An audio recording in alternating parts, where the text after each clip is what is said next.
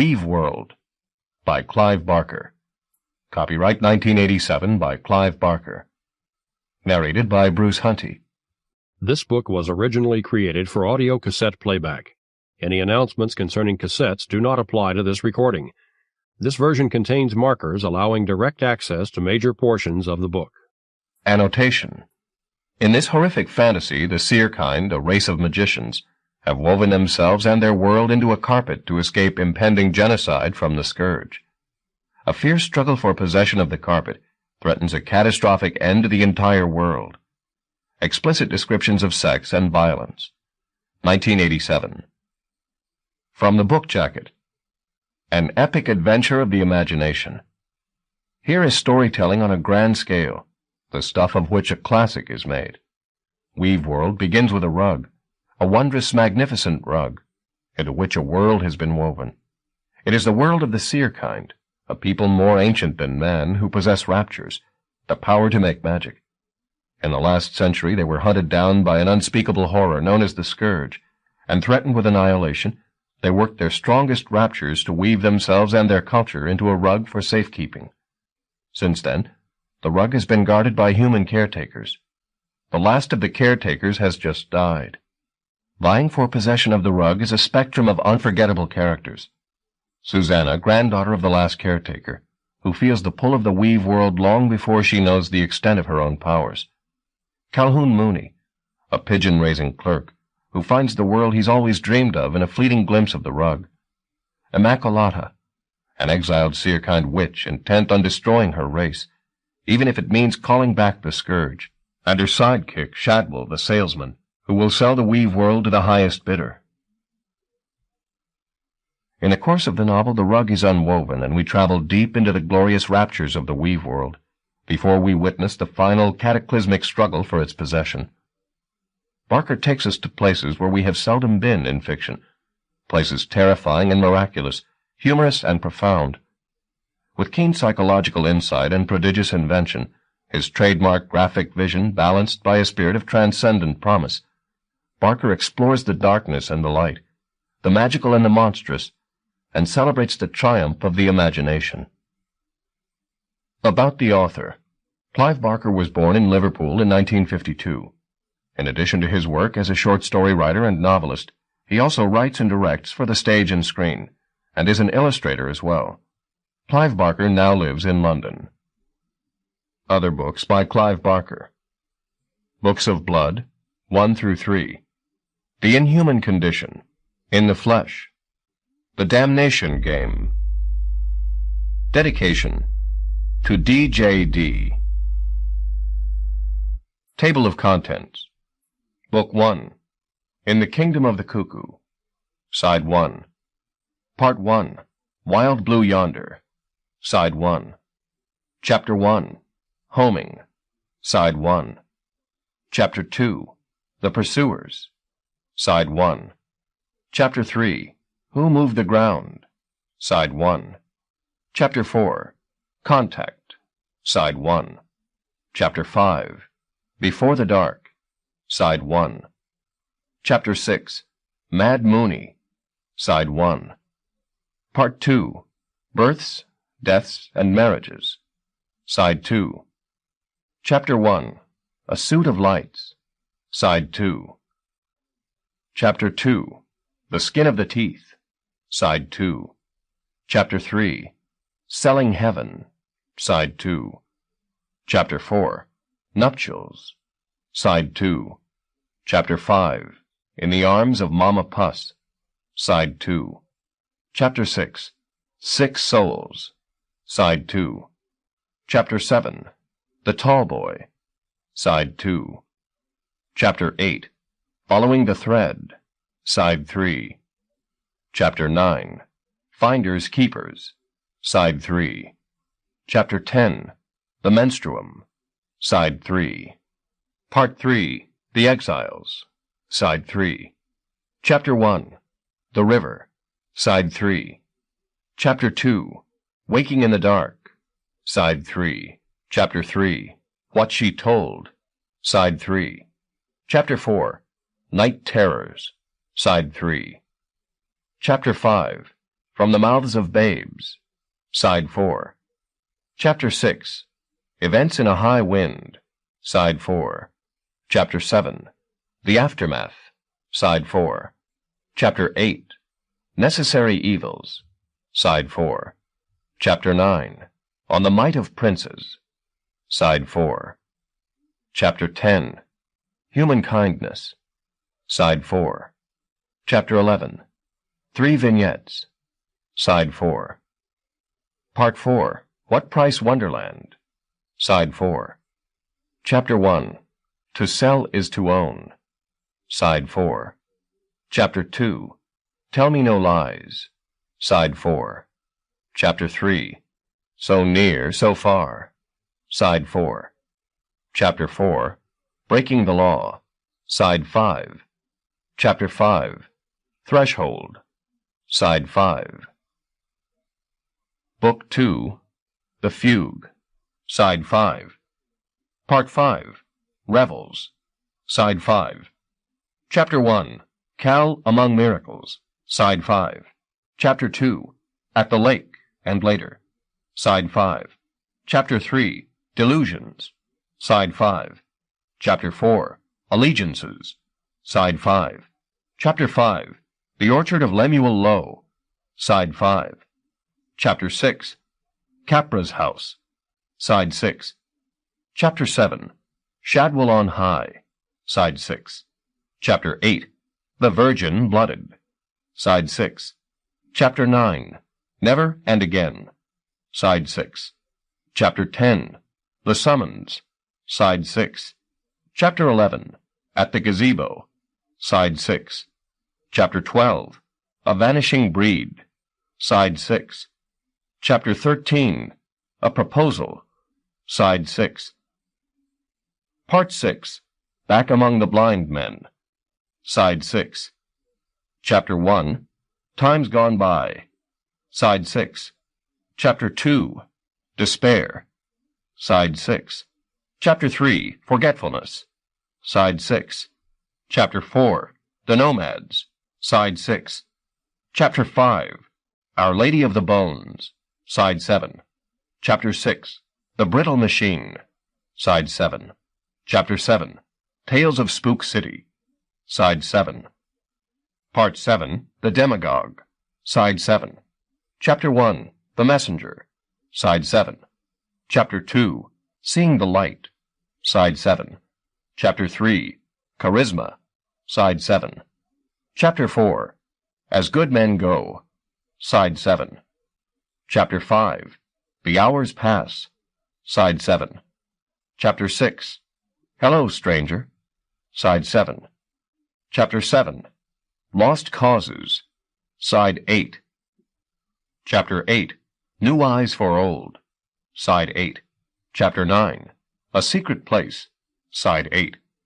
Chapter 10, Fatalities, Side 8. Chapter 11, Cal Traveling North, Side 8. Chapter 12, Resolution, Side 8. Part 8, The Return, Side 8. Chapter 1, Strategy, Side 8. Chapter 2, The Burial Party, Side 8. Chapter 3, The Horse Unharnessed, Side 8. Chapter 4, The Rope Dancers, Side 8. Chapter 5, None Such, Side 8. Chapter 6, The Flesh is Weak, Side 9. Chapter 7, An Open Book, Side 9. Chapter 8, The Essential Dragon, Side 9. Chapter 9, The Fire, Side 9. Chapter 10, Unearthly Delights, Side 9. Chapter 11, A Witness, Side 9. Chapter 12, One Fell Swoop, Side 9. Chapter 13, A Fleeting Glimpse, Side 10. Chapter 14, The Narrow Bright, Side 10. Part 9, Into the Gyre, Side 10.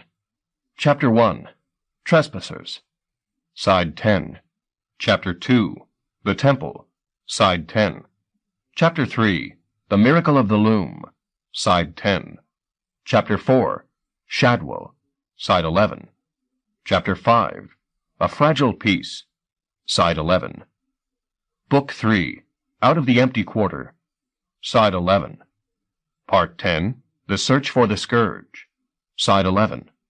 Chapter 1, No Rest for the Wicked, side 11. Chapter 2, Oblivion, side 11. Chapter 3, The Wall, side 11. Chapter 4, Uriel, side 11. Part 11, The Dream Season, side 11. Chapter 1, Portrait of the Hero as a Young Lunatic, side 11. Chapter 2, Representations, side 11. Chapter 3, No Lullabies, side 12. Chapter 4, The Shrine of the Mortalities, side 12. Chapter 5, The Naked Flame, side 12. Chapter 6, Death Comes Home, side 12. Part 12, Stalking Paradise, side 12. Chapter 1, A Chapter of Accidents, side 12. Chapter 2, Dust and Ashes, side 12.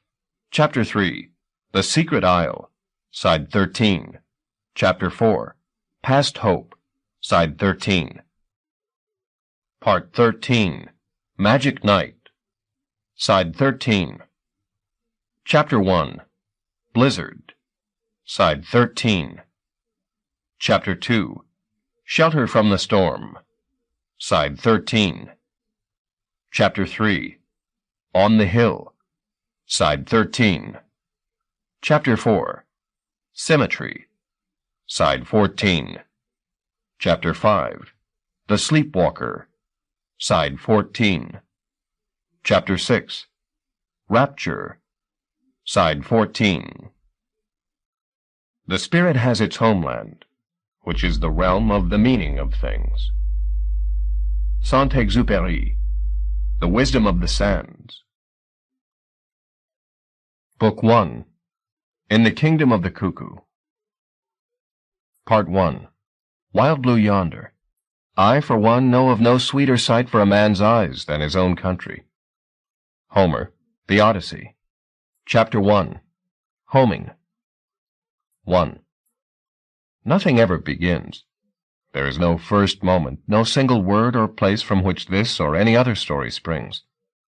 The threads can always be traced back to some earlier tale, and to the tales that preceded that, though as the narrator's voice recedes, the connections will seem to grow more tenuous, for each age will want the tale told as if it were of its own making. Thus the pagan will be sanctified, the tragic become laughable, great lovers will stoop to sentiment, and demons dwindle to clockwork toys. Nothing is fixed. In and out the shuttle goes, fact and fiction, mind and matter, woven into patterns that may have only this in common, that hidden among them is a filigree that will, with time, become a world. It must be arbitrary, then, the place at which we choose to embark, somewhere between a past half forgotten and a future as yet only glimpsed. This place, for instance, this garden untended since the death of its protector 3 months ago, and now running riot beneath a blindingly bright late August sky, its fruits hanging unharvested, its herbaceous borders coaxed to mutiny by a summer of torrential rain and sudden sweltering days. This house, identical to the hundreds of others in this street alone, built with its back so close to the railway track that the passage of the slow train from Liverpool to Crewe rocks the china dogs on the dining-room sill. And with this young man, who now steps out of the back door and makes his way down the beleaguered path, to a ramshackle hut, from which there rises a welcoming chorus of coos and flutterings. His name is Calhoun Mooney, but he's universally known as Cal. He is 26 and has worked for 5 years at an insurance firm in the city center. It's a job he takes no pleasure in, but escape from the city he's lived in all his life seems more unlikely than ever since the death of his mother, all of which may account for the weary expression on his well-made face. He approaches the door of the pigeon loft, opens it, and at that moment, for want of a better, this story takes wing. 2. Cal had told his father several times that the wood at the bottom of the loft door was deteriorating. It could only be a matter of time before the planks rotted completely, giving the rats who lived and grew gross along the railway line access to the pigeons.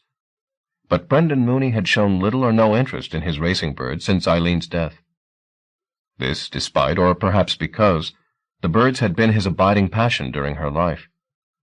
How often had Cal heard his mother complain that Brendan spent more time with his precious pigeons than he did inside the house? She would not have had that complaint to make now. Now Cal's father sat most of every day at the back window, staring out into the garden and watching the wilderness steadily take charge of his wife's handiwork, as if he might find in the spectacle of dissolution some clue as to how his grief might be similarly erased. There was little sign that he was learning much from his vigil, however. Every day when Cal came back to the house in Chariot Street, a house he'd thought to have left for good half a decade ago, but which his father's isolation had obliged him to return to, it seemed he found Brendan slightly smaller. Not hunched, but somehow shrunken, as though he'd decided to present the smallest possible target to a world suddenly grown hostile. Murmuring a welcome to the 40 or so birds in the loft, Cal stepped inside to be met with a scene of high agitation. All but a few of the pigeons were flying back and forth in their cages, near to hysteria. Had the rats been in, Cal wondered? He cast around for any damage, but there was no visible sign of what had fueled this furor. He'd never seen them so excited. For fully a half a minute he stood in bewilderment, watching their display, the din of their wings making his head reel, before deciding to step into the largest of the cages and claim the prize birds from the melee before they did themselves damage. He unlatched the cage and had opened it no more than 2 or 3 inches when one of last year's champions, a normally sedate cock known, as were they all, by his number, 33, flew at the gap. Shocked by the speed of the bird's approach, Cal let the door go, and in the seconds between his fingers slipping from the latch and his retrieval of it, 33 was out. "Damn you!" Cal shouted, cursing himself as much as the bird, for he'd left the door of the loft itself ajar, and apparently careless of what harm he might do to himself in his bid. 33 was making for the sky. In a few moments it took Cal to latch the cage again. The bird was through the door and away. Cal went in stumbling pursuit, but by the time he got back into the open air, 33 was already fluttering up above the garden. At roof height, he flew around in 3 ever larger circles as if orienting himself. Then he seemed to fix his objective and took off in a northeasterly direction. A rapping drew Cal's attention, and he looked down to see his father standing at the window, mouthing something to him. There was more animation on Brendan's harried face than Cal had seen in months. The escape of the bird seemed to have temporarily roused him from his despondency. Moments later, he was at the back door, asking what had happened. Cal had no time for explanation. "It's off!" he yelled. Then, keeping his eye on the sky as he went, he started down the path at the side of the house. When he reached the front, the bird was still in sight. Cal leapt the fence and crossed Chariot Street at a run, determined to give chase. It was, he knew, an all but hopeless pursuit. With a tailwind, a prime bird could reach a top speed of 70 miles an hour. And though 33 had not raced for the best part of a year, he could still easily outpace a human runner. But Cal knew he couldn't go back to his father without making some effort to track the escapee, however futile. At the bottom of the street, he lost sight of his quarry behind the rooftops, and so made a detour to the footbridge that crossed the Woolton Road, mounting the steps 3 and 4 at a time. From the top, he was rewarded with a good view of the city, north toward Woolton Hill and off east and southeast over Allerton toward Hunt's Cross. Row upon row of council house roofs presented themselves, shimmering in the fierce heat of the afternoon, the herringbone rhythm of the close-packed streets rapidly giving way to the industrial wastelands of Speke. Cal could see the pigeon, too, though he was a rapidly diminishing dot. It mattered little, for from this elevation 33's destination was perfectly apparent. Less than 2 miles from the bridge, the air was full of wheeling birds, drawn to the spot no doubt by some concentration of food in the area. Every year brought at least one such day when the ant or gnat population suddenly boomed, and the bird life of the city was united in its gluttony. Gulls up from the mudbanks of the Mersey, flying tip to tip with thrush and jackdaw and starling, all content to join the jamboree while the summer still warmed their backs. This, no doubt, was the call 33 had heard. Bored with his balanced diet of maize and maple peas, tired of the pecking order of the loft and the predictability of each day, the bird had wanted out, wanted up and away, a day of high life, of food that had to be chased a little and tasted all the better for that, of the companionship of wild things. All this went through Cal's head in a vague sort of way while he watched the circling flocks. It would be perfectly impossible, he knew, to locate an individual bird among these riotous thousands.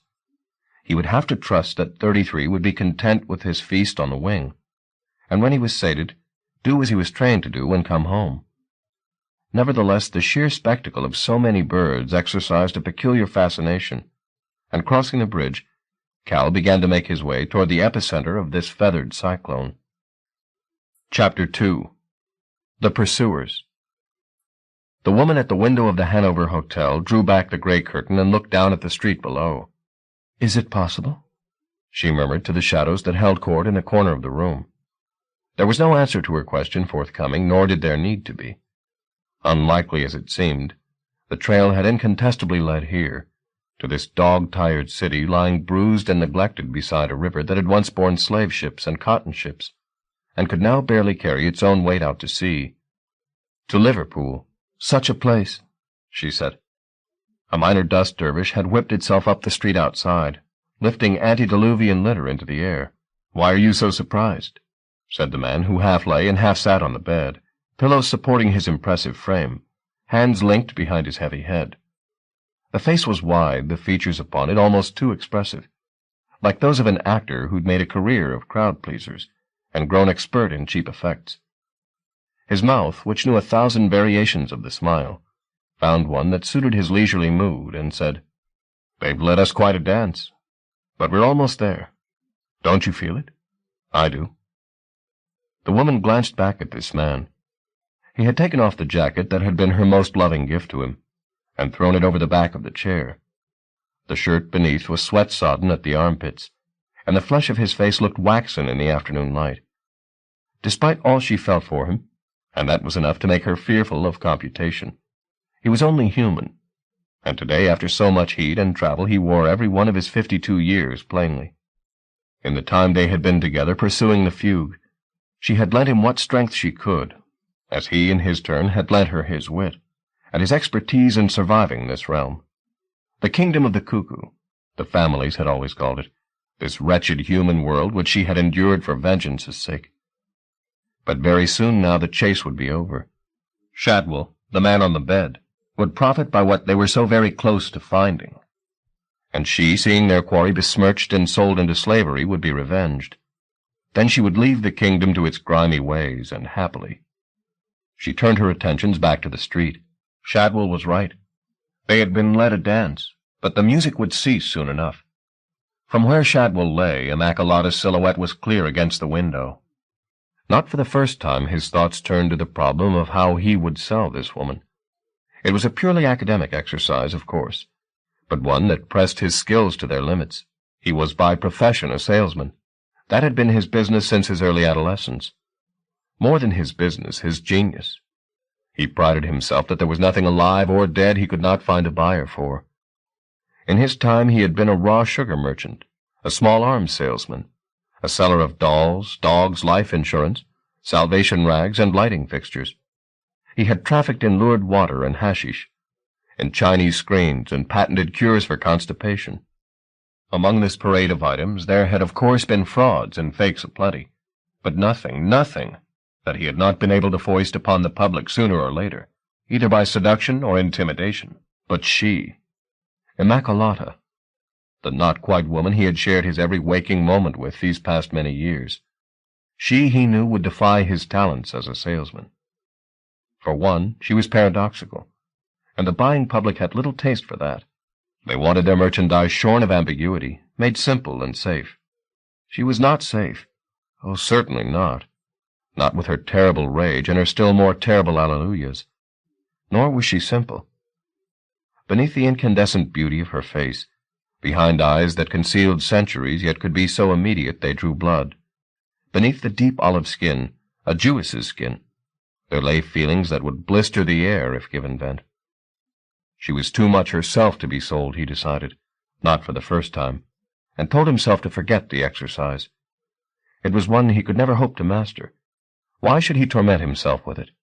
Immaculata turned away from the window. "Are you rested now?" she asked him. "It was you wanted to get out of the sun," he reminded her. "I'm ready to start whenever you are, though I haven't a clue where we begin." "That's not so difficult. Immaculata said. "Remember what my sister prophesied? Events are close to crisis point." As she spoke, the shadows in the corner of the room stirred afresh, and Immaculata's 2 dead sisters showed their ethereal skirts. Shadwell had never been easy in their presence, and they in their turn had always despised him. But the old one, the hag, the beldam, had skills as an oracle, no doubt of that. What she saw in the filth of her sister, the Magdalene's afterbirth, was usually proved correct. "The fugue can't stay hidden much longer," said Immaculata. "As soon as it's moved, it creates vibrations. It can't help itself. So much life pressed into such a hideaway." "And do you feel any of these vibrations?" said Shadwell, swinging his legs over the edge of the bed and standing up. Immaculata shook her head. "No, not yet, but we should be ready." Shadwell picked up his jacket and slipped it on.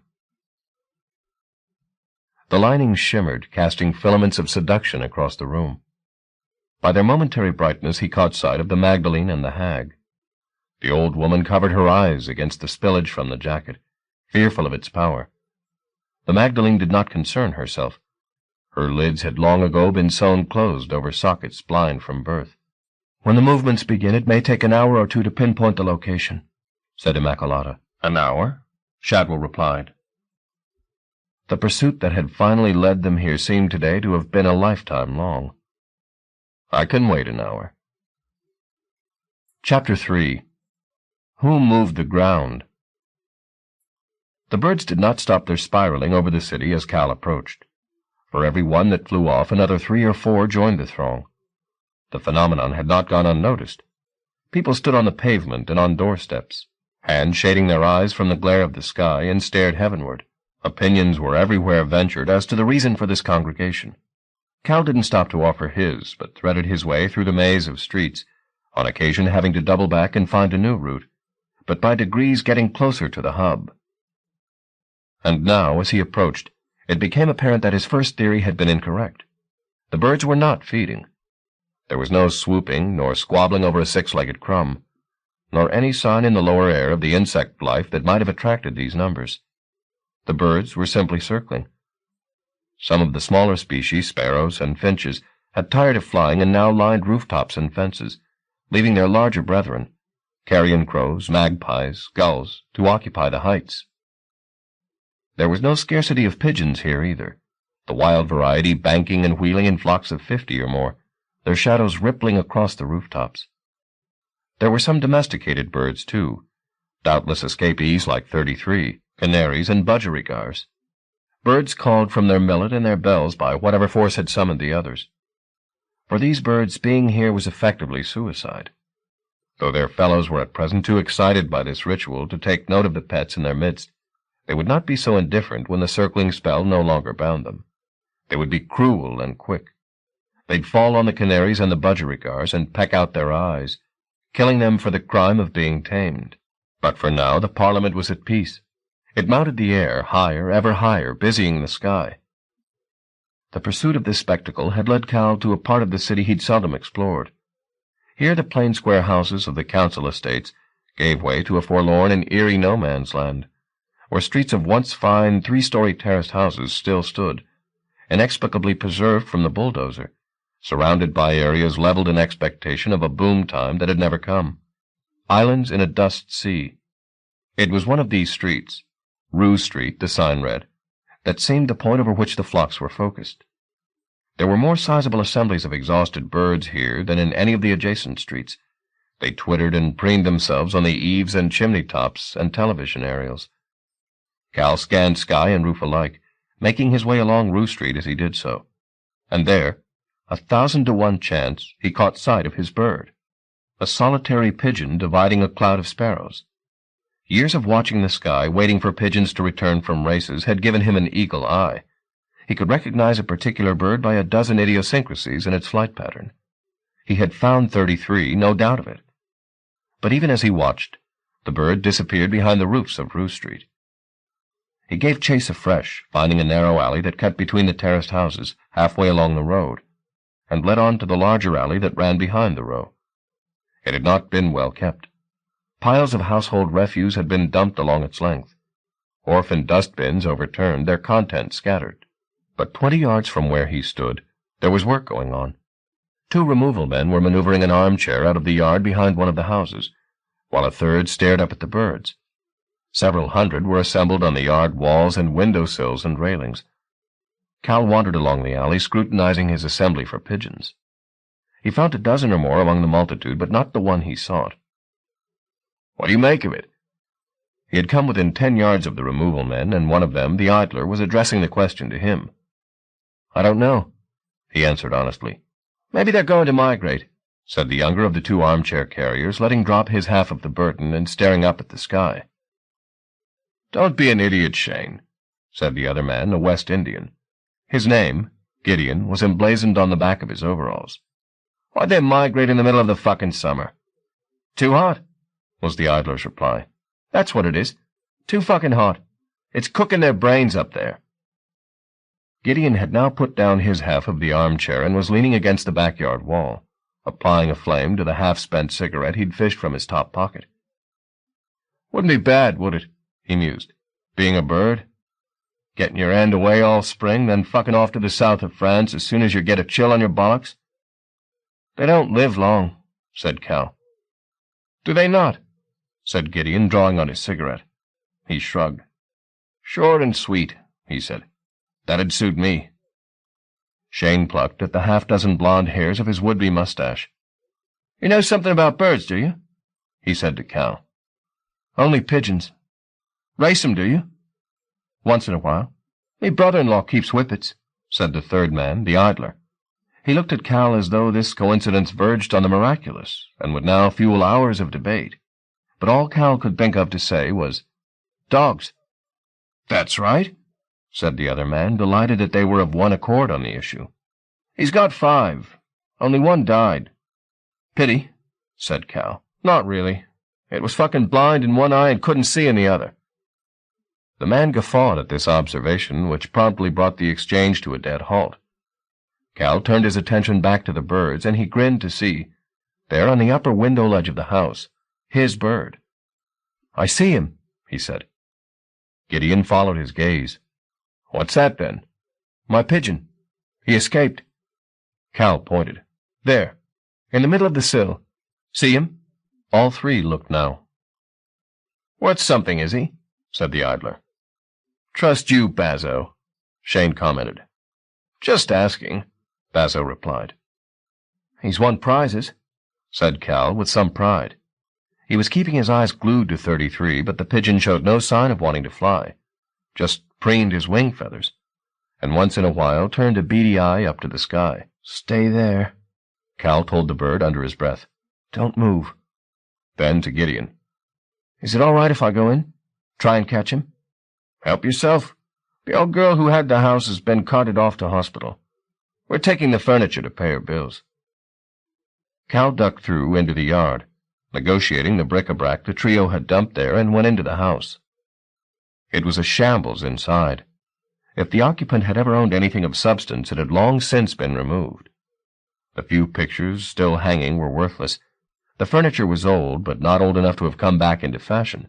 The rugs, cushions, and curtains so aged they were fit only for the incinerator. The walls and ceiling were stained by many years' accrual of smoke. Its source, the candles that sat on every shelf and sill, stalactites of yellowed wax depending from them. He made his way through the warren of poky dark rooms and into the hallway. The scene was just as dispiriting here. The brown linoleum rucked up and torn, and everywhere the pervasive smell of must and dust and creeping rot. She was well out of this squalid place, Cal thought, wherever she was. Better off in hospital, where at least the sheets were dry. He began to climb the stairs. It was a curious sensation, ascending into the murk of the upper story, becoming blinder stair by stair, with the sound of birds scurrying across the slates above his skull, and beyond that the muted cries of gull and crow. Though it was no doubt self-deception, he seemed to hear their voices, circling, as though this very place were the center of their attentions. An image appeared in his head of a photograph from National Geographic, a study of stars taken with a slow-release camera, the pinpoint lights describing circles as they moved or appeared to move across the sky, with the pole star, the nail of heaven steady in their midst. The wheeling sound and the picture it evoked began to dizzy him. He suddenly felt weak, even afraid. This was no time for such frailties, he chided himself. He had to claim the bird before it flew off again. He picked up his pace. At the top of the stairs he maneuvered past several items of bedroom furniture and opened one of the several doors that he was presented with. The room he had chosen was adjacent to the one whose cell 33 occupied. Sun streamed through the curtainless window. The stale heat brought fresh sweat to his brow. The room had been emptied of furniture, the only souvenir of occupancy a calendar for the year 1961. On it, a photograph of a lion beneath a tree, its shaggy monolithic head laid on vast paws, its gaze contemplative. Cal went out onto the landing again, selected another door, and was this time delivered into the right room. There, beyond the grimy glass, was the pigeon. Now it was all a question of tactics. He had to be careful not to startle the bird. He approached the window cautiously. On the sun-drenched sill, 33 cocked its head and blinked its eye, but made no move. Cal held his breath and put his hands on the frame to haul the window up, but there was no budging it. A quick perusal showed why. The frame had been sealed up years ago, a dozen or more nails driven deep into the wood. A primitive form of crime prevention, but no doubt reassuring to an old woman living alone. From the yard below he heard Gideon's voice. Peering down, he could just see the trio dragging a larger rolled-up carpet out of the house, Gideon giving orders in a ceaseless stream. "To my left, Bazo. Left. Don't you know which is your left?" "I'm going left." "Not your left, you idiot. My left." The bird on the sill was undisturbed by this commotion. It seemed quite happy on its perch. Cal headed back downstairs, deciding as he went that the only option remaining was to climb up onto the yard wall and see if he couldn't coax the bird down from there. He cursed himself for not having brought a pocketful of grain. Coos and sweet words would just have to do. By the time he stepped out into the heat of the yard once more, the removal men had successfully manhandled the carpet out of the house, and were taking a rest after their exertions. "No luck?" said Shane, seeing Cal emerge. "The window won't budge. I'll have to try from down here." He caught a deprecating look from Bazo. "You'll never reach the bugger from here," the man said, scratching the expanse of beer gut that gleamed between T-shirt and belt. "I'll try from the wall," said Cal. "Watch yourself," Gideon said. "Thanks. You could break your back." Using pits in the crumbling mortar for footholds, Cal hauled himself up onto the 8-foot wall that divided this yard from its neighbor. The sun was hot on his neck and the top of his head, and something of the giddiness he'd experienced climbing the stairs returned. He straddled the wall as though it were a horse until he got used to the height. Though the perch was the width of a brick, and offered ample enough walking space, heights and he had never been happy companions. "Looks like it's been a nice piece of handiwork," said Gideon in the yard below. Cal glanced down to see that the West Indian was now on his haunches beside the carpet, which he'd rolled out far enough to expose an elaborately woven border. Bazo wandered over to where Gideon crouched and scrutinized the property. He was balding, Cal could see, his hair scrupulously pasted down with oil to conceal the spot. "Pity it's not in better nick," said Shane. "Hold your horses," said Bazo. "Let's have a better look." Cal returned his attention to the problem of standing upright. At least the carpet would divert his audience for a few moments. Long enough, he prayed, for him to get to his feet. There was no breath of wind here to alleviate the fury of the sun. He could feel sweat trickle down his torso and glue his underwear to his buttocks. Gingerly, he started to stand, bringing one leg up into a kneeling position, both hands clinging to the brick like grim death. From below there were murmurs of approval as more of the carpet was exposed to light. "Look at the work in that," said Gideon. "Are you thinking what I'm thinking?" said Bazo, his voice lowered. "I don't know till you tell me," came Gideon's reply. "What say we take it down to Gilchrist's? We might get a price for this." "The chief'll know it's gone," Shane protested. "Keep it down," said Bazo, quietly reminding his companions of Cal's presence. In fact, Cal was far too concerned with his inept tightrope act to bother himself with their petty theft. He had finally got the soles of both feet up onto the top of the wall, and was about to try standing up. In the yard, the conversation went on. "Take the far end, Shane. Let's have a look at the whole thing. Do you think it's Persian? Haven't a fucking clue. Very slowly, Cal stood upright, his arms extended at 90 degrees from his body. Feeling as stable as he was ever going to feel, he chanced a quick look up at the windowsill.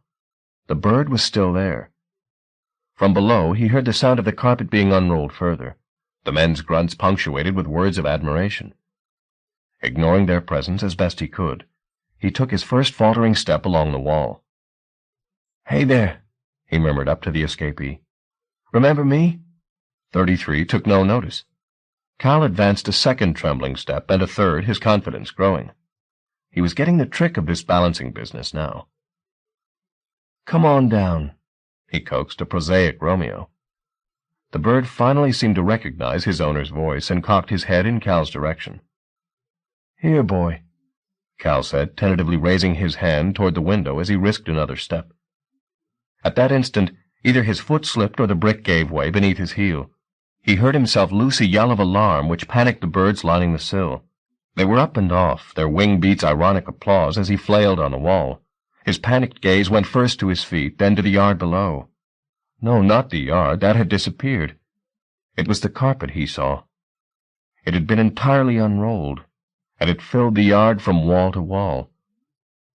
What happened next occupied mere seconds, but either his mind was lightning fast, or the moments played truant, for it seemed he had all the time he needed. Time to appreciate the startling intricacy of the design laid out beneath him, an awesome proliferation of exquisitely executed detail. Age had bled brightness from the colors of the weave, mellowing vermilion to rose, and cobalt to a chalky blue, and here and there the carpet had become threadbare. But from where Cal teetered, the effect was still overwhelming. Every inch of the carpet was worked with motifs. Even the border brimmed with designs, each subtly different from its neighbor. The effect was not overbusy. Every detail was clear to Cal's feasting eyes. In one place, a dozen motifs congregated as if banded together. In another, they stood apart like rival siblings. Some kept their station along the border. Others spilled into the main field, as if eager to join the teeming throng there. In the field itself, ribbons of color described arabesques across a background of sultry browns and greens, forms that were pure abstraction, bright jottings from some wild man's diary, jostling with stylized flora and fauna. But this complexity paled beside the centerpiece of the carpet, a huge medallion, its colors as various as a summer garden, into which 100 subtle geometries had been cunningly woven, so that the eye could reach each pattern as flower or theorem, order or turmoil, and find each choice echoed somewhere in the grand design. He saw all of this in one prodigious glance. In his second, the vision laid before him began to change. From the corner of his eye he registered that the rest of the world, the yard and the men who'd occupied it, the houses, the wall he'd been toppling from, all were winking out of existence. Suddenly he was hanging in the air, the carpet vaster by the moment beneath him, its glorious configurations filling his head. The design was shifting, he saw.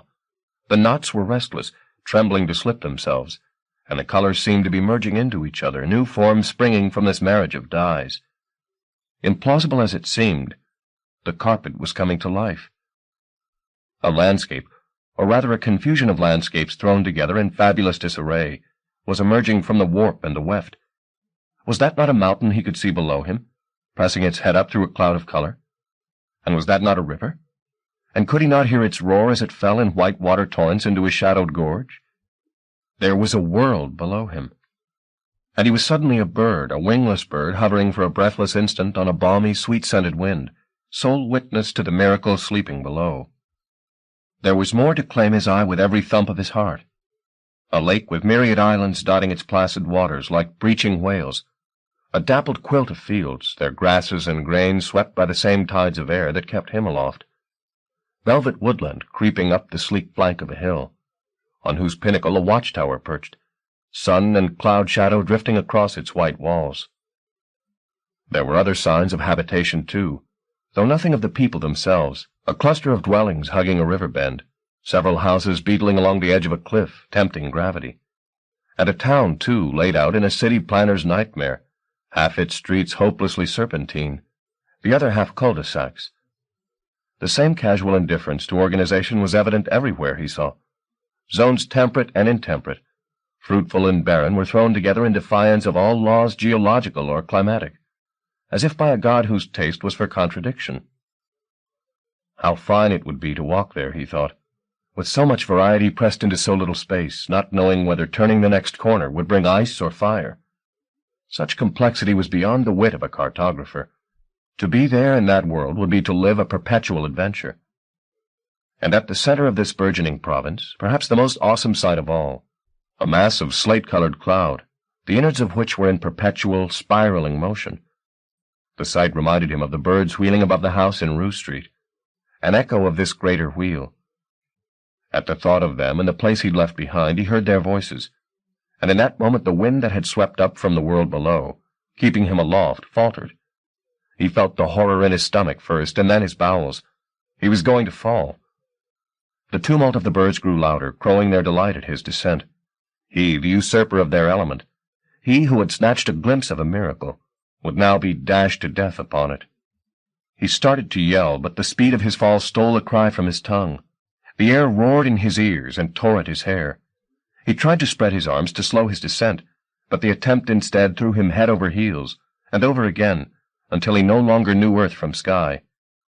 There was some mercy in this, he dimly thought.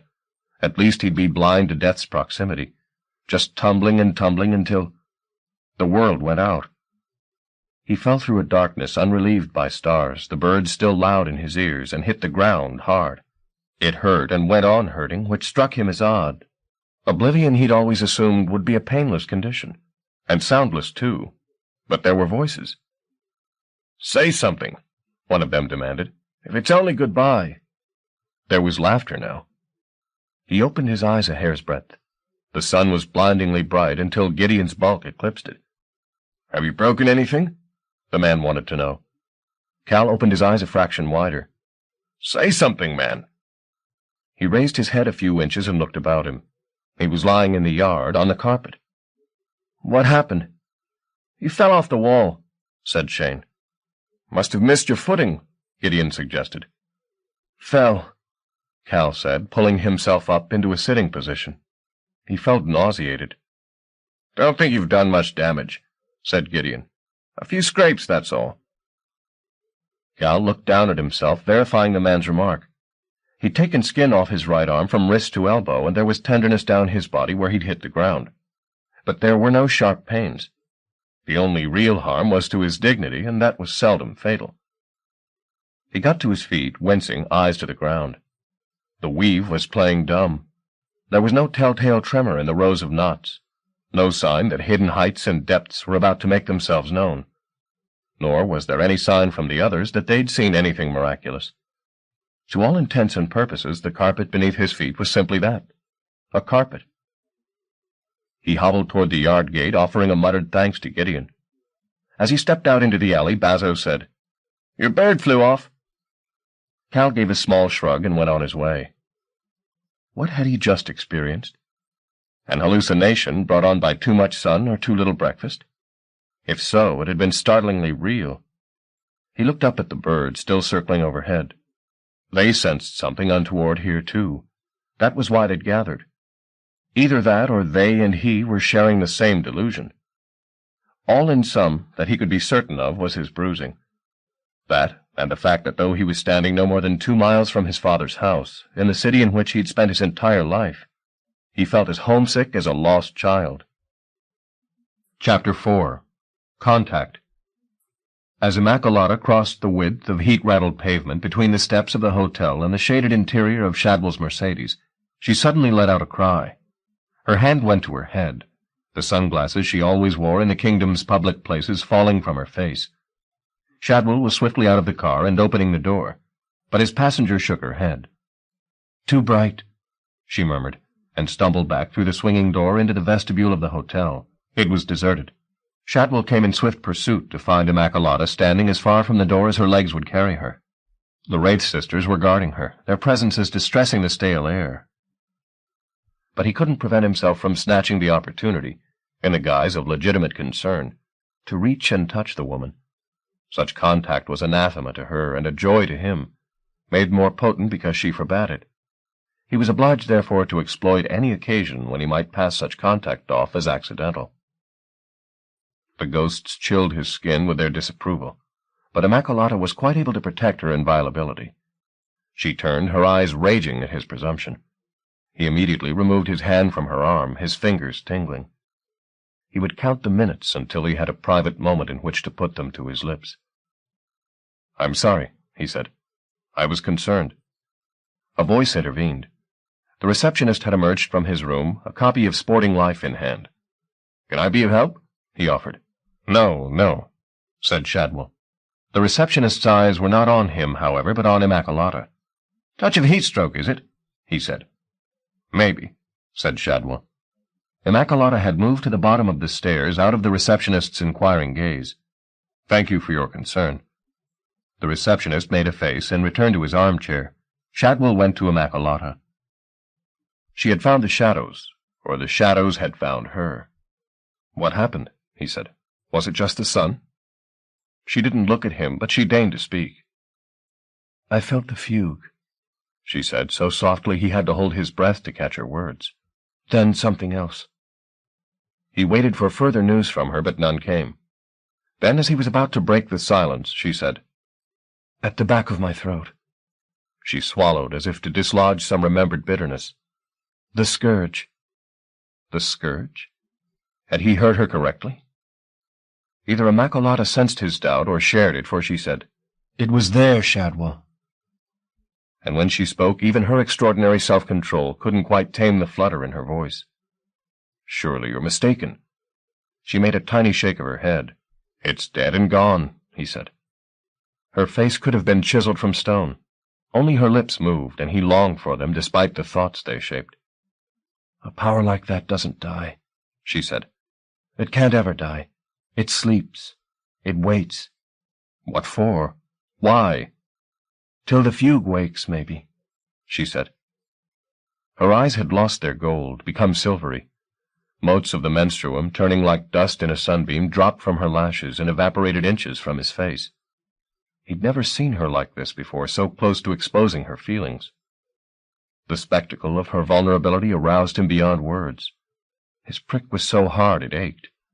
She was apparently dead to his arousal, however, or else chose to ignore it. The Magdalene, the blind sister, was not so indifferent.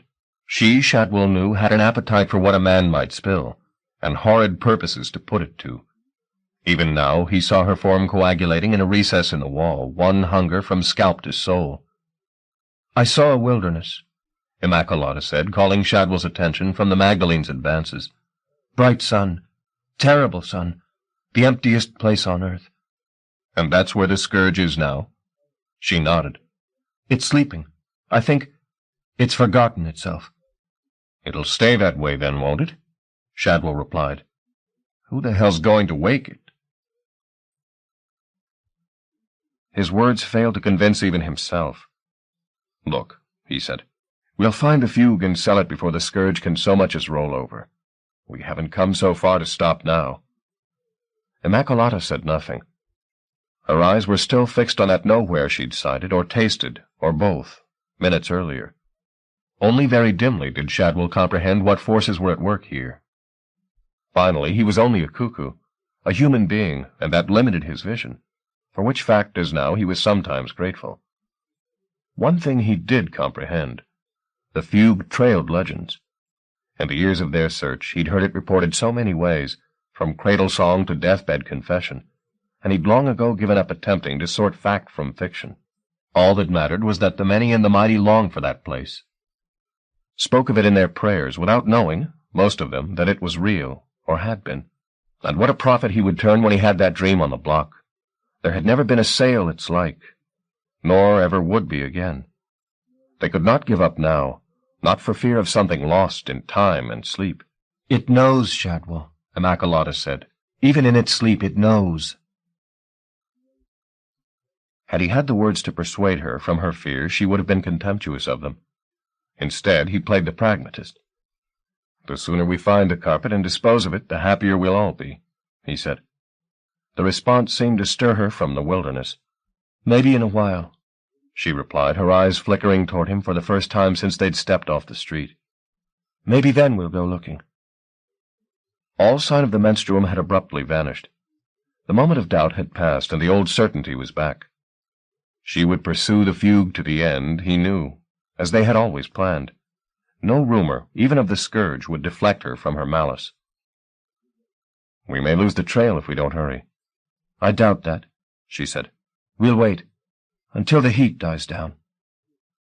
Ah, so this was to be his punishment for that ill-considered touch. It was his heat she made mocking reference to, not that of the city outside. He would be obliged to wait her pleasure, as he had waited before, and bear his stripes in silence. Not just because she alone could track the fugue by the rhythm of its woven life, but because to wait another hour in her company, bathing in the scent of her breath, was an agony he would gladly endure. For him it was a ritual of crime and punishment which would keep him hard for the rest of the day. For her, the power his desire led her remained a diverting curiosity. Furnaces, after all, grew cold if left unstoked. Even stars went out after a millennium, but the lust of cuckoos, like so much else about that species, defied all the rules. The less it was fed, the hotter it became. Chapter 5. Before the Dark. 1. In all, Susanna had probably met her maternal grandmother less than a dozen times. Even as a child, before she'd fully understood the words, she'd been taught that the old woman was not to be trusted, though she could not remember ever hearing a reason offered as to why. The mud had stuck, however. Though in her early adulthood, she was now 24, she had learned to view her parents' prejudices with a critical eye, and come to suspect that whatever their anxiety regarding her grandmother, it was likely to be perfectly irrational. She could nevertheless not entirely forget the mythology that had grown up around Mimi Lashensky. The very name was a stumbling block. To the ear of a child it sounded more like a fairy tale curse than a name, and indeed there had been much about the woman that supported such a fiction. Susanna remembered Mimi as being small, with skin that was always slightly jaundiced. Her black hair, which, with hindsight, was probably dyed, drawn back tightly from a face that she doubted capable of a smile. Perhaps Mimi had reason for grief. Her first husband, who had been some sort of circus performer, had disappeared before the Great War. Run away, the family gossip went, because Mimi was such a harridan. The second husband, Susanna's grandfather, had died of lung cancer in his early 40s, smoked himself to death. Since then the old woman had lived in increasingly eccentric isolation, alienated from her children and grandchildren alike, in a house in Liverpool, a house to which, at Mimi's enigmatic request, Susanna was about to pay a long-delayed visit. As she drove north, she turned over her memories of Mimi and of that house. She recalled its being substantially larger than her parents' place in Bristol had been, and darker. A house that had not been painted since before the flood. A stale house, a house in mourning. And the more she remembered, the gloomier she became. In the private storybook of her head, this trip back to Mimi's was a return to the mire of childhood, a reminder not of blissful, careless years, but of an anxious, blinkered state from which adulthood had liberated her. And Liverpool had been that state's metropolis, a city of perpetual dusk where the air smelled of cold smoke and a colder river. When she thought of it, she was a child again, and frightened of dreams. Of course, she'd shrugged off those fears years ago. Here she was at the wheel of her car, perfect mistress of herself, driving in the fast lane with the sun on her face. What hold could those old anxieties have over her now?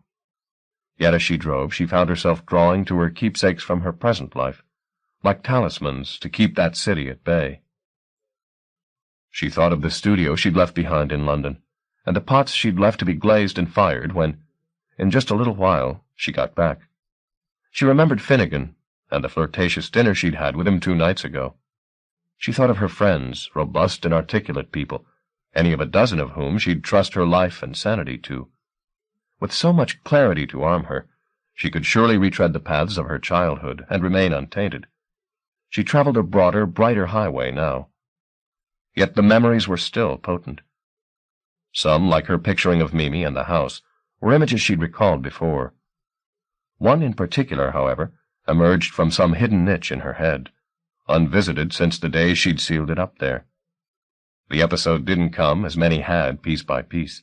It flashed before her all at once, in astonishing particularity. She was 6. They were in Mimi's house, She and her mother, and it was November. Wasn't it always? Drear and cold.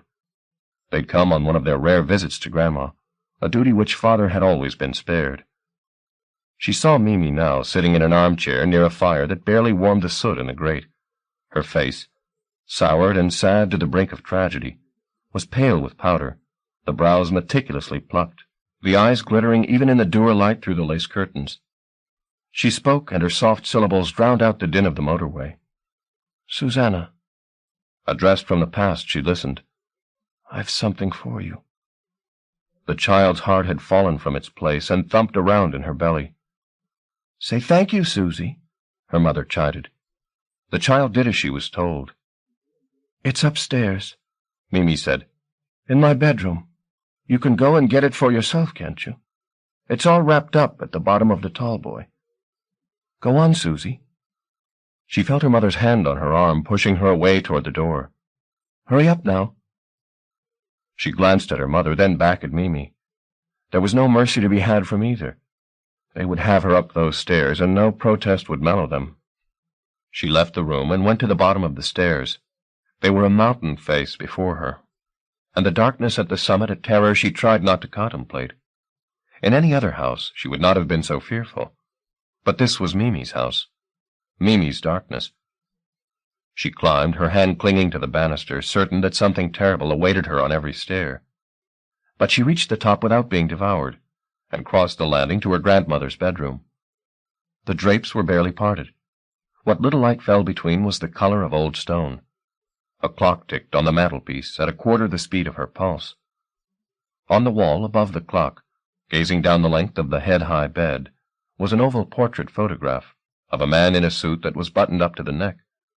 And to the left of the mantelpiece, across a carpet that killed her footsteps, was the tall boy, twice her size and more. She went to it quickly, determined, now that she was in the room, to do the deed and be out before the ticking had its way with her and slowed her heart till it stopped. Reaching up, she turned the chilly handle. The door opened a little. From inside bloomed the smell of mothballs, shoe leather, and lavender water. Ignoring the gowns that hung in the shadows, she plunged her hand among the boxes and tissue paper at the bottom of the tall boy, hoping to chance upon the present. In her haste, she pushed the door wide, and something wild-eyed lurched out of the darkness toward her. She screamed. It mocked her, screaming back in her face. Then she was running toward the door, tripping on the carpet in her flight before hurtling downstairs. Her mother was in the hallway. "What is it, Susie?" There were no words to tell. Instead, she threw herself into her mother's arms, though as ever there was that moment when they seemed to hesitate before choosing to hold her, and sobbed that she wanted to go home. Nor would she be placated even after Mimi had gone upstairs and returned saying something about the mirror in the tall boy door. They'd left the house soon after that, and as far as she could now recall, Susanna had never since entered Mimi's bedroom. As for the gift, it had not been mentioned again. That was the bare bones of the memory, but there was much else. Perfumes, sounds, nuances of light, that fleshed those bones. The incident, once exhumed, had more authority than events both more recent and ostensibly more significant. She could not now conjure, nor would ever, she suspected, the face of the boy to whom she'd given her virginity. But she could remember the smell from Mimi's tall boy as though it were still in her lungs. Memory was so strange. And stranger still, the letter at the beck of which she was making this journey. It was the first missive she'd received from her grandmother for over a decade. That fact alone would have been sufficient to have her forsake the studio and come. But the message itself, spindly scrawlings on an airmail paper page, had lent her further speed. She'd left London as soon as the summons had arrived, as if she'd known and loved the woman who'd written it for 100 years. Susanna, it had begun. Not dear, nor dearest, simply, Susanna. Forgive my scribbles. I'm sick at the moment. I feel weak some hours and not so weak others. Who knows how I'll feel tomorrow? That's why I'm writing to you now, Susanna, because I'm afraid of what may happen. Will you come to see me at the house? We have very much to say to each other, I think. Things I didn't want to say, but now I have to. None of this will make much sense to you, I know, but I can't be plain, not in a letter. There are good reasons. Please come. Things are different to the way I thought they'd be. We can talk the way we should have talked many years ago. My love to you, Susanna. Mimi. The letter was like a midsummer lake, its surface placid, but beneath, such darkness. Things are different to the way I thought they'd be, Mimi had written. What did she mean? That life was over too soon, and her sunlit youth had contained no clue as to how bitter mortality would be? The letter had been delayed, through the vagaries of the postal service, by over a week. When upon getting it she'd rung Mimi's house, she'd received only the number disconnected tone. Leaving the pots she was making unfinished, she had packed a bag and driven north. 2. She went straight to Rue Street, but number 18 was empty. 16 was also deserted, but at the next house a florid woman by the name of Violet Pumphrey was able to offer some explanation. Mimi had fallen sick a few days earlier, and was now in Sefton General Hospital, close to death. Her creditors, which included the gas and electricity boards and the council, in addition to a dozen suppliers of food and drink, had immediately made moves to claim some recompense. "Like vultures they were," said Mrs. Pumphrey, "and her not even dead yet. It's shameful.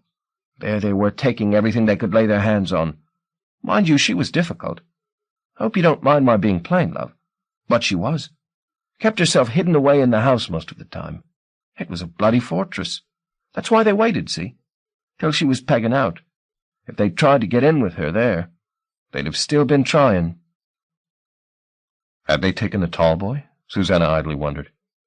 Thanking Mrs. Pumphrey for her help, she went back to have another look at number 18. Its roof so covered with bird shit it looked to have had its own private blizzard. Then went on to the hospital. 3.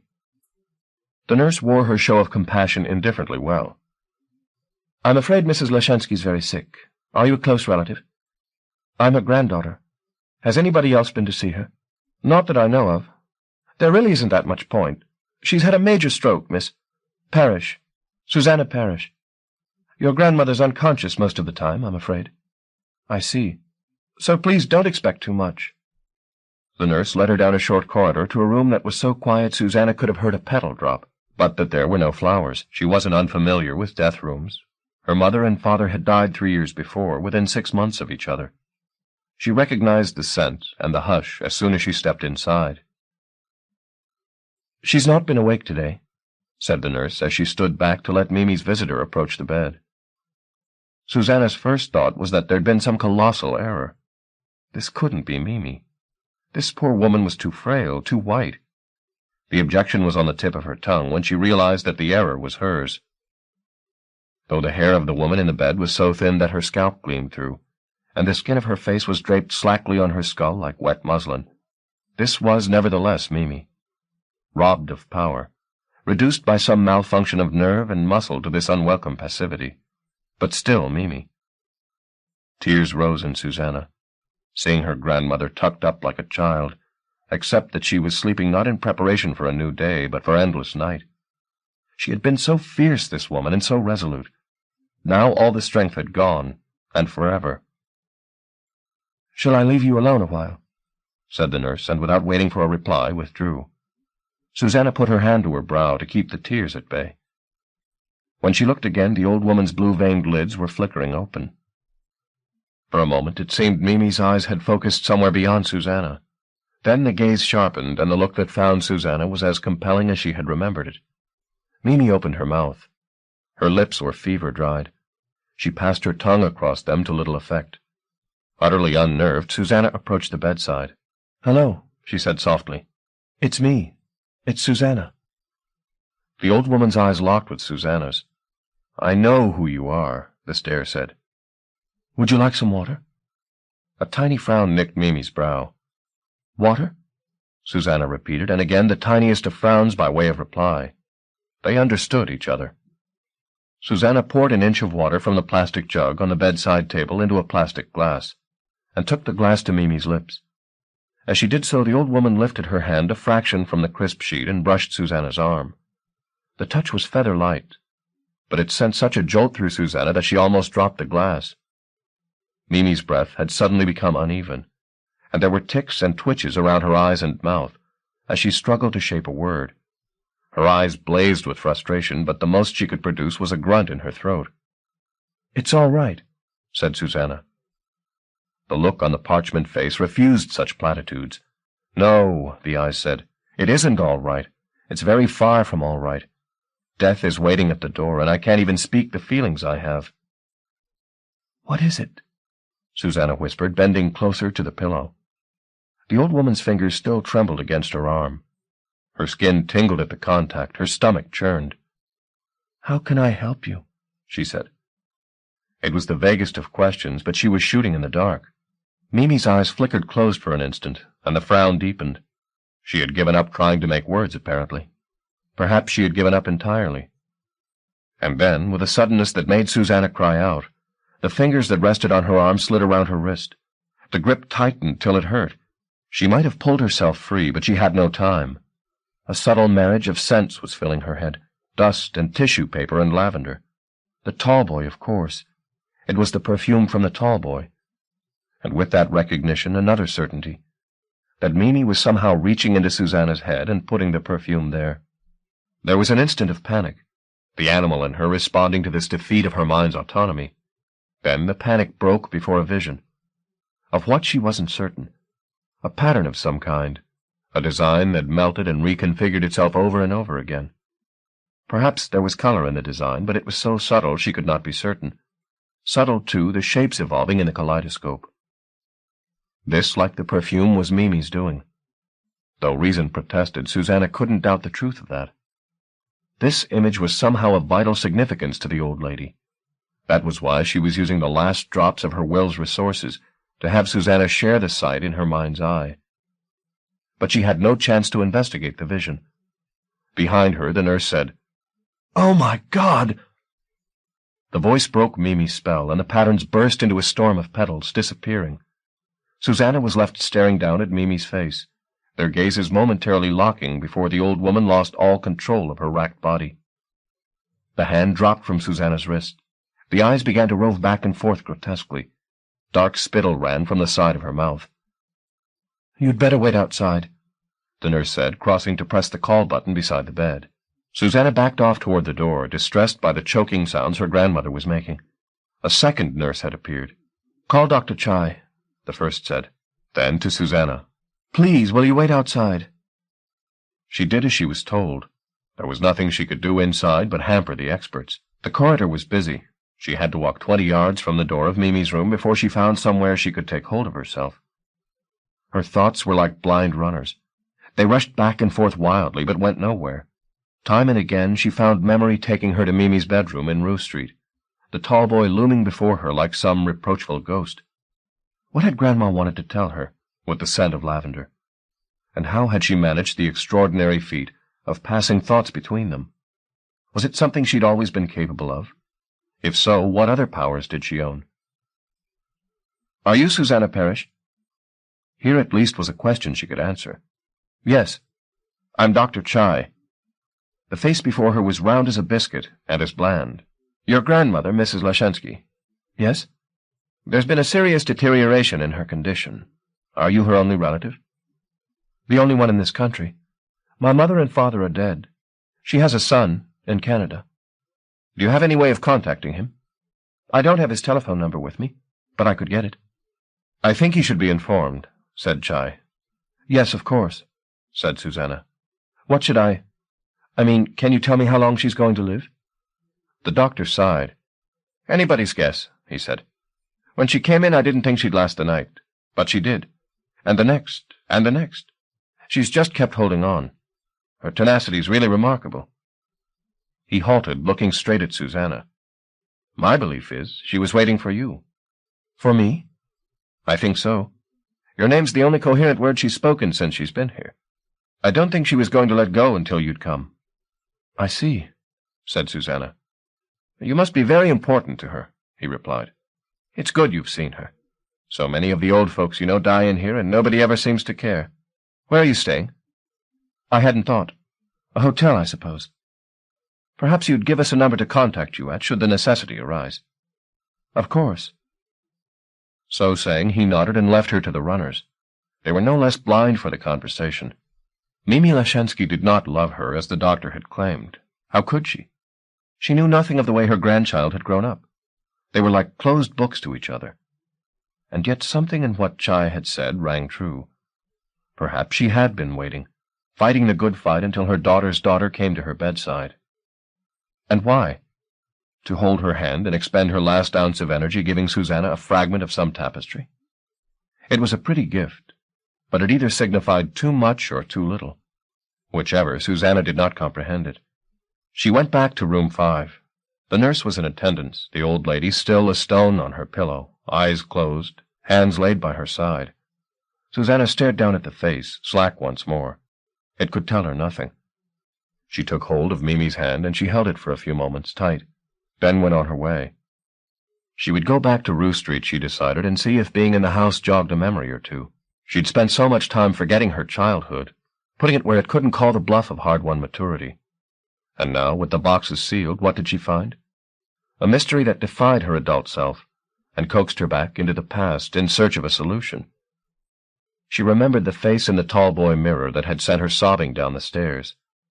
Was it waiting still? And was it still her own? Chapter 6. Mad Mooney. 1. Cal was frightened as he had never been frightened in his life before. He sat in his room, the door locked, and shook. The shaking had begun a few minutes after events at Rue Street, almost 24 hours ago now, and it hadn't shown much sign of stopping since. Sometimes it made his hands tremble so much he could hardly hold the glass of whiskey he'd nursed through an all-but-sleepless night. Other times it made his teeth chatter. But most of the shaking didn't go on outside. It was in. It was as if the pigeons had gotten into his belly somehow, and were flapping their wings against his innards.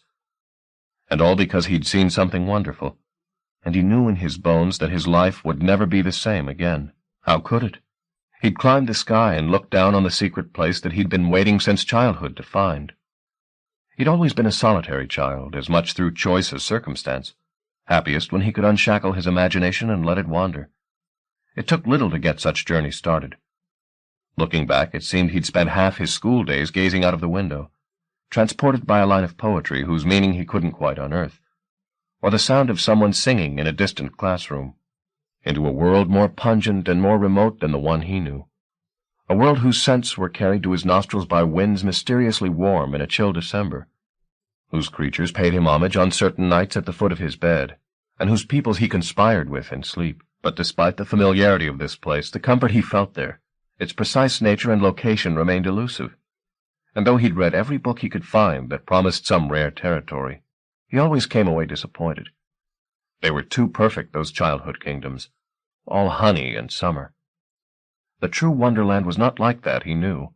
It was as much shadow as sunlight, and its mysteries could only be unveiled when your wits were about used up and your mind close to cracking. That was why he trembled now, for that was how he felt, like a man whose head was about to split. 2.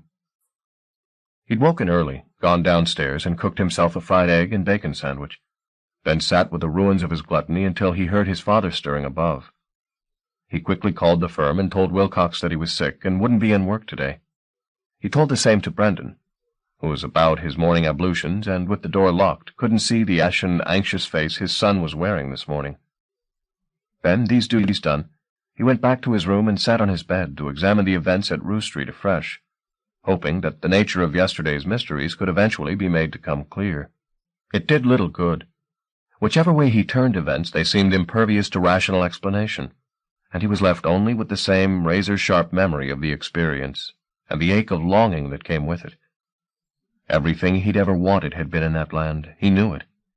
Everything his education had taught him to disbelieve. All miracles, all mystery, all blue shadow and sweet-breathed spirits. All the pigeon knew, all the wind knew, all the human world had once grasped and now forgotten. All of it was waiting in that place. He'd seen it with his own eyes, which probably made him insane. How else could he explain an hallucination of such precision and complexity? No, he was insane, and why not? He had lunacy in his blood. His father's father, Mad Mooney, ended his life crazy as a coot.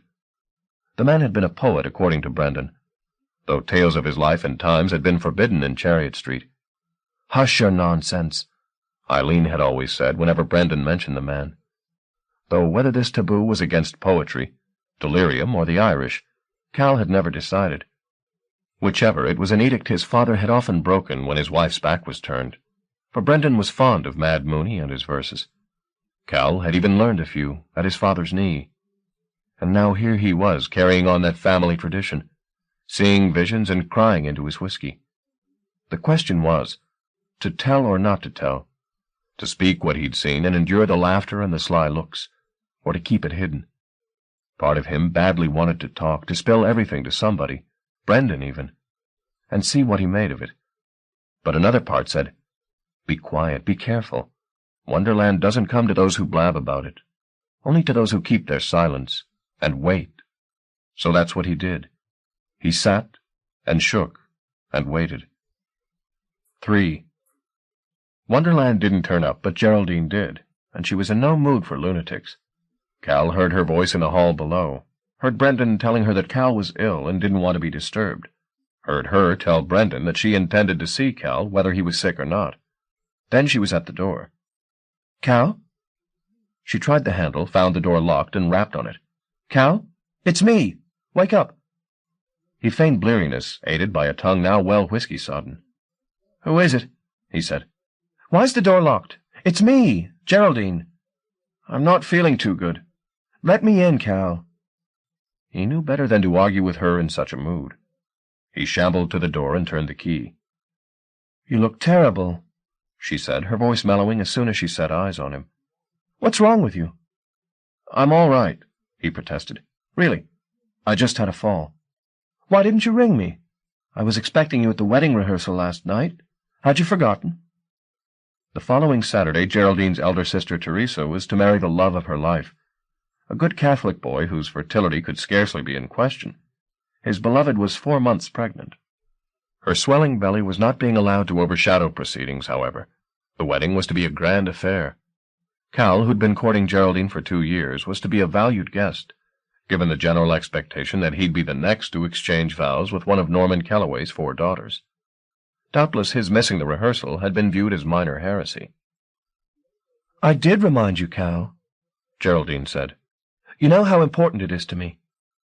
I had a bit of trouble, he told her. I fell off a wall. She looked incredulous. What were you doing climbing on a wall? She said, as though at his age he should be well beyond such pranks. He told her briefly about the escape of 33, and the chase to Rue Street. It was a Baudelarized account, of course. In it there was no mention of the carpet or what he'd seen there. Did you find the bird? She asked when he'd finished recounting the chase. In a manner of speaking, he told her. In fact, he'd come home to Chariot Street only to be told by Brendan that 33 had flown back to the loft in the late afternoon, and was now back beside his speckled wife. This he told Geraldine. So you missed the rehearsal looking for a pigeon that came home anyway? She said. He nodded. But you know how Dad loves his birds, he said. Mention of Brendan softened Geraldine further still. She and Cal's father had been fast friends since Cal had first introduced them. She sparkles, his father had told Cal. Hold on to her, 'cause if you don't, somebody else will. Eileen had never been so certain. She'd always been cool with Geraldine, a fact which had only made Brendan's praise more lavish. The smile she offered now was gently indulgent. Though Cal had been loath to let her in and have her spoil his reverie, he was suddenly grateful for her company. He even felt the shaking fade a little. It's stale in here, she said. You need some fresh air. Why don't you open the window? He did as she suggested. When he turned around, she was sitting cross-legged on the bed, her back to the collage of pictures he'd put up there in his youth, and which his parents had never removed. The Wailing Wall, Geraldine called it. It had always upset her, with its parade of movie stars and mushroom clouds, politicians and pigs. The dress is beautiful, she said. He puzzled over the remark a moment, his mind sluggish. Teresa's dress, she prompted. Oh, come and sit down, Cal. He lingered by the window. The air was balmy and clean. It reminded him. What's wrong? She said. The words were on the tip of his tongue. I saw Wonderland, he wanted to say. That was it, in sum. The rest, the circumstances, the description, those details were niceties. The 3 essential words were easy enough, weren't they? I saw Wonderland. And if there was anybody in his life to whom he should say them, it was this woman. "Tell me, Cal," she said. "Are you ill?" He shook his head. "I saw—" he began. She looked at him with plain puzzlement. "What?" she said. "What did you see?" "I saw—" he began again, and again faltered. His tongue refused the instruction he gave it. The words simply wouldn't come. He looked away from her face at the Wailing Wall. "The pictures," he said finally. "They're an eyesore." A strange euphoria swept over him as he sailed so close to telling, then away. The part of him that wanted what he'd seen kept secret, had in that moment won the battle, and perhaps even the war. He would not tell her. Not now, not ever. It was a great relief to have made up his mind. "I'm Mad Mooney," he thought to himself. It wasn't such a bad idea at that. "You're looking better already," she said. "It must be the fresh air." 4. And what lessons could he learn from the mad poet now that they were fellow spirits? What would Mad Mooney do were he in Cal's shoes? He'd play whatever game was necessary, came the answer. And then when the world turned its back, he'd search until he found the place he'd seen, and not care that in doing so he was inviting delirium. He'd find his dream and hold on to it and never let it go. They talked a little while longer until Geraldine announced that she had to leave. There was wedding business to do that afternoon. "No more pigeon chasing," she said to Cal. "I want you there on Saturday." She put her arms around him. "You're too thin," she said. "I'm going to have to feed you up." "She expects to be kissed now," the mad poet whispered in his ear. "Oblige the lady. We don't want her to think you've lost interest in copulation, just because you've been halfway to heaven and back. Kiss her, and say something fetching." The kiss Cal could deliver, though he was afraid the fact that his passion was prompted would show. He needn't have feared. She returned his fake fervor with the genuine article, her body warm and tight against his. "That's it," said the poet. "Now find something seductive to say, and send her off happy." Here Cal's confidence faltered. He had no skill with sweet talk, nor ever had. "See you Saturday," was all he could muster. She seemed content with that. She kissed him again and took her leave. He watched her from the window, counting her steps until she turned the corner. Then, with his lover out of sight, he went in search of his heart's desire. Part 2. Births, Deaths, and Marriages. The iron tongue of midnight hath told 12. Lovers to bed. 'Tis almost fairy time. Shakespeare. A Midsummer Night's Dream. Chapter 1.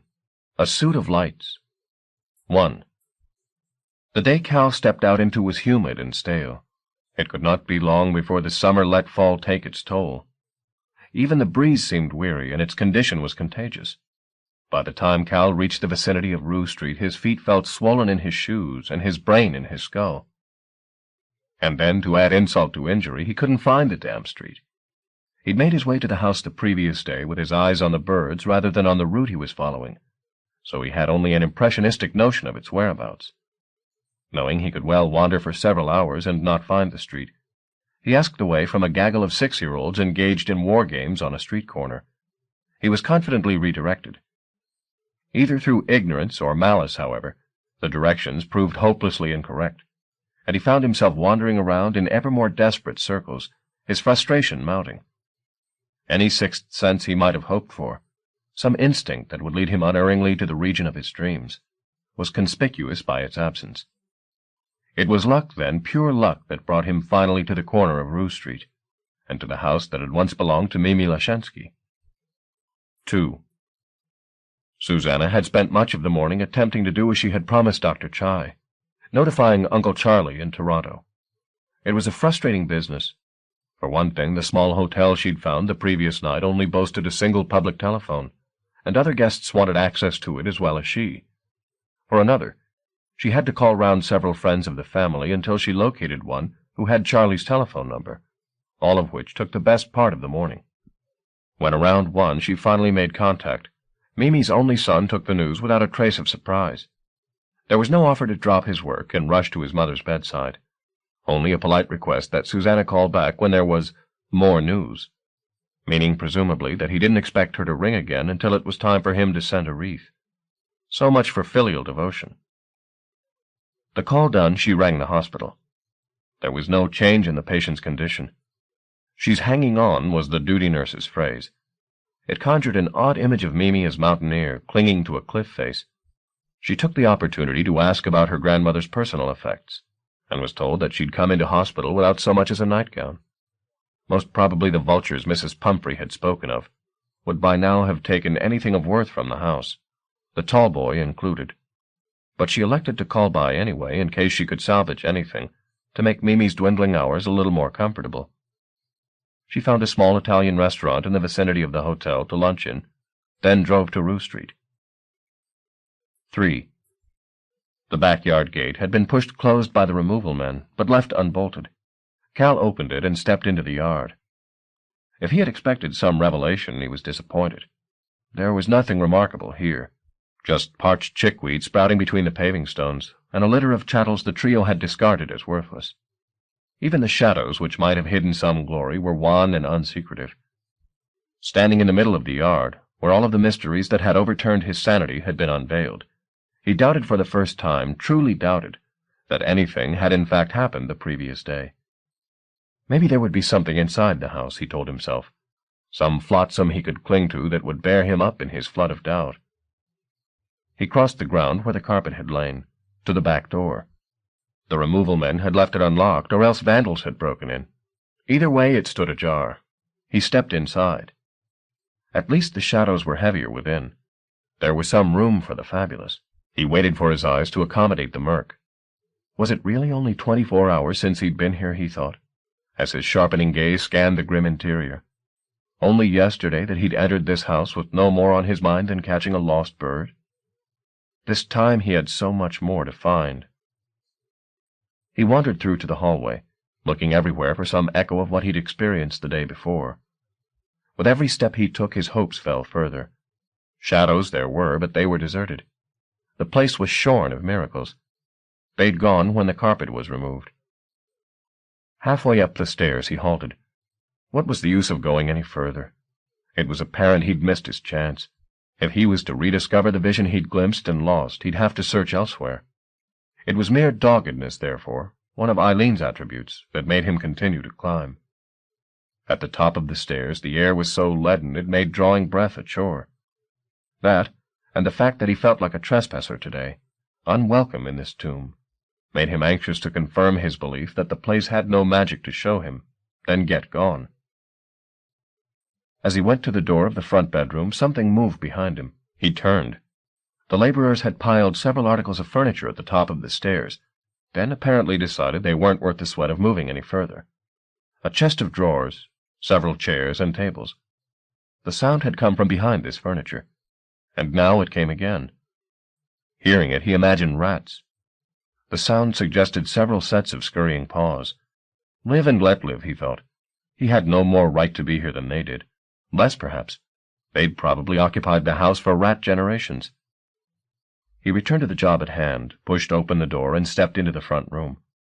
The windows were grimy, and the stained lace curtains further clogged the light. There was a chair overturned on the bare boards, and 3 old shoes had been placed on the mantelpiece by some wit, otherwise empty. He stood for a few moments, and then, hearing laughter in the street and needing its reassurance, crossed to the window and drew the curtain aside. But before he found the laughter's source, he forsook the search. His belly knew before his senses could confirm it that somebody had entered the room behind him. He let the curtain drop and looked around. A wide man in late middle age, dressed too well for this dereliction, had joined him in the half-light. The threads of his gray jacket were almost iridescent, but more eye-catching still his smile. A practiced smile, belonging on an actor or a preacher. Whichever, it was the expression of a man looking for converts. "Can I be of help?" he said. His voice was resonant and warm, but his sudden appearance had chilled Cal. "Help me?" he said, floundering. "Are you perhaps interested in purchasing the property?" the other man said. "Purchasing? No, I was just, looking around." "It's a fine house." said the stranger, his smile as steady as a surgeon's handshake and as antiseptic. "Do you know much about houses?" The line was spoken like its predecessors, without irony or malice. When Cal didn't reply, the man said, "I'm a salesman. My name's Shadwell." He teased the calfskin glove from his thick-fingered hand. "And yours?" "Cal Mooney. Calhoun, that is." The bare hand was extended. Cal took 2 steps toward the man. He was fully 4 inches taller than Cal's 5'11", and shook hands. The man's cool palm made Cal aware that he was sweating like a pig. The handshake broken, friend Shadwell unbuttoned his jacket and opened it, to take a pen from his inside pocket. This casual action briefly revealed the lining of the salesman's garment, and by some trick of the light it seemed to shine as though the fabric were woven of mirrored threads. Shadwell caught the look on Cal's face. His voice was feather-light as he said, "Do you see anything you like?" Cal didn't trust the man. Was it the smile or the calfskin gloves that made him suspicious? Whichever, he wanted as little time in the man's company as possible. But there was something in the jacket. Something that caught the light and made Cal's heart beat a little faster. "Please," Shadwell coaxed. "Have a look." His hand went to the jacket again and opened it. "Tell me," he purred, "if there's anything there that takes your fancy." This time he fully opened the jacket, exposing the lining. And yes, Cal's first judgment had been correct. It did shine. "I am, as I said, a salesman," Shadwell was explaining. "I make it a golden rule always to carry some samples of my merchandise with me." Merchandise? Cal shaped the word in his head, his eyes still fixed on the interior of the jacket. What a word that was. Merchandise. And there, in the lining of the jacket, he could almost see that word made solid. Jewelry, was it, that gleamed there? Artificial gems with a sheen that blinded the way only the fake could. He squinted into the glamour, looking to make sense out of what he saw, while the salesman's voice went about its persuasions. "Tell me what you'd like, and it's yours. I can't say fairer than that, can I? A fine young man like you should be able to pick and choose. The world's your oyster. I can see that. Open in front of you. Have what you like. Free, gratis, and without charge. You tell me what you see in there, and the next minute it's in your hands." "Look away," something in Cal said. "Nothing comes free. Prices must be paid." But his gaze was so infatuated with the mysteries in the folds of the jacket that he couldn't have averted his eyes now if his life depended upon it. "Tell me," the salesman said, "what you see." Ah, there was a question. "And it's yours." He saw forgotten treasures, things he'd once upon a time set his heart upon, thinking that if he owned them he'd never want for anything again. Worthless trinkets, most of them, but items that awoke old longings. A pair of X-ray spectacles he'd seen advertised at the back of a comic book. See through walls, impress your friends, but had never been able to buy. There they were now, their plastic lenses gleaming, and seeing them he remembered the October nights he'd lain awake wondering how they worked. And what was that beside them? Another childhood fetish. A photograph of a woman dressed only in stiletto heels and a sequin G-string, presenting her oversized breasts to the viewer. The boy 2 doors down from Cal had owned that picture, stolen it from his uncle's wallet, he'd claimed, and Cal had wanted it so badly he thought he'd die of longing. Now it hung, a dog-eared memento, in the glittering flux of Shadwell's jacket, there for the asking. But no sooner had it made itself apparent than that too faded, and new prizes appeared in its place to tempt him. "What is it you see, my friend?" The keys to a car he'd longed to own, a prize pigeon, the winner of innumerable races, that he'd been so envious of he'd have happily abducted. "Just tell me what you see. Ask, and it's yours." There was so much. Items that had seemed, for an hour, a day, the pivot upon which his world turned, all hung now in the miraculous storeroom of the salesman's coat. But they were fugitive, all of them. They appeared only to evaporate again. There was something else there that prevented these trivialities from holding his attention for more than moments. What it was, he couldn't yet see. He was dimly aware that Shadwell was addressing him again, and that the tone of the salesman's voice had altered. There was some puzzlement in it now, tinged with exasperation. "Speak up, my friend. Why don't you tell me what you want? I can't quite see it. Then try harder. Concentrate. Cal tried. The images came and went, all insignificant stuff. The mother lode still evaded him. You're not trying, the salesman chided. If a man wants something badly, he has to zero in on it, has to make sure it's clear in his head. Cal saw the wisdom of this and redoubled his efforts. It had become a challenge to see past the tinsel to the real treasure that lay beyond. A curious sensation attended this focusing, a restlessness in his chest and throat, as though some part of him were preparing to be gone, out of him and along the line of his gaze, gone into the jacket. At the back of his head, where his skull grew the tail of his spine, the warning voices muttered on. But he was too committed to resist. Whatever the lining contained, it teased him, not quite showing itself. He stared and stared, defying its decorum until the sweat ran from his temples. Shadwell's coaxing monologue had gained fresh confidence. Its sugar coating had cracked and fallen away. The nut beneath was bitter and dark. Go on, he said. Don't be so damn weak.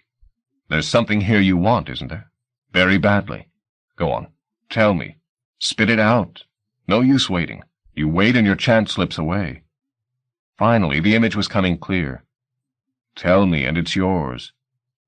Cal felt a wind on his face, and suddenly he was flying again, and Wonderland was spread out before him. Its deeps and its heights, its rivers, its towers, all were displayed there in the lining of the salesman's jacket. He gasped at the sight. Shadwell was lightning swift in his response. What is it? Cal stared on, speechless. What do you see? A confusion of feelings assailed Cal. He felt elated seeing the land again, yet fearful of what he would be asked to give. Was already giving, perhaps, without quite knowing it, in return for this peep show. Shadwell had harm in him for all his smiles and promises. Tell me, the salesman demanded. Cal tried to keep an answer from coming to his lips. He didn't want to give his secret away. What do you see? The voice was so hard to resist.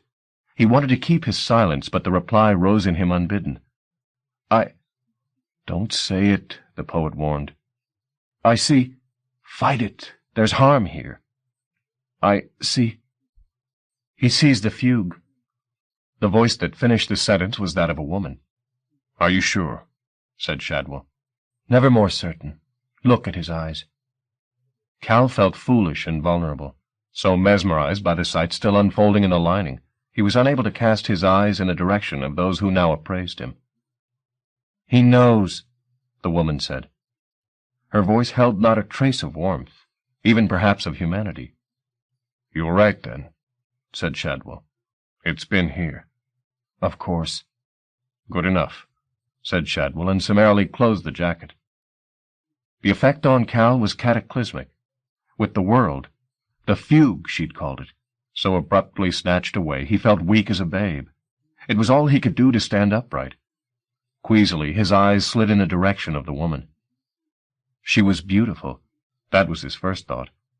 She was dressed in reds and purples so dark they were almost black, the fabric wrapped tightly around her upper body so as to seem both chaste, her ripeness bound and sealed, and in the act of sealing eroticized. The same paradox informed her features. Her hairline had been shaved back fully 2 inches, and her eyebrows totally removed, which left her face eerily innocent of expression. Yet her flesh gleamed as if oiled, and though the shaving and the absence of any scrap of makeup to flatter her features seemed acts in defiance of her beauty, her face could not be denied its sensuality. Her mouth was too sculpted, and her eyes, umber one moment, gold the next, too eloquent for the feelings there to be disguised. What feelings Cal could only vaguely read. Impatience, certainly, as though being here sickened her, and stirred some fury Cal had no desire to see unleashed. Contempt, for him most likely, and yet a great focus upon him, as though she saw through to his marrow, and was preparing to congeal it with a thought. There were no such contradictions in her voice, however. It was steel and steel. How long, she demanded of him, how long since you saw the fugue? He couldn't meet her eyes for more than a moment. His gaze fled to the mantelpiece and the tripod shoes. don't know what you're talking about, he said. You've seen it. You saw it again in the jacket. It's fruitless to deny it. It's better you answer, Shadwell advised. Cal looked from mantelpiece to door. They had left it open. You can both go to hell, he said quietly. Did Shadwell laugh? Cal wasn't certain. We want the carpet, said the woman. It belongs to us, you understand, Shadwell said. We have a legitimate claim to it. So if you'd be so kind. The woman's lip curled at this courtesy. Tell me where the carpet's gone, and we can have the matter done with. Such easy terms, the salesman said. Tell us, and we're gone. Claiming ignorance would be no defense, Cal thought.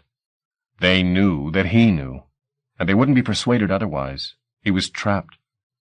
Yet dangerous as things had become, he felt inwardly elated. His tormentors had confirmed the existence of the world he'd glimpsed. The fugue.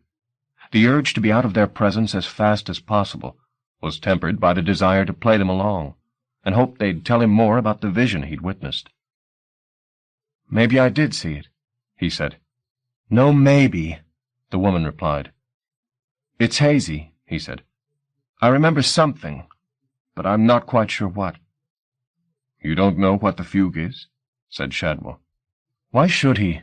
The woman replied. He came on it by luck. But he saw, said Shadwell.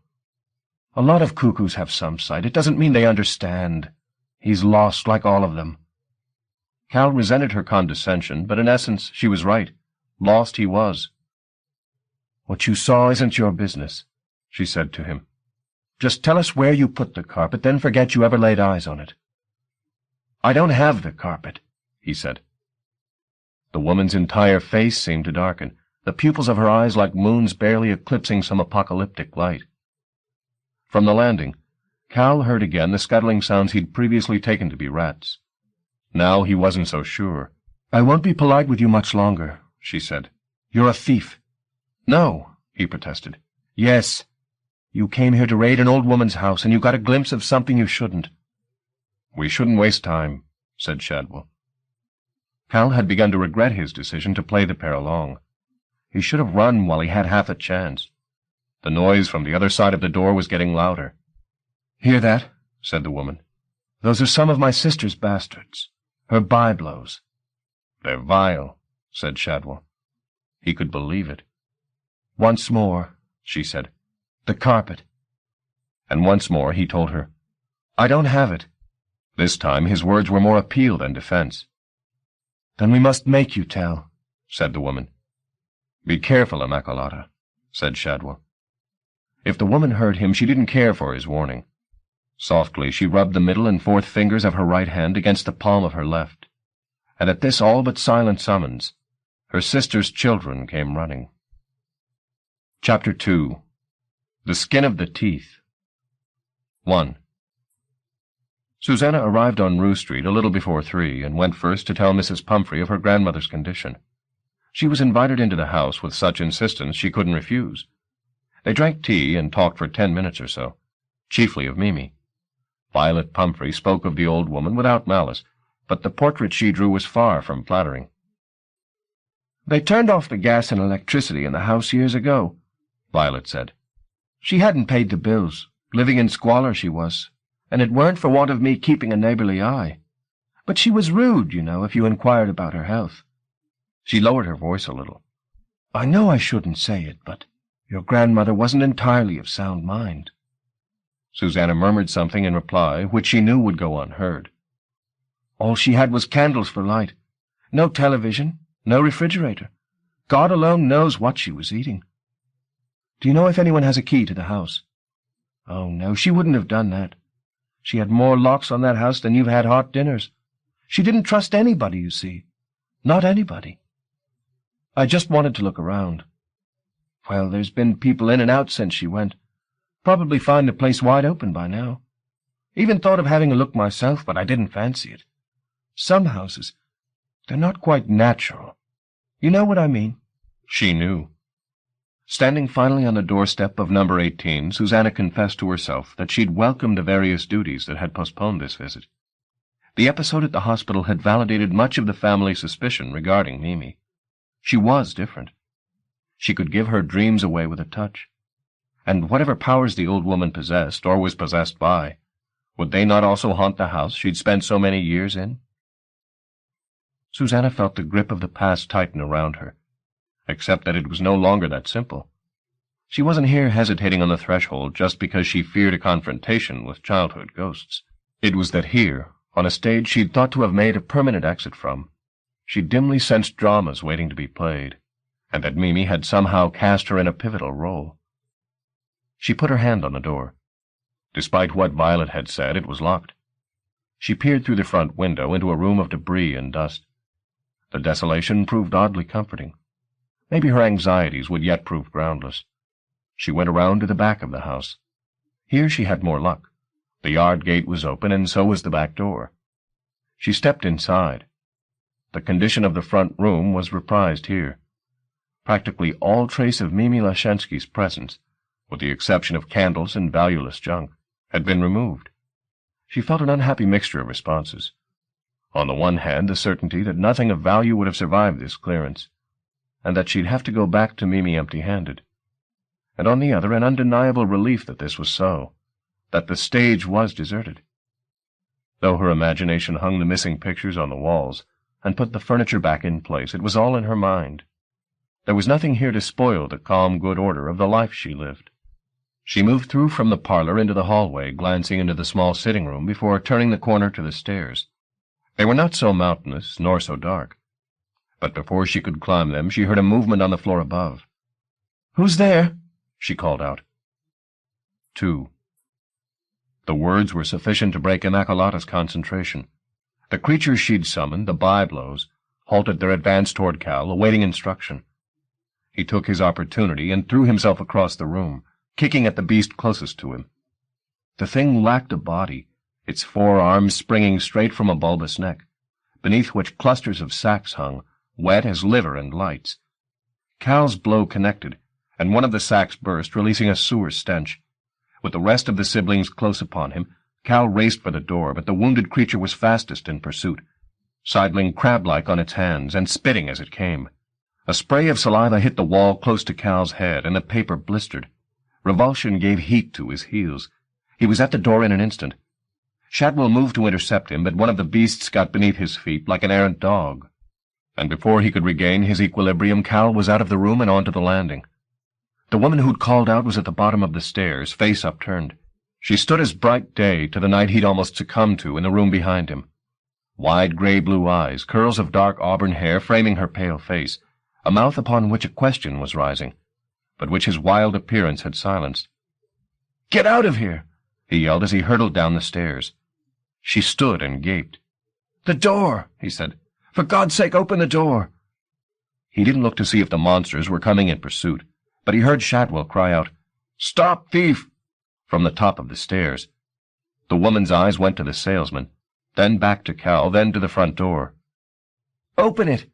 Cal yelled, and this time she moved to do so. Either she distrusted Shadwell on sight, or she had a passion for thieves. Whichever, she flung the door wide. Sunlight poured in, dust dancing in its beams. Cal heard a howl of protest from behind him, but the girl did nothing to arrest his flight. "Get out of here," he said to her, and then he was over the threshold and into the street outside. He took half a dozen steps from the door and then turned around to see if the woman with the gray eyes was following, but she was still standing in the hallway. "Will you come on?" he yelled at her. She opened her mouth to say something to him, but Shadwell was at the bottom of the stairs by now, and pushing her out of the way. He couldn't linger. There were only a few paces between him and the salesman. He ran. The man with the greased-back hair made no real attempt at pursuit once his quarry was out in the open. The young man was whippet lean and twice as fleet. The other was a bear in a Savile Row suit. Susanna had disliked him from the moment she'd set eyes on him. Now he turned and said, "Why'd you do that, woman?" She didn't grace the demand with a reply. For one thing, she was still trying to make sense of what she'd just seen. For another, her attention was no longer on the bear, but on his partner, or keeper, the woman who had now followed him down the stairs. Her features were as blank as a dead child's, but Susanna had never seen a face that exercised such fascination. "Get out of my way," the woman said as she reached the bottom of the stairs. Susanna's feet had already begun to move when she canceled her acquiescence and instead stepped directly into the woman's path, blocking her route to the door. A flood of adrenaline surged through her system as she did so, as though she'd stepped in front of a speeding juggernaut. But the woman stopped in her tracks, and the hook of her gaze caught Susanna and raised her face to be scrutinized. Meeting the woman's eyes, Susanna knew the adrenaline rush had been well timed. She had just skirted death. That gaze had killed, she'd swear to it, and would again, but not now. Now the woman studied Susanna with curiosity. "A friend of yours, was he?" she finally said. Susanna heard the words spoken, but she couldn't have sworn that the woman's lips had moved to form them. At the door behind her, the bear said, "Damn thief." Then he poked at Susanna's shoulder, hard. "Didn't you hear me telling you?" he said. Susanna wanted to turn to the man and tell him to take his hands off her, but the woman hadn't done with her study, and held her with that gaze. "She heard," the woman said. This time her lips did move, and Susanna felt the hold on her relax, but the mere proximity of the other woman made her body tremble. Her groin and breasts felt pricked by tiny thorns. "Who are you?" the woman demanded. "Leave it be," said the bear. "I want to know who she is, why she's here." The gaze which had briefly flitted to the man settled on Susanna afresh, and the curiosity had murder in its shadow. "There's nothing here we need," the man was saying. The woman ignored him. "Come on now, let it be." There was something in the tone of his voice of one coaxing an hysteric from the brink of an attack, and Susanna was glad of his intervention. "It's too public," he said, "especially here." After a long, breathless moment, the woman made the tiniest of nods, conceding the wit of this. She suddenly seemed to completely lose interest in Susanna, and turned back toward the stairs. At the top of the flight, where Susanna had once imagined terrors to be in wait for her, the gloom was not quite at rest. There were ragged forms moving up there, so insubstantial she could not be certain whether she saw them or merely sensed their presence. They were spilling down the stairs like poison smoke, losing what little solidity they might have as they approached the open door, until by the time they reached the woman who awaited them at the bottom, their vapors were invisible. She turned from the stairs and walked past Susanna to the door, taking with her a cloud of cold and tainted air, as though the wraiths that had come to her were now wreathed about her neck and clinging to the folds of her dress, carried unseen into the sunlit human world, until they could congeal again. The man was already out on the pavement, but before his companion stepped out to join him, she turned back to Susanna. She said nothing, either with her lips or without. Her eyes were quite expressive enough. Their promises were all joyless. Susanna looked away. She heard the woman's heel on the step. When she looked up again, the pair had gone. Drawing a deep breath, she went to the door. Though the afternoon was growing old, the sun was still warm and bright. Not surprisingly, the woman and the bear had crossed over, so as to walk on the shadowed side of the street. 3. 24 years was a third of a good span, time enough to form some opinions on how the world worked. Up until mere hours ago, Susanna would have claimed she'd done just that. Certainly there were sizable gaps in her comprehension, mysteries both inside her head and out, that remained unilluminated.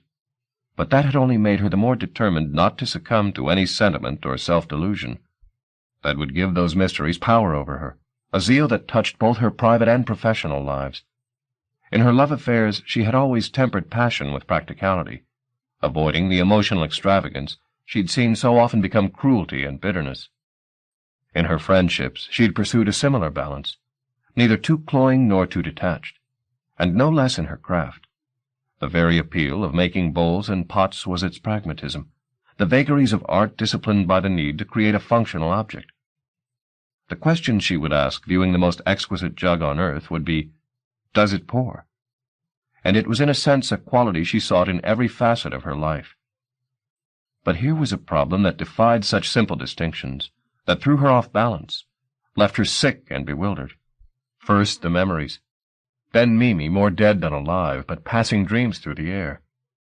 And now this meeting with a woman whose glance had death in it, and yet had left her feeling more alive than perhaps she'd ever felt. It was that last paradox that made her leave the house without finishing her search, slamming the door on whatever dramas it had waiting for her. Instinctively, she made for the river. There, sitting a while in the sun, she might make some sense of the problem. There were no ships on the Mersey, but the air was so clear she could see cloud shadows moving over the hills of Clwyd. There was no such clarity within her, however, only a chaos of feelings, all unsettlingly familiar, as though they'd been inside her for years, biding their time behind the screen of pragmatism she'd established to keep them from sight. Like echoes, waiting on a mountain face for the shout they were born to answer.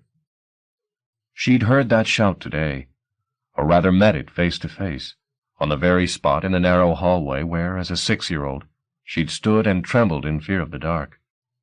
The two confrontations were inextricably linked, though she didn't know how.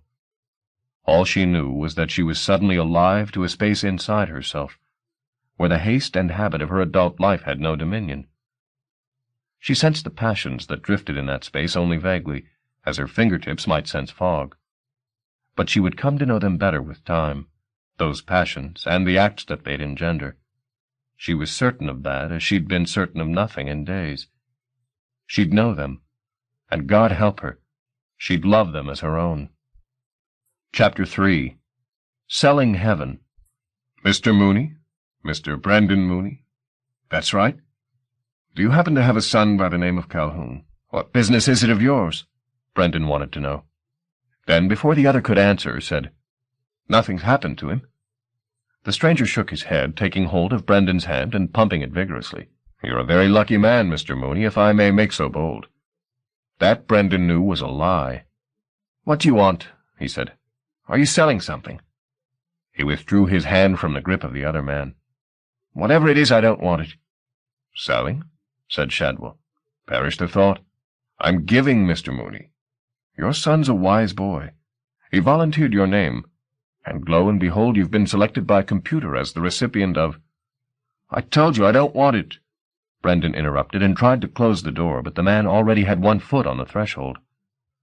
Please, Brendan sighed. Will you just leave me alone? I don't want your prizes. I don't want anything. Well, that makes you a very remarkable man, the salesman said, pushing the door wide again. Maybe even unique. There's really nothing in all the world you want? That's remarkable. Music drifted from the back of the house, a recording of Puccini's greatest hits that Eileen had been given several years ago. She'd scarcely listened to it, but since her death, Brendan, who had never stepped inside an opera house in his life and was proud of the fact, had become addicted to the love duet from Madama Butterfly. If he'd played it once, he'd played it 100 times, and the tears would always come. Now all he wanted to do was get back to the music before it finished. But the salesman was still pressing his suit. Brendan, he said. I may call you Brendan? Don't call me anything. The salesman unbuttoned his jacket.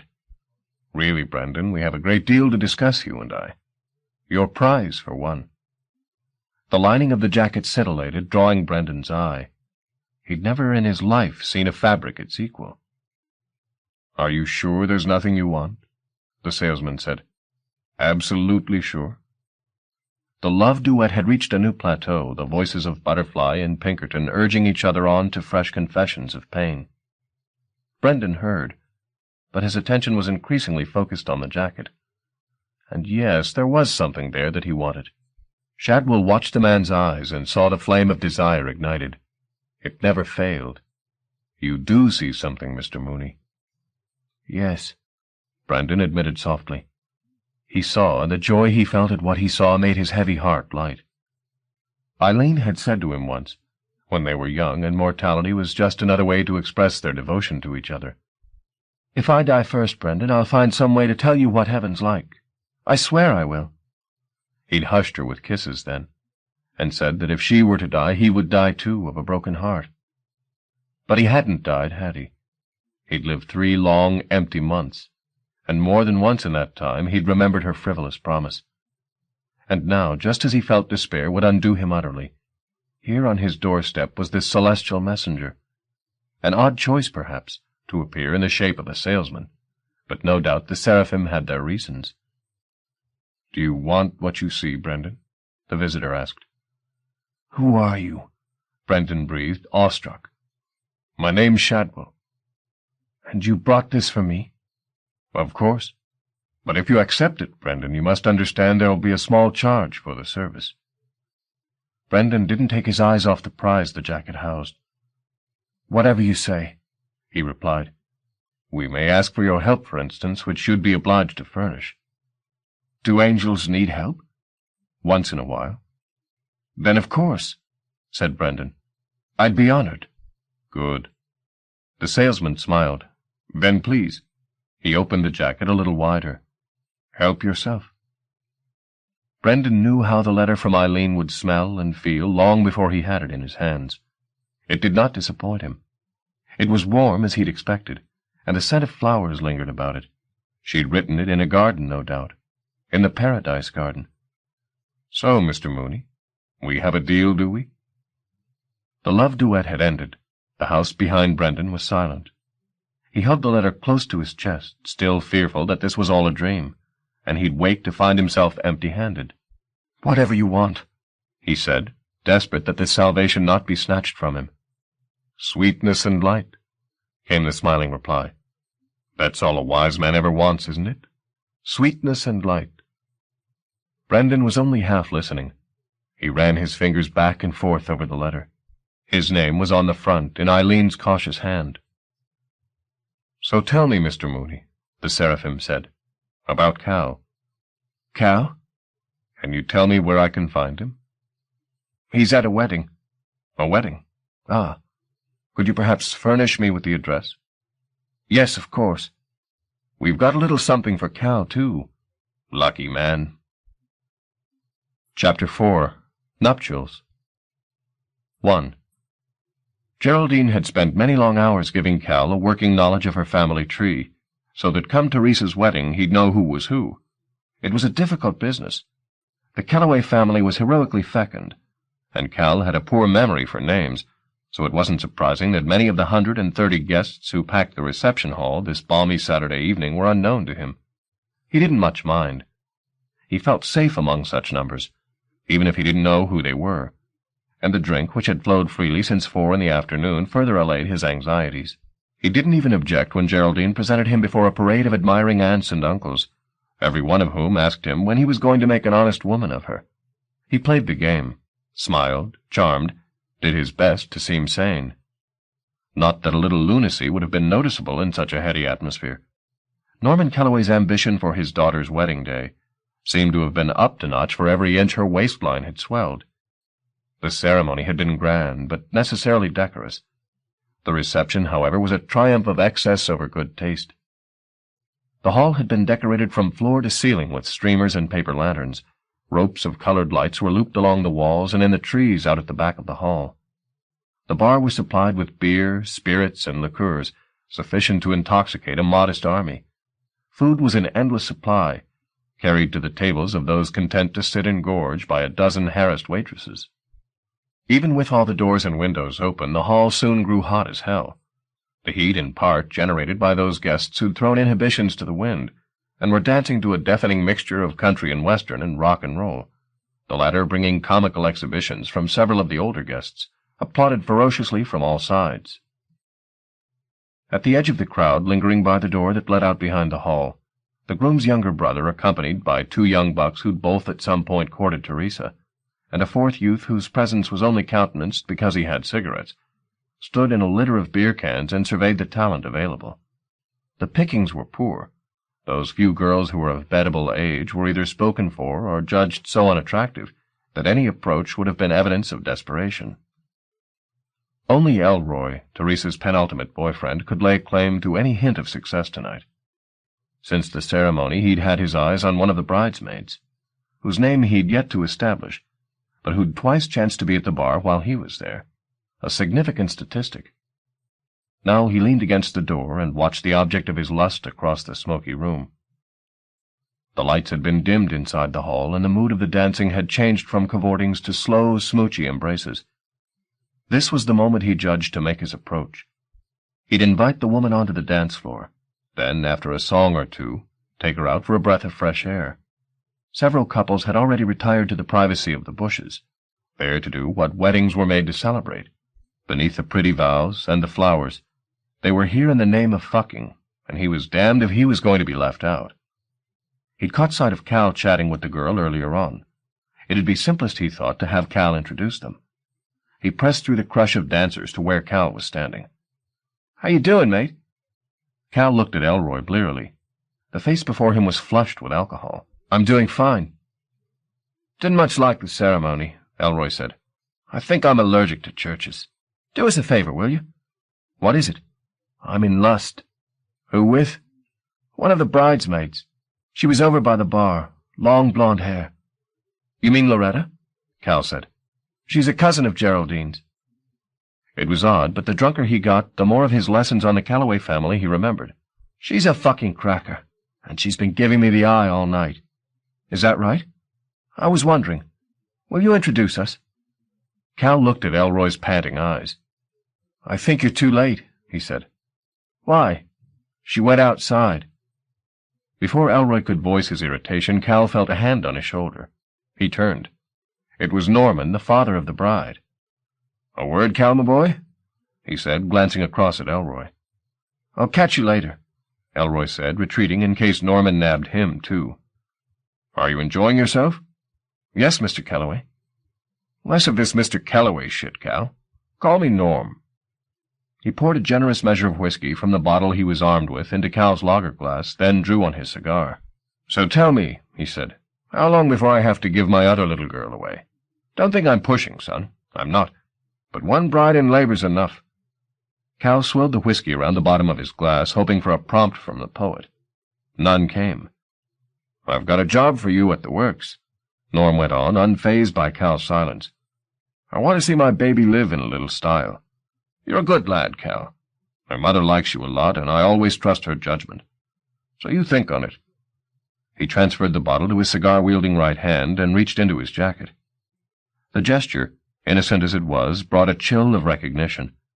For an instant, Cal was back in Rue Street, gazing into the enchanted cave of Shadwell's jacket.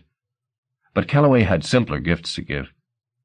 "Have a cigar," he said, and went off to his duties as host. 2. Elroy picked up another can of beer from the bar, then headed out into the garden in search of Loretta. The air was considerably cooler than inside, and as soon as it hit him he felt sick as a flea in a leper's jockstrap. He tossed the beer aside and headed toward the bottom of the garden, where he could throw up unseen. The colored light stopped a few yards from the hall, where the cable petered out. Beyond was a welcoming darkness, which he plunged into. He was used to vomiting. A week in which his stomach didn't rebel through some excess or other was poorly spent. He efficiently discharged the contents of his belly over a rhododendron bush, then turned his thoughts back to the lovely Loretta. A little way from where he stood, the leaf shadow, or something concealed by it, moved. He peered more closely, trying to interpret what he saw, but there was not sufficient illumination to make sense of it. He heard a sigh, however, a woman's sigh. There was a couple in the shelter of the tree, he decided, doing what darkness had been created to conceal. Perhaps it was Loretta, her skirt up and her knickers down. It would break his heart, but he had to see. Very quietly he advanced a couple of paces. On his second step, something grazed his face. He stifled a cry of shock and put his hand up to find strands of matter in the air around his head. For some reason he thought of phlegm, cold, wet threads of phlegm, except that they moved against his flesh as if they were a part of something larger. A heartbeat later this notion was confirmed, as the matter, which was adhering now to his legs and body, pulled him off his feet. He would have let out a cry, but the filthy stuff had already sealed up his lips. And then, as if this were not preposterous enough, he felt a chill around his lower belly. His trousers were being torn open. He started to fight like fury, but resistance was fruitless. There was a weight bearing down on his abdomen and hips, and he felt his manhood drawn up into a channel that might have been flesh, but that it was corpse-cold. Tears of panic blurred his vision, but he could see that the thing astride him had a human form. He could see no face, but the breasts were heavy, the way he liked them. And though this was far from the scene he'd pictured with Loretta, his lust ignited, his little length responding to the chilly ministrations of the body that contained him. He raised his head slightly, wanting a better view of those sumptuous breasts, but in doing so he caught sight of another figure behind the first. She was the antithesis of the ripe, gleaming woman that rode him, a stained, wretched thing, with gaping holes in her body where cunt and mouth and navel should have been, so large the star showed through from the other side. He started to fight afresh, but his thrashings did nothing to slow his mistress's rhythm. Despite his panic, he felt the familiar tremor in his balls. In his head 6 pictures collided, becoming one monstrous beauty. The ragged woman, a necklace of colored lights hanging between her sister's breasts, raised her skirts, and the mouth between her legs was Loretta's mouth, flicking its tongue. He could not resist this pornography. His prick spat its load. He howled against the seal at his mouth. The pleasure was short, the pain that followed agonizing. "What's your fucking problem?" somebody said in the darkness. It took him a moment to realize that his cry for help had been heard. He opened his eyes. The silhouettes of the trees loomed over him, but that was all. He started to shout again, not caring that he was lying in the muck with his trousers around his ankles, just needing to know that he was still in the land of the living. 3. The first glimpse Cal had of trouble was through the bottom of his glass, as he upped it to drain the last of Norman's malt whiskey. At the door, 2 of the printers from the Callaway factory, who were acting as bouncers for the night, were engaged in friendly conversation with a man in a well-cut suit. Laughing, the man glanced into the hall. It was Shadwell. The jacket was closed and buttoned. There was no need, it seemed, for supernatural seductions. The salesman was buying his entrance with charm alone. Even as Cal watched, he patted one of the men on the shoulder as if they'd been bosom buddies since childhood, and stepped inside. Cal didn't know whether to stay still and hope that the crowd would conceal him, or make a move to escape and so risk drawing the enemy's attention. As it was, he had no choice in the matter. A hand was over his, and at his side stood one of the aunts Geraldine had introduced him to. "So tell me," she said, apropos of nothing, "have you been to America?" "No," he said, looking away from her powdered face toward the salesman. He was entering the hall with flawless confidence, bestowing smiles hither and thither. His appearance won admiring eyes on all sides. Somebody extended a hand to be shaken. Another asked him what he was drinking. He played the crowd with ease, a smiling word offered to every ear, all the while his eyes ranging back and forth as he sought out his quarry. As the distance between them narrowed, Cal knew he couldn't long avoid being seen. Claiming his hand from the grip of the aunt, he headed off into the thickest part of the crowd. A hubbub drew his attention to the far end of the hall, where he saw somebody. It looked to be Elroy, being carried in from the garden, his clothes in filthy disarray, his jaw slack. Nobody seemed much bothered by his condition. Every gathering had its share of professional drunkards. There was laughter and some disapproving looks, then a rapid return to jollification. Cal glanced back over his shoulder. Where was Shadwell? Still close to the door, pressing the flesh like an aspirant politician? No, he'd moved. Cal scanned the room nervously. The noise and the dancing went on unabated, but now the sweating faces seemed a mite too hungry for happiness, the dancers only dancing because it put the world away for a little time. There was a desperation in this jamboree, and Shadwell knew how to exploit it, with his stale bonhomie and that air he pretended of one who'd walked with the great and the good. Cal itched to get up onto a table and tell the revelers to stop their cavortings, to see for themselves how foolish their revels looked, and how dangerous the shark they'd invited into their midst. But what would they do when he'd shouted himself hoarse? Laugh behind their hands and quietly remind each other that he had a madman's blood in his veins? He'd find no allies here. This was Shadwell's territory. The safest thing would be to keep his head down and negotiate a route to the door, then get away as far as possible, as fast as possible. He acted upon the plan immediately. Thanking God for the lack of light, he began to slip between the dancers, keeping his eyes peeled for the man with the coat of many colors. There was a shout behind him. He glanced around, and through the milling figures caught sight of Elroy, who was thrashing about like an epileptic, yelling blue murder. Somebody was calling for a doctor. Cal turned back toward the door, and the shark was suddenly at his side. "Calhoun," said Shadwell, soft and low. "Your father told me I'd find you here."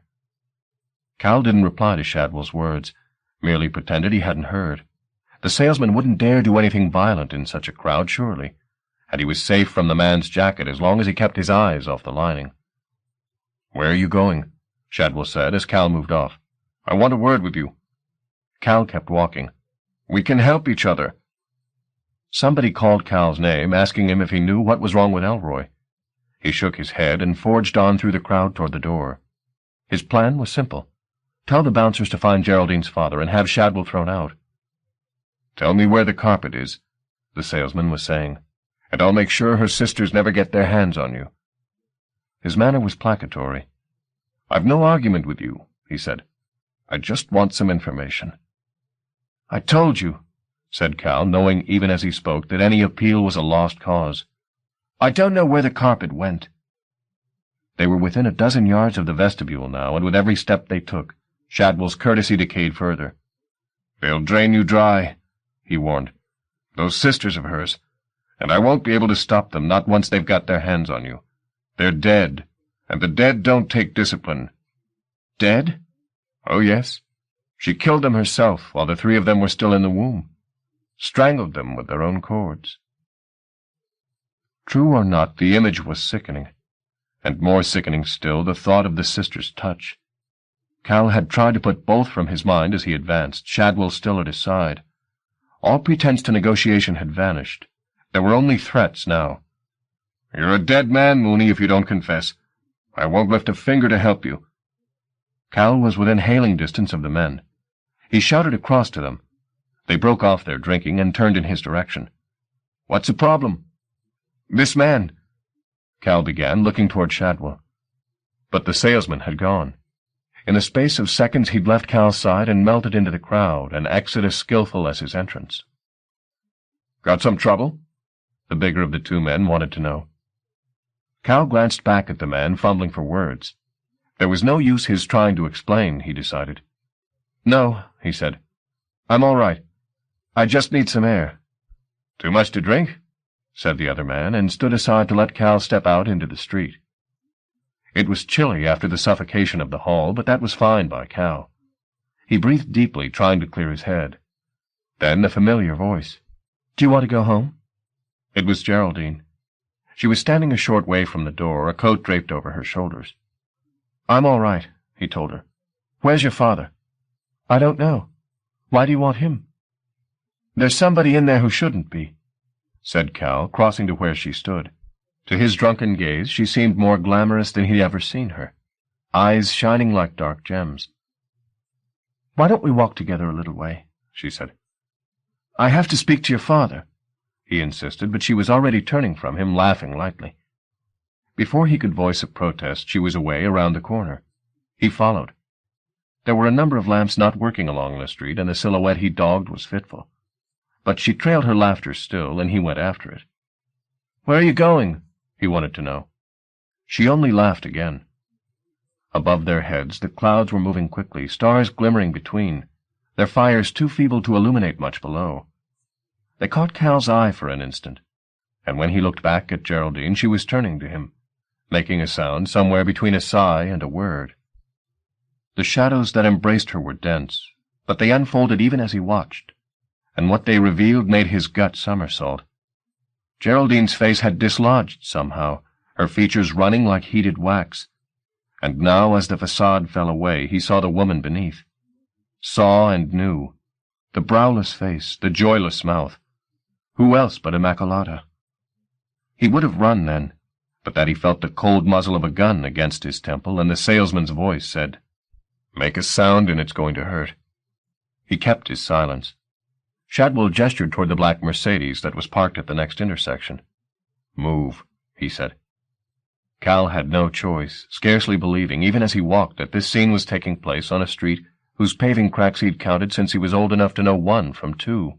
He was ushered into the back of the car, separated from his captors by a partition of heavy glass. The door was locked. He was powerless. All he could do was watch the salesman slide into the driver's seat and the woman get in beside. There was little chance he'd be missed from the party, he knew, and littler chance still that anyone would come looking for him.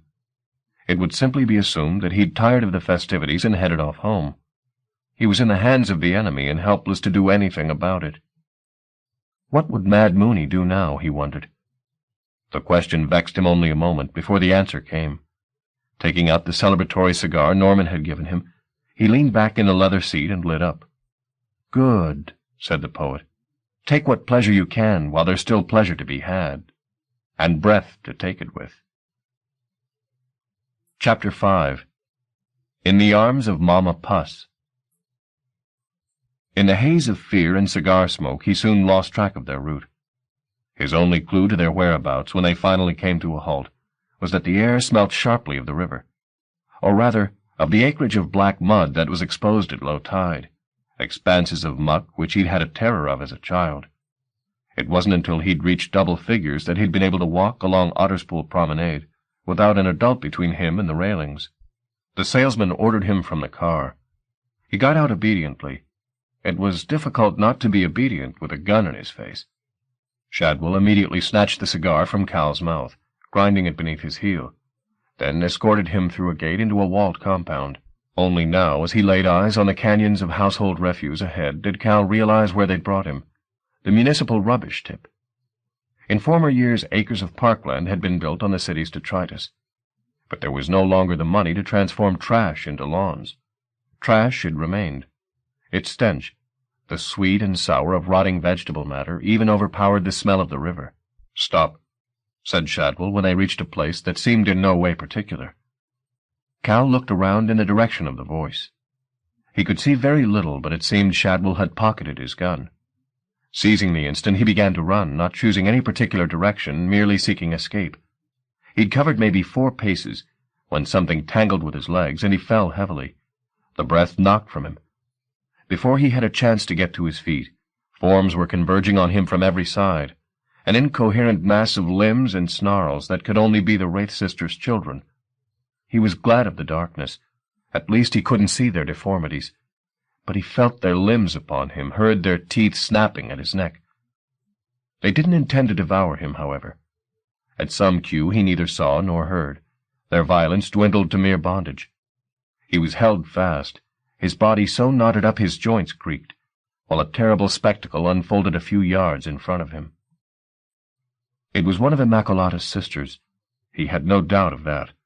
A naked woman whose substance flickered and smoked as though her marrow was on fire, except that she could have no marrow, for surely she had no bones. Her body was a column of gray gas, laced with strands of bloody tissue, and from this flux fragments of finished anatomy emerged. A seeping breast, a belly swollen as if by a pregnancy months beyond its term, a smeared face in which the eyes were sewn-up slits. That explained, no doubt, her hesitant advance, and the way her smoky limbs extended from her body to test the ground ahead. The ghost was blind.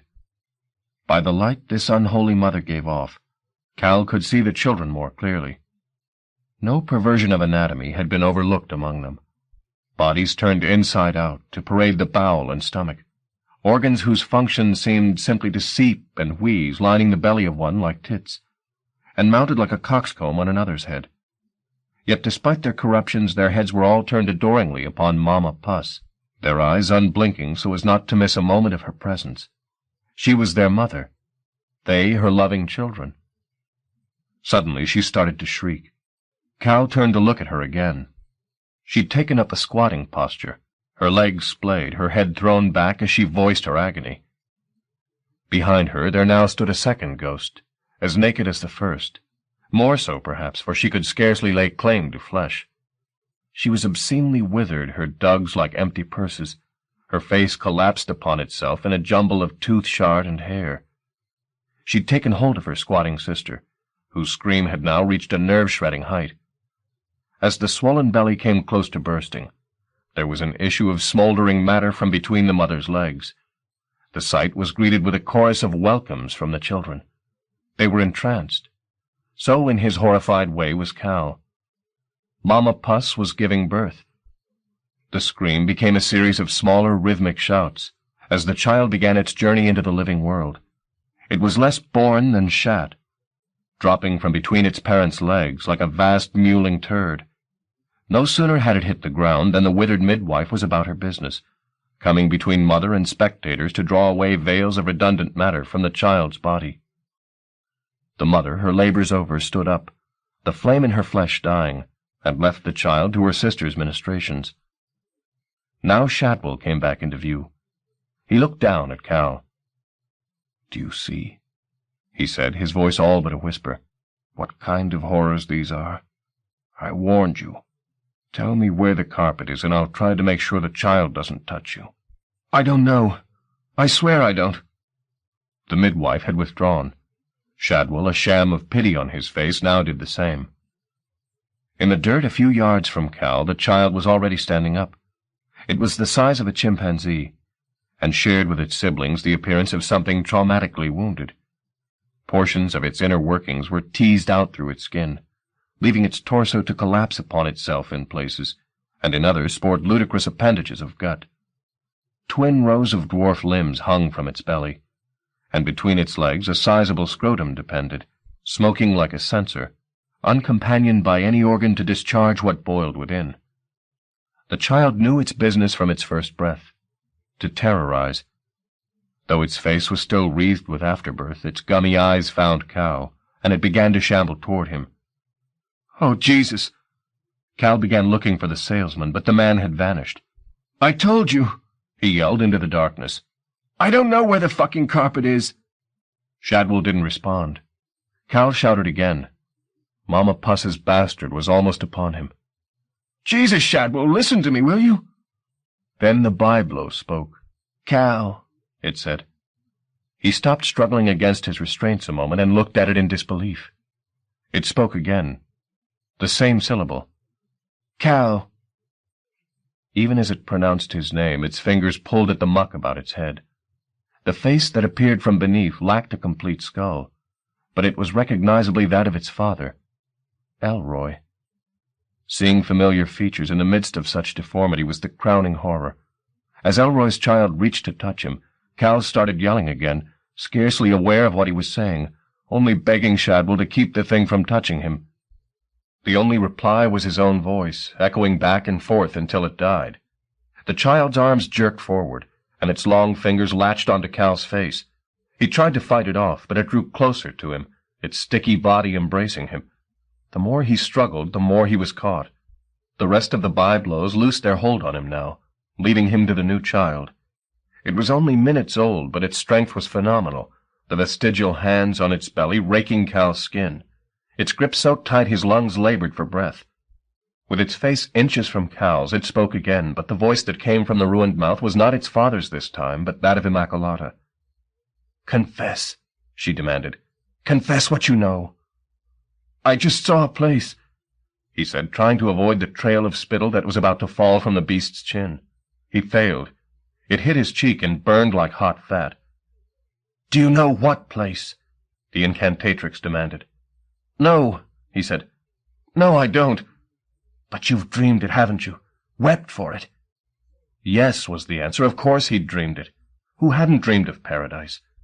Momentarily his thoughts leapt from present terror to past joy, to his floating over the fugue.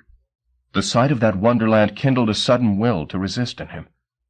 The glories he saw in his mind's eye had to be preserved from the foulness that embraced him, from its makers and masters, and in such a struggle his life was not so hard to forfeit.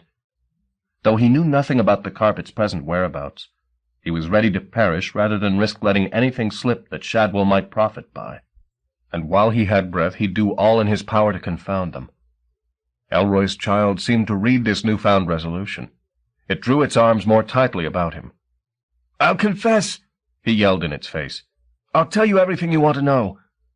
Immediately he began to talk. The substance of his confession was not, however, what they wanted to hear. Instead, he began to recite the train timetable out of Lime Street, which he knew by heart.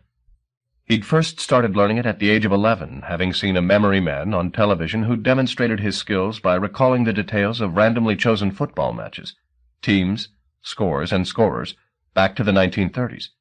It was a perfectly useless endeavor, but its heroic scale had impressed Cal mightily, and he'd spent the next few weeks committing to memory any and every piece of information he could find, until it struck him that his magnum opus was passing to and fro at the bottom of the garden. The trains. He'd begun that day with the local lines, his ambition elevated each time he successfully remembered a day's times faultlessly. He'd kept his information up to date for several years, as services were canceled or stations closed. And his mind, which had difficulty putting names to faces, could still spew this perfectly redundant information out upon request. That's what he gave them now.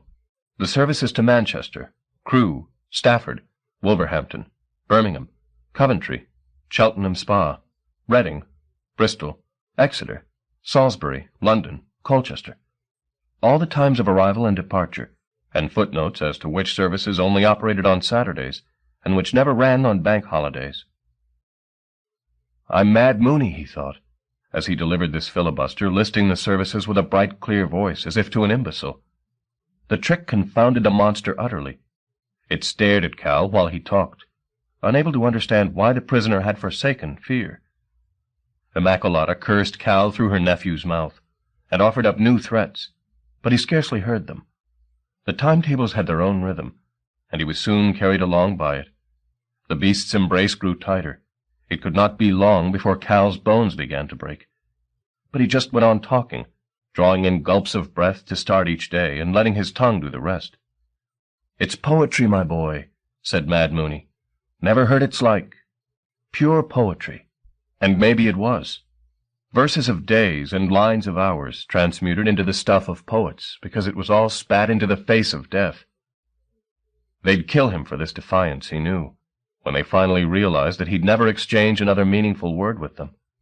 But Wonderland would have a gate for ghosts.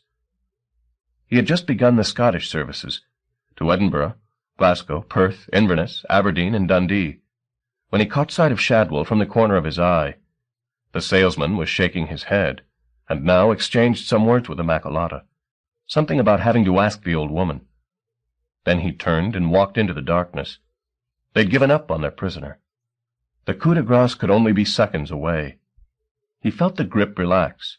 His recitation faltered for an instant in anticipation of the fatal blow. It didn't come. Instead, the creature withdrew its arms from around him and followed behind Shadwell, leaving Cal lying on the ground. Though released, he could scarcely move. His bruised limbs were rigid with cramp after being held fast for so long. And now he realized that his troubles were not over. He felt the sweat on his face turning cold as the mother of Elroy's terrible infant drew herself toward him. He could not escape her. She straddled his body, then reached down and drew his face up toward her breasts. His muscles complained at this contortion, but the pain was forgotten an instant after as she put her nipple to his lips. A long-neglected instinct made him accept it. The breast spurted a bitter fluid down his throat. He wanted to spit it out, but his body lacked the strength to reject it. Instead, he felt his consciousness flee from this last degeneracy. A dream eclipsed the horror. He was lying in darkness on a scented bed, while a woman's voice sang to him, some wordless lullaby whose cradle rhythms were shared by a feather-light touch upon his body. Fingers were playing on his abdomen and groin. They were cold, but they knew more tricks than a whore. He was hard in a heartbeat, gasping in two. He'd never felt such caresses, coaxed by agonizing degrees to the point of no return. His gasps became cries, but the lullaby drowned them out, mocking his manhood with its nursery lilt. He was a helpless infant despite his erection, or perhaps because of it. The touch grew more demanding, his cries more urgent. For an instant his thrashing shook him from his dream, and his eyes flickered open long enough to see that he was still in the sister's sepulchral embrace. Then the smothering slumber claimed him again, and he discharged into an emptiness so profound it devoured not only his seed, but the lullaby and its singer, and finally the dream itself. He woke alone and weeping. Every ligament tender, he untied the knot he'd made of himself and stood up. His watch read 9 minutes after 2. The last train of the night had left Lime Street long ago, and the first of Sunday morning would not run for many hours yet. Chapter 6. Sick Souls. 1. Sometimes Mimi woke, sometimes she slept. But one was much like the other now, sleep marred by distress and discomfort, wakefulness full of unfinished thoughts that faded into scraps of nonsense like dreams. One moment she was certain there was a small child crying in the corner of the room, until the night nurse came in and wiped the tears from her patient's eyes.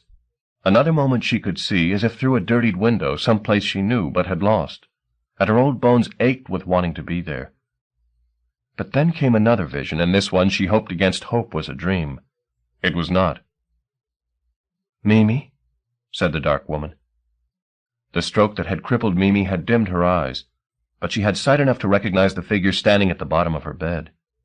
After years of being alone with her secret, somebody from the fugue had finally found her. But there would be no tearful reunions tonight, not with this visitor, nor her dead sisters. The incantatrix Immaculata had come here to fulfill a promise she'd made before the fugue had been hidden, that, if she could not rule the Seerkind, she'd destroy them. She was Lilith's descendant, she'd always claimed, the last pure line from the first state of magic. Her authority over them was therefore unquestionable. They'd laughed at her for her presumption. It wasn't their nature to be ruled, nor to count much on genealogy. Immaculata had been humiliated, a fact a woman like her, possessed, it had to be admitted, of powers that were purer than most, would not easily forget. Now she'd found the carpet's last custodian, and she'd have blood if she could get it. An age ago the Council had bequeathed Mimi some of the tactics of the old science to arm her against a situation such as this. They were minor raptures, no more, devices to distract an enemy, nothing fatal. That took more time to learn than they'd had. She'd been grateful for them at the time, however. They'd offered some smidgen of comfort as she faced life in the kingdom without her beloved Romo. But the years had gone by, and nobody had come, either to tell her that the waiting was over and the Weave could give up its secrets, or to try and take the fugue by force. The excitement of the early years, knowing she stood between magic and its destruction, dwindled to a weary watchfulness. She became lazy and forgetful. They all did. Only toward the end, when she was alone and she realized just how frail she was becoming, did she shake off the stupor that living among the cuckoos had brought on, and try to set her beleaguered mental powers to the problem of the secret she'd protected for so long. But by that time her mind was wandering, the first symptoms of the stroke that would incapacitate her. It took her a day and a half to compose the short letter she'd written to Susanna, a letter in which she'd risk saying more than she wanted to, because time was getting short, and she sensed danger close. She'd been right. Here it was. Immaculata had probably sensed the signal Mimi had sent up at the very last, a summons to any kingdom-bound Seerkind who might have come to her aid. That, with hindsight, had probably been her greatest error. An incantatrix of Immaculata's strength would not have missed such alarms. Here she was, come to visit Mimi like a dispossessed child, eager to make good at the deathbed, and so claim her inheritance. It was an analogy not lost on the creature. "I told the nurse I was your daughter," she said, "and that I needed some time with you, alone." Mimi would have spat in disgust had she had the strength or the spittle. "I know you're going to die, so I've come to say goodbye after all these years. You've lost the power of speech, I hear, so I'm not to expect you to babble your confession. There are other ways. We know how the mind can be laid bare without words, don't we?" She stepped a little closer to the bed. Mimi knew what the incantatrix said was true. There were ways a body, even one as wretched and close to death as her own, could be made to give up its secrets if the interrogator knew the methods. And Immaculata did. She, the slaughterer of her own sisters. She, the eternal virgin whose celibacy gave her access to powers lovers were denied. She had ways. Mimi would have to turn some final trick, or all would be lost. From the corner of her eye, Mimi saw the hag, the withered sister hunched up beside the wall, her toothless maw wide. The Magdalene, Immaculata's second sister, was occupying the visitor's chair, her legs splayed. They were waiting for the fun to begin. Mimi opened her mouth as if to speak. "Something to say?" Immaculata asked. As the incantatrix spoke, Mimi used what little strength she had to turn her left hand palm up. There, amid the grit of her life and love lines, was a symbol drawn in henna, and reworked so often that her skin was now irredeemably stained, a symbol taught to her hours before the great weaving by a babu in the council. She'd long ago forgotten what it meant or did, if she'd ever been told, but it was one of the few defenses they'd given her that she was in any condition to use. The raptures of the low were physical, and her body was too paralyzed to perform them. Those of the Aya were musical, and, being tone-deaf, had been the first she'd forgotten. The Yi-Mi, the Seerkind whose genius was weaving, hadn't given her raptures at all. They'd been too busy during those last hectic days with the business of their magnum opus, the carpet that was soon to conceal the fugue from sight for an age. Indeed, most of what that babu had taught her was beyond her present power to use. Word raptures were valueless if your lips couldn't shape them. All she had left was this obscure sign, little more than a dirt mark on her palsied hand, to keep the incantatrix at bay. But nothing happened. There was no release of power, not even a breath. She tried to recall if the Babu had given her some specific instruction about activating the rapture, but all her mind would conjure was his face and a smile he'd given her, and the trees behind his head sieving sunlight through their branches. What days they'd been, and she so young, and it all an adventure. No adventure now, just death on a stale bed. Suddenly a roar, and from her palm, released by the memory perhaps, the rapture broke. A ball of energy leapt from her hand. Immaculata stepped back as a humming net of light came down around the bed, keeping malice at bay. The incantatrix was quick to respond. The menstruum, that stream of bright darkness which was the blood of her subtle body, spilled from her nostrils.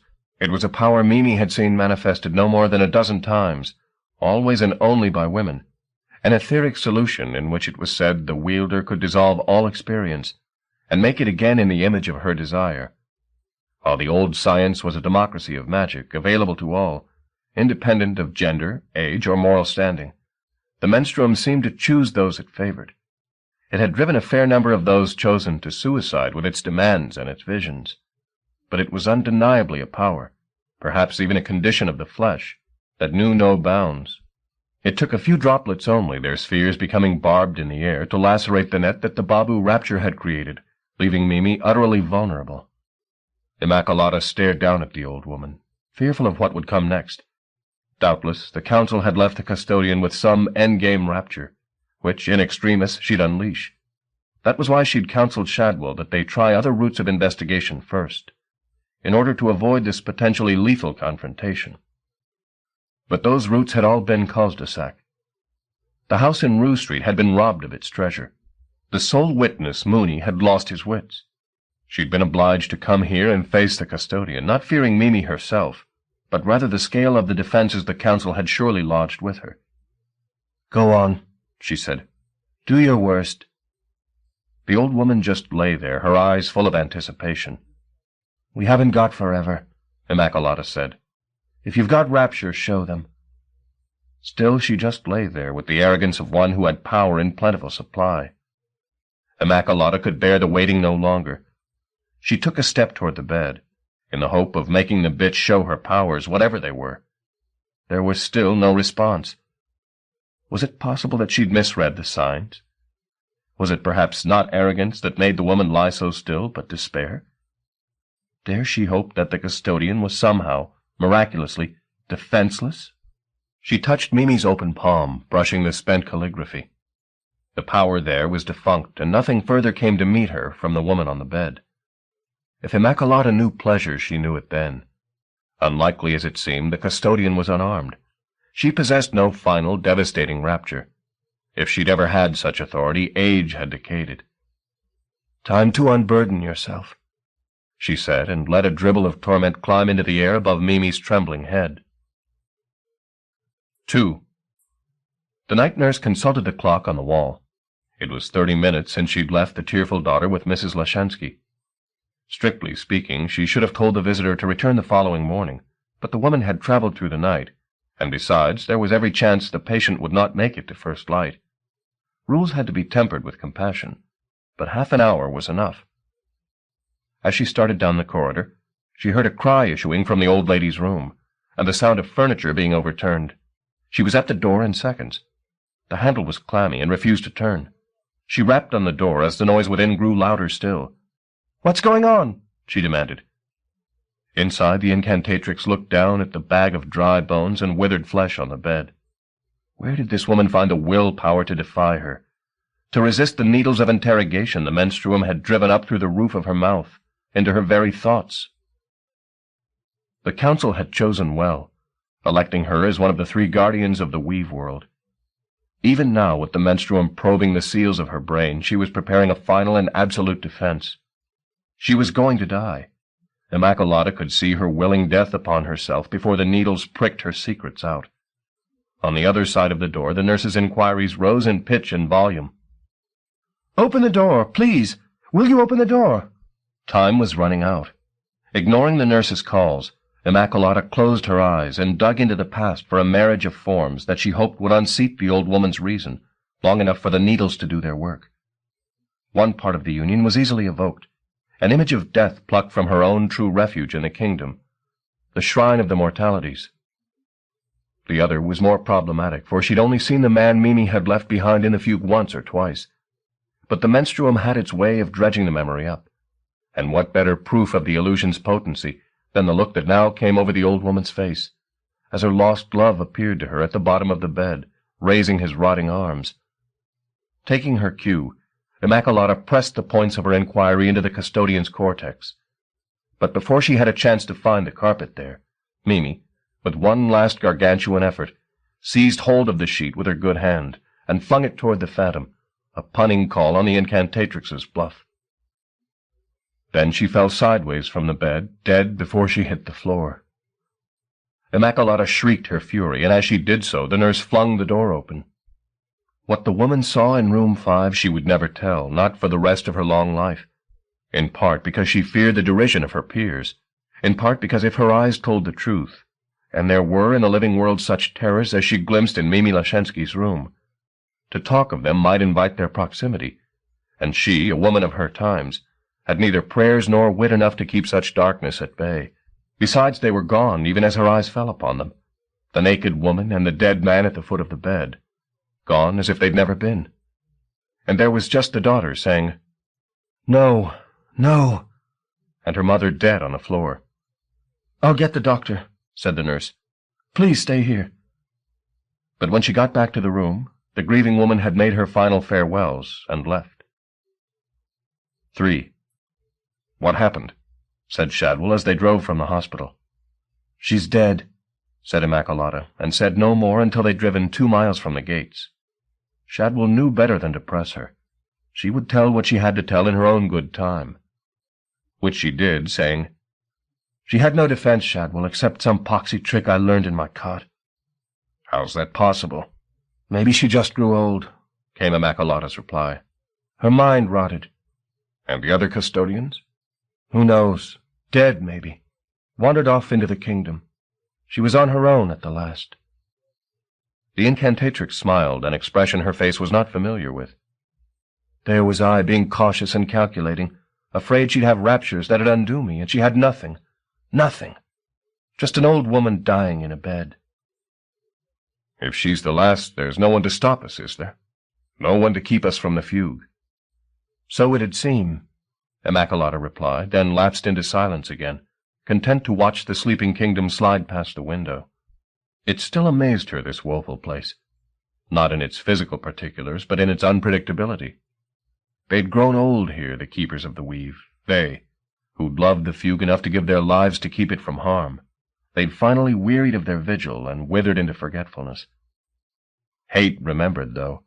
Hate remembered long after love had forgotten. She was living proof of that.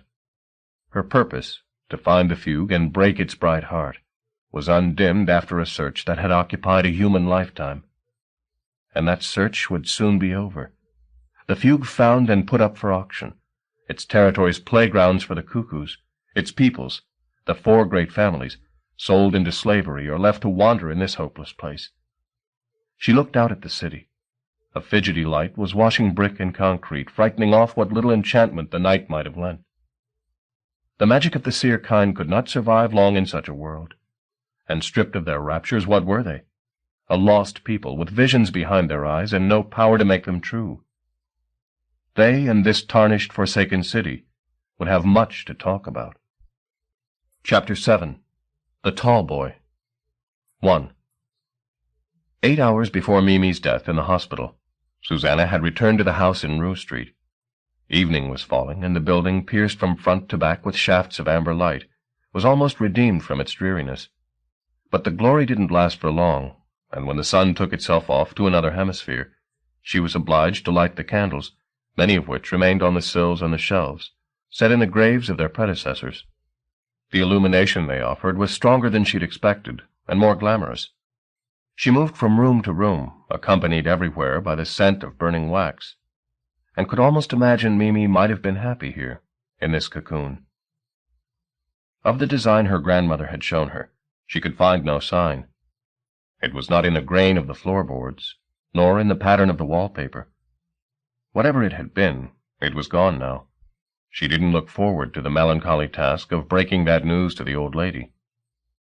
What she did find, however, all but concealed behind the stack of furniture at the top of the stairs, was the tall boy.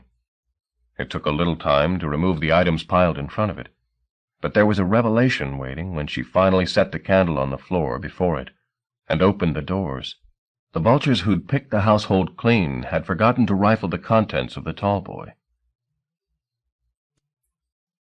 Mimi's clothes still hung on the rails, coats and furs and ball gowns, all most likely unworn since last Susanna had opened this treasure trove, which thought reminded her of what she'd sought on that occasion. She went down on her haunches, telling herself that it was folly to think her gift would still be there, and yet knowing indisputably that it was. She was not disappointed. There, among the shoes and tissue, she found a package wrapped in plain brown paper and marked with her name. The gift had been postponed, but not lost. Her hands had begun to tremble. The knot in the faded ribbon defied her for half a minute, and then came free. She pulled the paper off. Inside, a book, not new to judge by its scuffed corners, but finely bound in leather. She opened it. To her surprise, she found it was in German. Geschichten der geheimen Orte, the title read, which she hesitatingly translated as Stories of the Secret Places. But even if she hadn't had a smattering of the language, the illustrations would have given the subject away. It was a book of fairy tales. She sat down at the top of the stairs, candle at her side, and began to study the volume more closely. The stories were familiar, of course. She'd encountered them in one form or another 100 times. She'd seen them reinterpreted as Hollywood cartoons, as erotic fables, as the subject of learned theses and feminist critiques. But their bewitchment remained undiluted by commerce or academe. Sitting there, the child in her wanted to hear these stories told again, though she knew every twist and turn, and had the end in mind before the first line was spoken. That didn't matter, of course. Indeed, their inevitability was part of their power. Some tales could never be told too often. Experience had taught her much, and most of the news was bad. But these stories taught different lessons. That sleep resembled death, for instance, was no revelation, but that death might with kisses be healed into mere sleep. That was knowledge of a different order. Mere wish fulfillment, she chided herself. Real life had no miracles to offer. The devouring beast, if cut open, did not disgorge its victims unharmed. Peasants were not raised overnight to princedom, nor was evil ever vanquished by a union of true hearts. They were the kind of illusions that the pragmatist she'd striven so hard to be had kept at bay. Yet the stories moved her. She couldn't deny it. And they moved her in a way only true things could. It wasn't sentiment that brought tears to her eyes. The stories weren't sentimental. They were tough, even cruel. No, what made her weep was being reminded of an inner life she'd been so familiar with as a child. A life that was both an escape from and a revenge upon the pains and frustrations of childhood. A life that was neither mawkish nor unknowing. A life of mind places, haunted, soaring, that she'd chosen to forget when she'd took up the cause of adulthood. More than that, in this reunion with the tales that had given her a mythology, she found images that might help her fathom her present confusion. The outlandishness of the story she'd entered, coming back to Liverpool, had thrown her assumptions into chaos. But here, in the pages of the book, she found a state of being in which nothing was fixed, where magic ruled, bringing transformations and miracles. She'd walked there once, and far from feeling lost, could have passed for one of its inhabitants. If she could recapture that insolent indifference to reason, and let it lead her through the maze ahead, she might comprehend the forces she knew were waiting to be unleashed around her.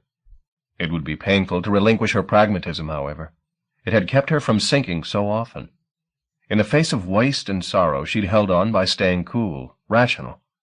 Even when her parents had died, separated by some unspoken betrayal which kept them, even at the last, from comforting each other, she'd coped, simply by immersing herself in practicalities until the worst was over. Now the book beckoned with its chimeras and its sorceries, all ambiguity, all flux, and her pragmatism would be worthless. No matter. Whatever the years had taught her about loss and compromise and defeat, she was here invited back into a forest in which maidens tamed dragons, and one of those maidens still had her face. Having scanned 3 or 4 of the stories, she turned to the front of the book in search of an inscription. It was brief. To Susanna, it read. Love from M.L. It shared the page with an odd epigram. Das, was man sich vorstellt, braucht man nie zu verlieren. She struggled with this, suspecting that her rusty German might be missing the felicities. The closest approximation she could make was, that which is imagined need never be lost. With this oblique wisdom in mind, she returned to the stories, lingering over the illustrations, which had the severity of woodcuts, but on closer inspection concealed all manner of subtleties.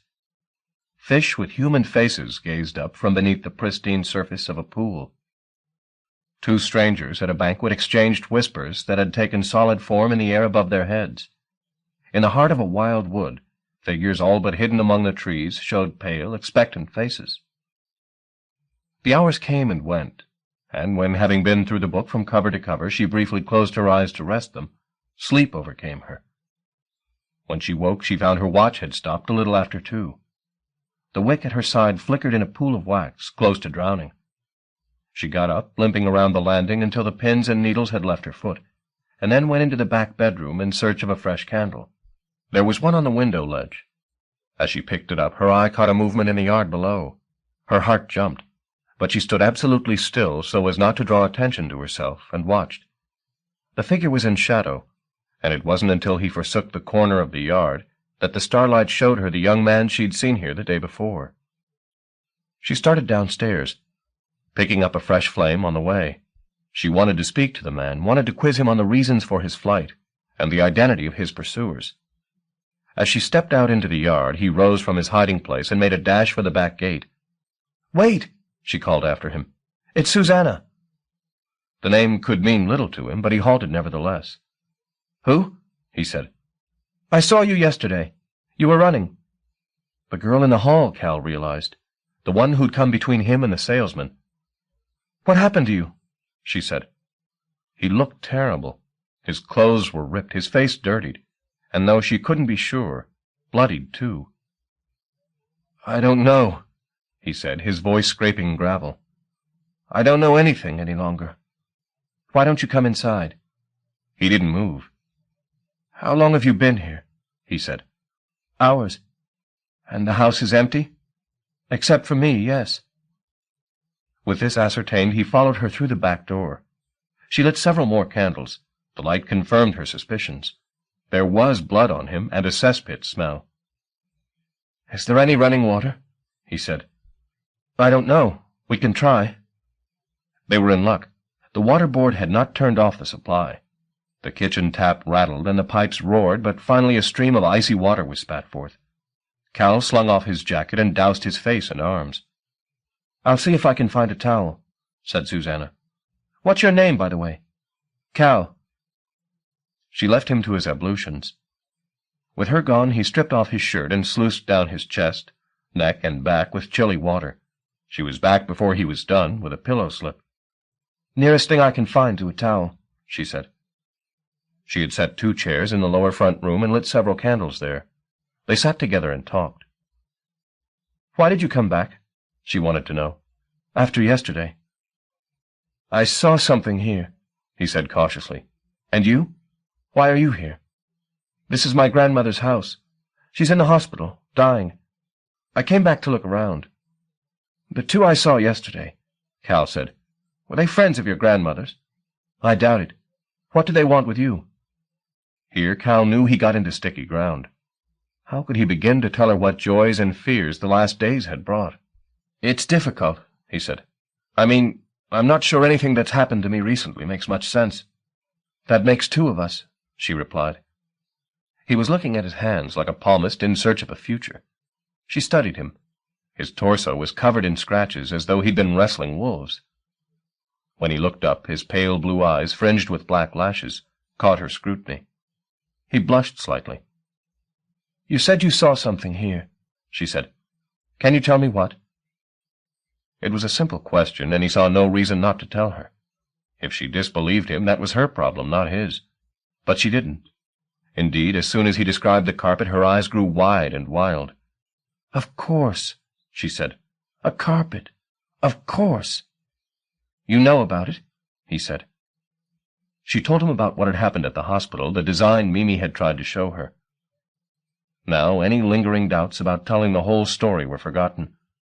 He gave her the adventure from the day the bird had escaped.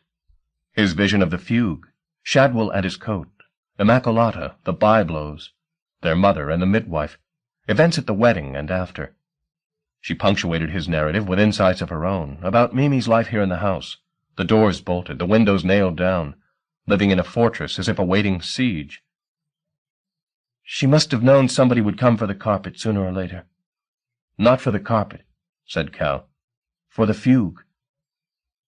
She saw his eyes grow dreamy at the word, and envied him his glimpse of the place. Its hills, its lakes, its wild woods. And were there maidens among those trees, she wanted to ask, who tamed dragons with their song? That was something she would have to discover for herself. So the carpet's a doorway, is it? She said. I don't know, he replied. I wish we could ask Mimi. Maybe she— Before the sentence was out, Cal was on his feet. Oh, my God! Only now did he recall Shadwell's words at the rubbish tip, about going to speak to the old woman. He'd meant Mimi. Who else? As he pulled on his shirt, he told Susanna what he'd heard. We have to go to her, he said. Christ, why didn't I think? His agitation was infectious. Susanna blew out the candles, and was at the front door before him. Surely Mimi'll be safe in a hospital, she said. Nobody's safe, he replied, and she knew it was true. On the step, she about-faced and disappeared into the house again, returning seconds later with a battered book in her hands. Diary, he said. Map, she replied. Chapter 8. Following the Thread. 1. Mimi was dead. Her killers had come and gone in the night, leaving an elaborate smoke screen to conceal their crime. There's nothing mysterious about your grandmother's death, Dr. Chai insisted. She was failing fast. There was somebody here last night. That's right. Her daughter. She had only one daughter, my mother, and she's been dead for 2.5 years. Whoever it was, she did Mrs. Lashensky no harm. Your grandmother died of natural causes. There was little use in arguing, Susanna realized. Any further attempt to explain her suspicions would end in confusion. Besides, Mimi's death had begun a new spiral of puzzles. Chief among them, what had the old woman known, or been, that she had to be dispatched? And how much of her part in this puzzle would Susanna now be obliged to assume? One question begged the other, and both, with Mimi silenced, would have to go unanswered. The only other source of information was the creature who'd stooped to kill the old woman on her deathbed, the Immaculata, and that was a confrontation Susanna felt far from ready for. They left the hospital and walked. She was badly shaken. Shall we eat? Cal suggested. It was still only 7 in the morning, but they found a cafe that served breakfast and ordered glutton's portions. The eggs and bacon, toast and coffee restored them both somewhat, though the price of a sleepless night still had to be paid. I'll have to phone my uncle in Canada, said Susanna. Tell him what's happened. All of it, said Cal. Of course not, she said. That's between the two of us. He was glad of that, not just because he didn't like the thought of the story spreading, but because he wanted the intimacy of a secret shared. This Susanna was like no woman he had ever met before. There was no facade, no games playing. They were, in one night of confessions, and this sad morning, suddenly companions in a mystery which, though it had brought him closer to death than he'd ever been, he'd happily endure if it meant he kept her company. There won't be many tears shed over Mimi, Susanna was saying. She was never loved. Not even by you. I never knew her, she said, and gave Cal a brief synopsis of Mimi's life and times. She was an outsider, Susanna concluded, and now we know why. Which brings us back to the carpet. We have to trace the removal men. You need some sleep first. No, I've got my second wind, but I do want to go home, just to feed the pigeons. Can't they survive without you for a few hours? Cal frowned. If it weren't for them, he said, I wouldn't be here. Sorry. Do you mind if I come with you? I'd like that. Maybe you can give Dad something to smile about. 2. As it was, Brendan had smiles aplenty today. Cal had not seen his father so happy since before Eileen's illness. The change was uncanny. He welcomed them both into the house with a stream of banter. "Coffee, anybody?" he offered, and went off into the kitchen. "By the way, Cal, Geraldine was here. What did she want?" "She brought some books you'd given her. Said she didn't want them any longer." He turned from the coffee brewing and stared at Cal. "She said you've been behaving oddly."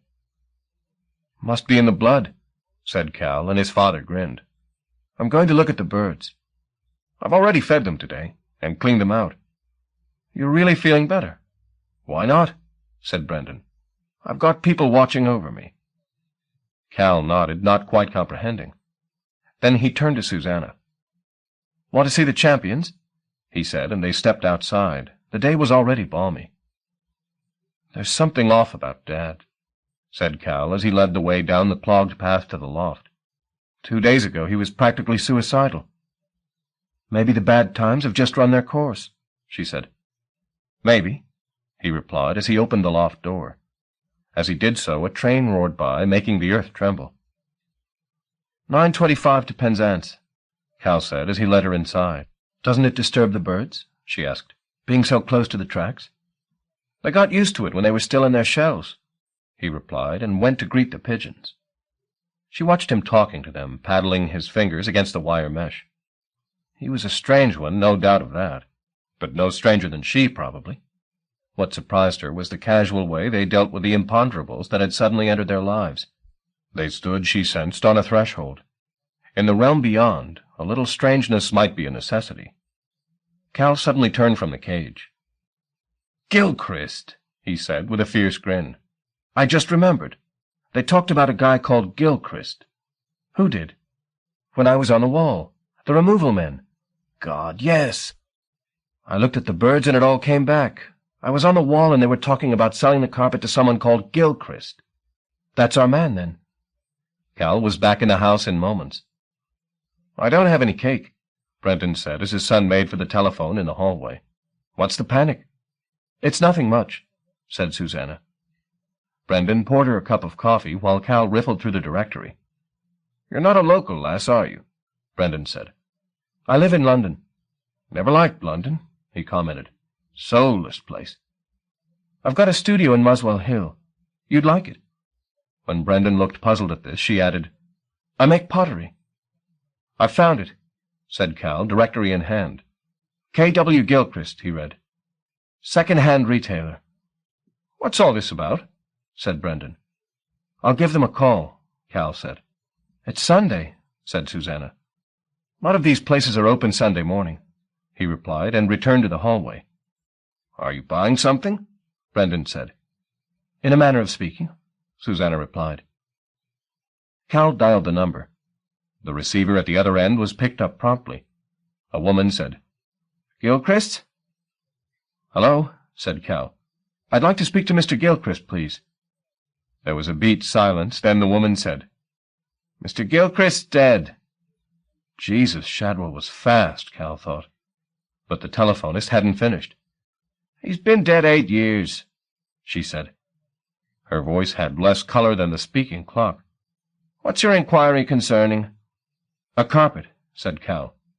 "You want to buy a carpet?" "No, not exactly. I think a carpet was brought to your salesroom by mistake." "By mistake?" "That's right, and I have to have it back, urgently." "I'm afraid you'll have to speak to Mr. Wilde about that." "Could you put me through to Mr. Wilde, then, please?" "He's in the Isle of Wight." "When will he be back?" "Thursday morning. You'll have to ring back then.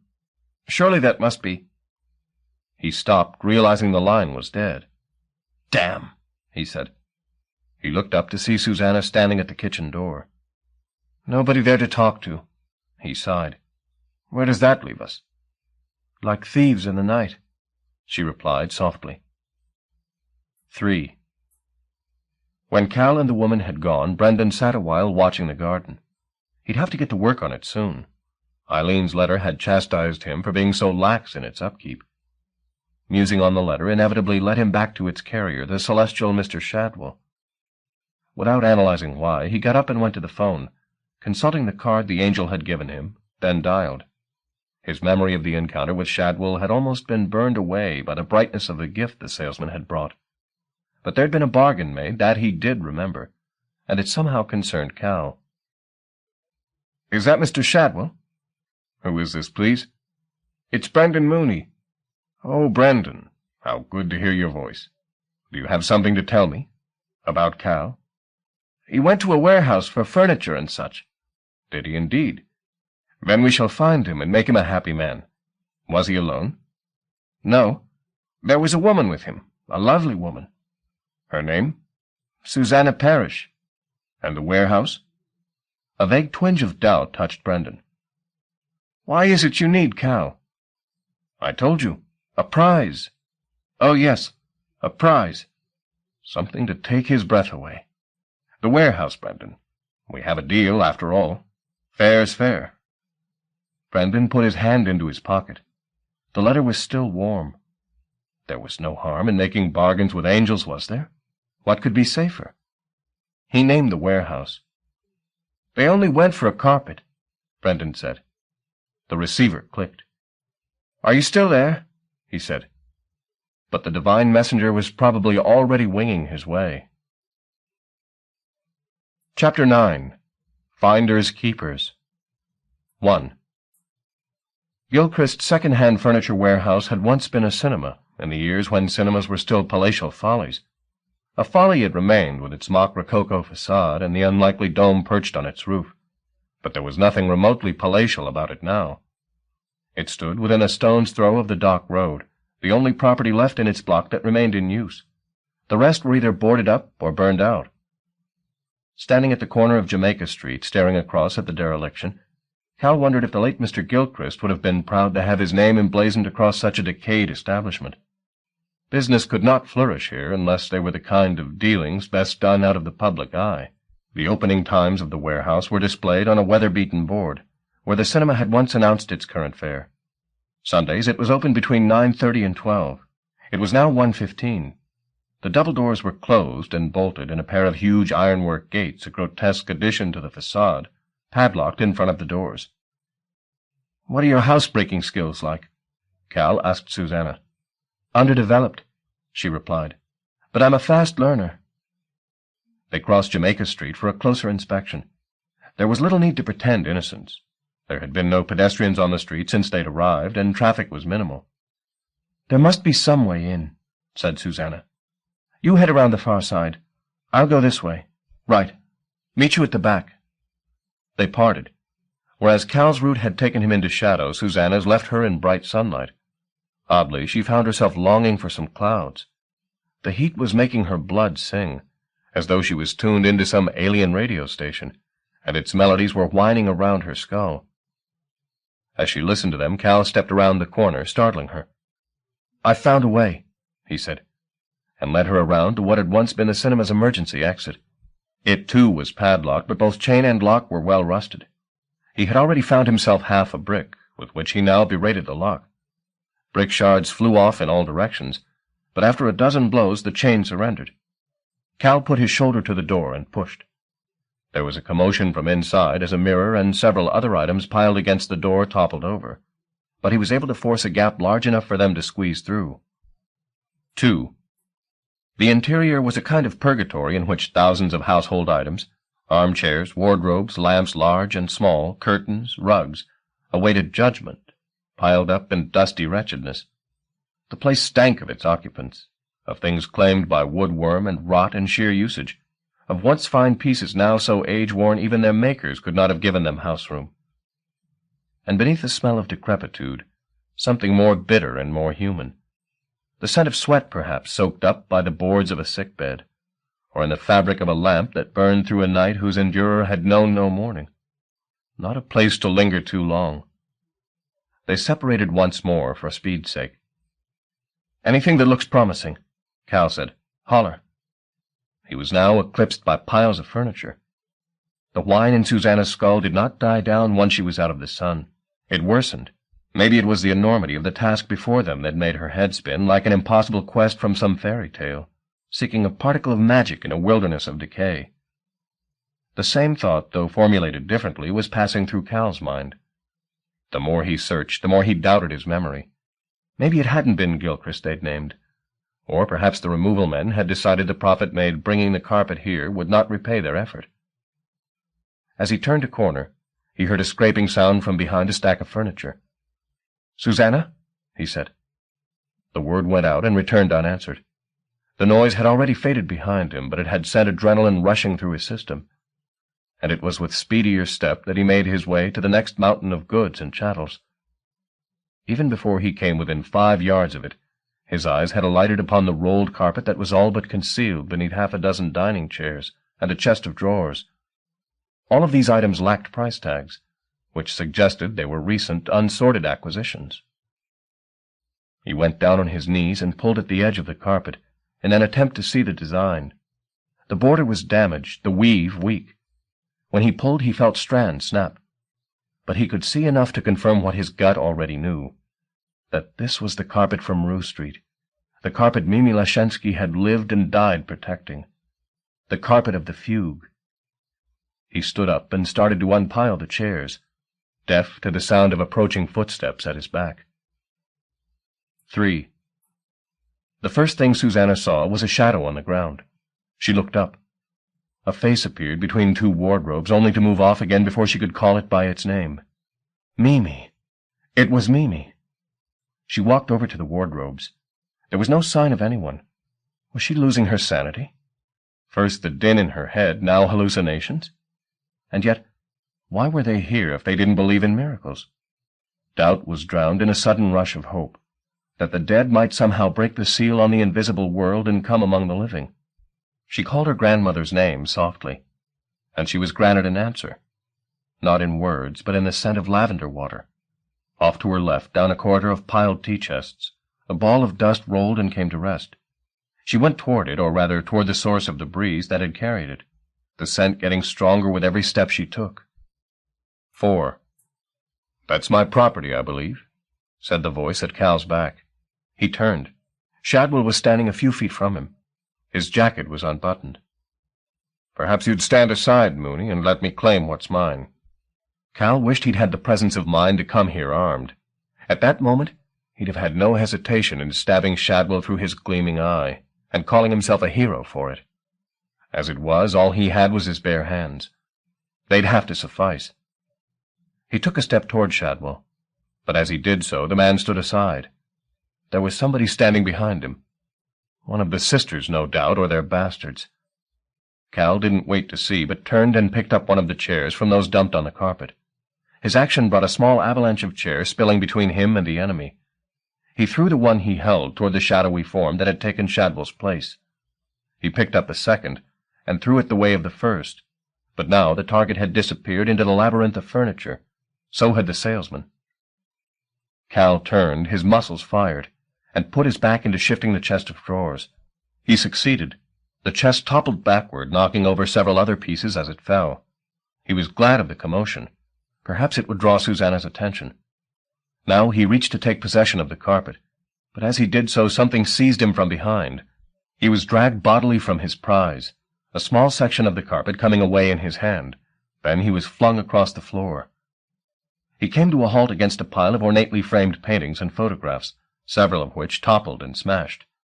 He lay amid the litter of glass for a moment to catch his breath, but the next sight snatched it from him again.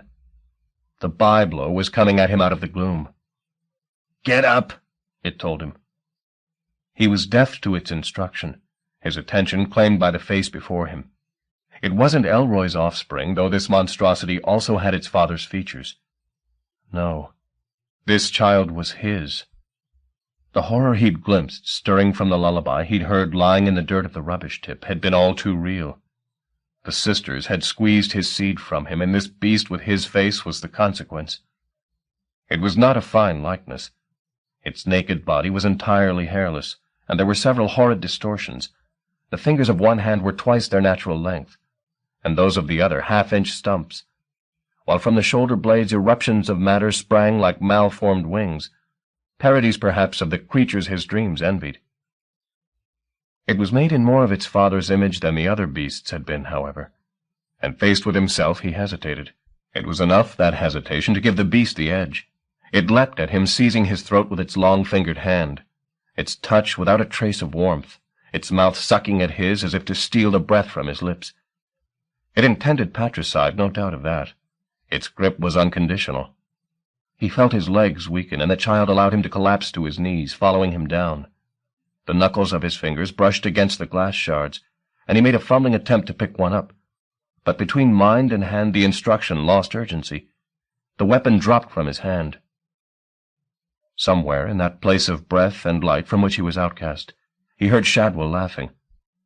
Then the sound stopped, and he was staring at his own face, which looked back at him as if from a corrupted mirror. His eyes, which he'd always liked for the paleness of their color, the mouth, which, though it had been an embarrassment to him as a child because he'd thought it too girlish, he'd now trained into a modicum of severity when the occasion demanded, and which was, he was told, capable of a winning smile.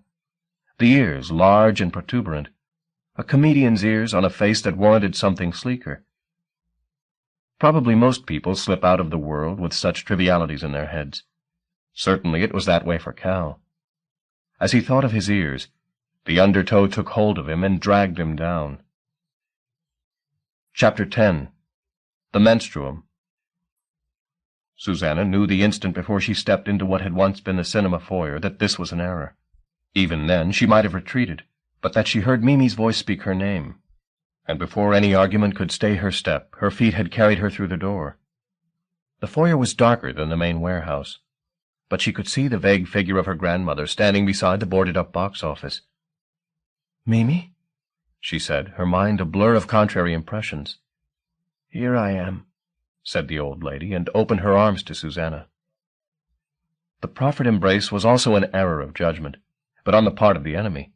Gestures of physical affection had not been Mimi's forte in life, and Susanna saw no reason to suppose her grandmother would have changed her habits upon expiring. "You're not Mimi," she said. "I know it's a surprise seeing me," the would-be ghost replied. The voice was soft as a feather fall. "But there's nothing to be afraid of. Who are you?" "You know who I am," came the response. Susanna didn't linger for any further words of seduction, but turned to retrace her path. There were perhaps 3 yards between her and the exit, but now they seemed as many miles. She tried to take a step on that long road, but the commotion in her head suddenly rose to deafening proportions. The presence behind her had no intention of letting her escape. It sought a confrontation, and it was a waste of effort to defy it. So she turned and looked. The mask was melting, though there was ice in the eyes that emerged from behind it, not fire. She knew the face, and though she'd not thought herself ready to brave its fury yet, she was strangely elated by the sight. The last shreds of Mimi evaporated, and Immacolata stood revealed. "My sister," she said, the air around her dancing to her words. "My sister the hag had me play that part. She thought she saw Mimi in your face. She was right, wasn't she? You're her child." "Grandchild," Susanna murmured.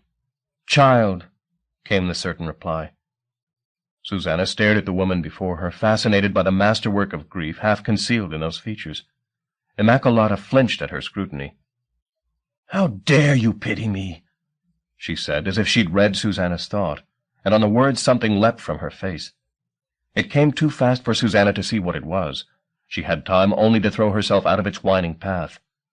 The wall behind her shook as it was struck. The next instant the face was spilling more brightness toward her. Susanna was not afraid. The display only elated her further. This time, as the brightness came her way, her instinct overruled all constraints of sanity, and she put her hand out as if to catch the light. It was like plunging her arm into a torrent of ice water, a torrent in which innumerable fish were swimming, fast, fast against the flood, swimming to spawn. She closed her fist, snatching at this brimming tide, and pulled. The action had 3 consequences. 1, a cry from Immacolata. 2, the sudden cessation of the din in Susanna's head.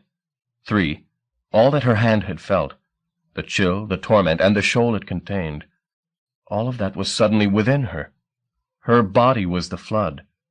Not the body of flesh and bone, but some other anatomy, made more of thought than of substance, and more ancient than either. Somehow it had recognized itself in Immacolata's assault, and thrown off its sleep. Never in her life had she felt so complete. In the face of this feeling, all other ambitions, for happiness, for pleasure, for power, all others faded. She looked back at Immaculata, and her new eyes saw not an enemy, but a woman possessed of the same torrent that ran in her own veins. A woman twisted and full of anguish, but for all that more like her than not. "That was stupid," said the incantatrix. "Was it?" said Susanna. She didn't think so. "Better you remained unfound. Better you never tasted the menstruum." "The menstruum?" "Now you'll know more than you wish to know, feel more than you ever wanted to feel." There seemed to be something approximating pity in Immaculata's voice. "So the grief begins," she said, "and it will never end. Believe me, you should have lived and died a cuckoo." "Is that how Mimi died?" said Susanna. The ice eyes flickered. She knew what risks she took. She had Seerkind blood, and that's always run freely. You're of their blood, too, through that bitch grandam of yours. Seerkind? So many new words. Are they the fugue people? "They're dead people," came the reply. "Don't look to them for answers. They're dust soon enough, gone the way everything in this stinking kingdom goes, to dirt and mediocrity. We'll see to that. You're alone, like she was." That "we" reminded her of the salesman, and the potency of the coat he wore. "Is Shadwell a Seerkind?" she asked. "Him?" The thought was apparently preposterous. "No, any power he's got's my gift." "Why?" said Susanna. She understood little of Immaculata, but enough to know that she and Shadwell were not a perfect match. "He taught me," the incantatrix began, her hand moving up to her face. "He taught me the show." The hand passed across her features, and upon reappearing she was smiling, almost warmly. "You'll need that now." "And for that you're his mistress?" The sound that came from the woman might have been a laugh, but only might. "I leave love to the Magdalene, sister. She's an appetite for it. Ask Mooney." Cal. She'd forgotten Cal. "If he has the breath to answer." Susanna glanced back toward the door. "Go on," said Immaculata. "Go find him. I won't stop you." The brightness in her, the menstruum, knew the incantatrix was telling the truth. That flood was part of them both now. It bonded them in ways Susanna could not yet guess at. "The battle's already lost, sister," Immaculata murmured as Susanna reached the threshold. "While you indulged your curiosity, the fugue's fallen into our hands." Susanna stepped back into the warehouse, fear beginning for the first time. Not for herself, but for Cal. She yelled his name into the murk. "Too late," said the woman behind her. "Cal!" There was no reply. She started to search for him, calling his name at intervals, her anxiety growing with each unanswered shout. The place was a maze. Twice she found herself in a location she'd already searched.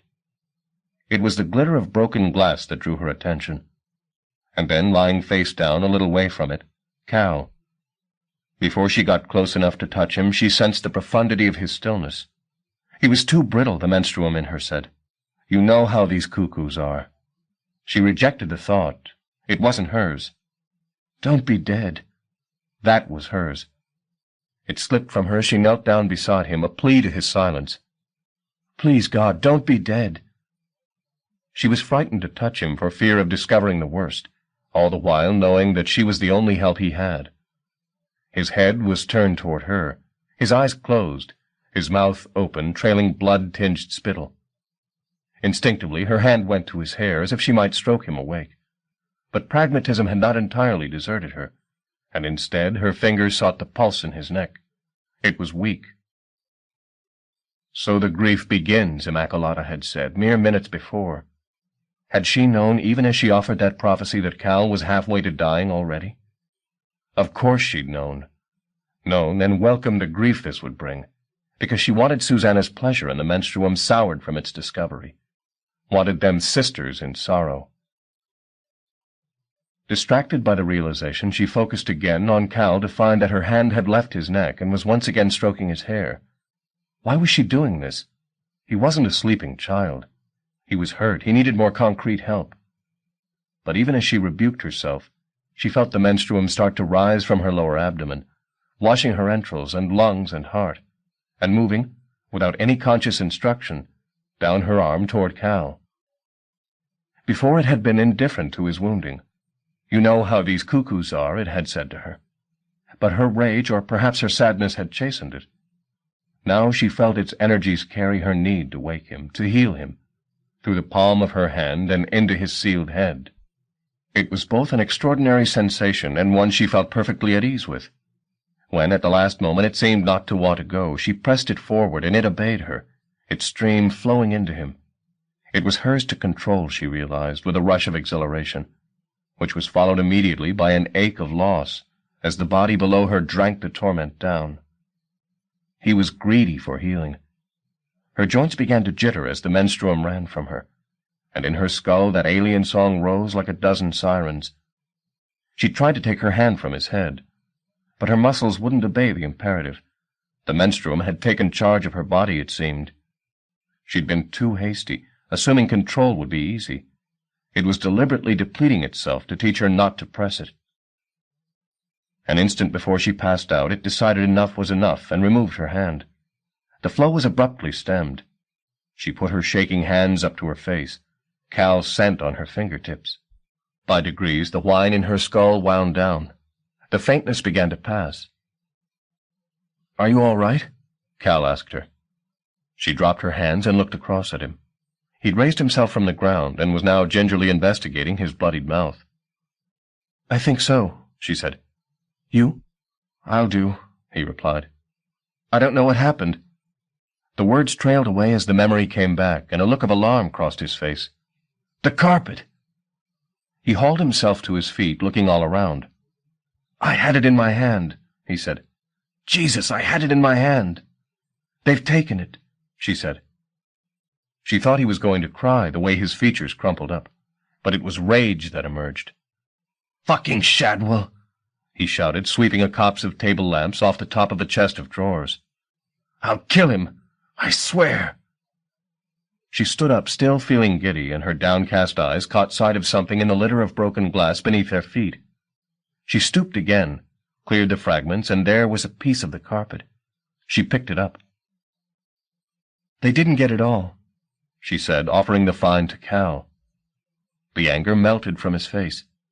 He took it from her almost reverentially and studied it. There were half a dozen motifs worked into the piece, though he could make no sense of them. Susanna watched him. He held the fragment so delicately as though it might bruise. Then he sniffed hard and wiped his nose with the back of his hand.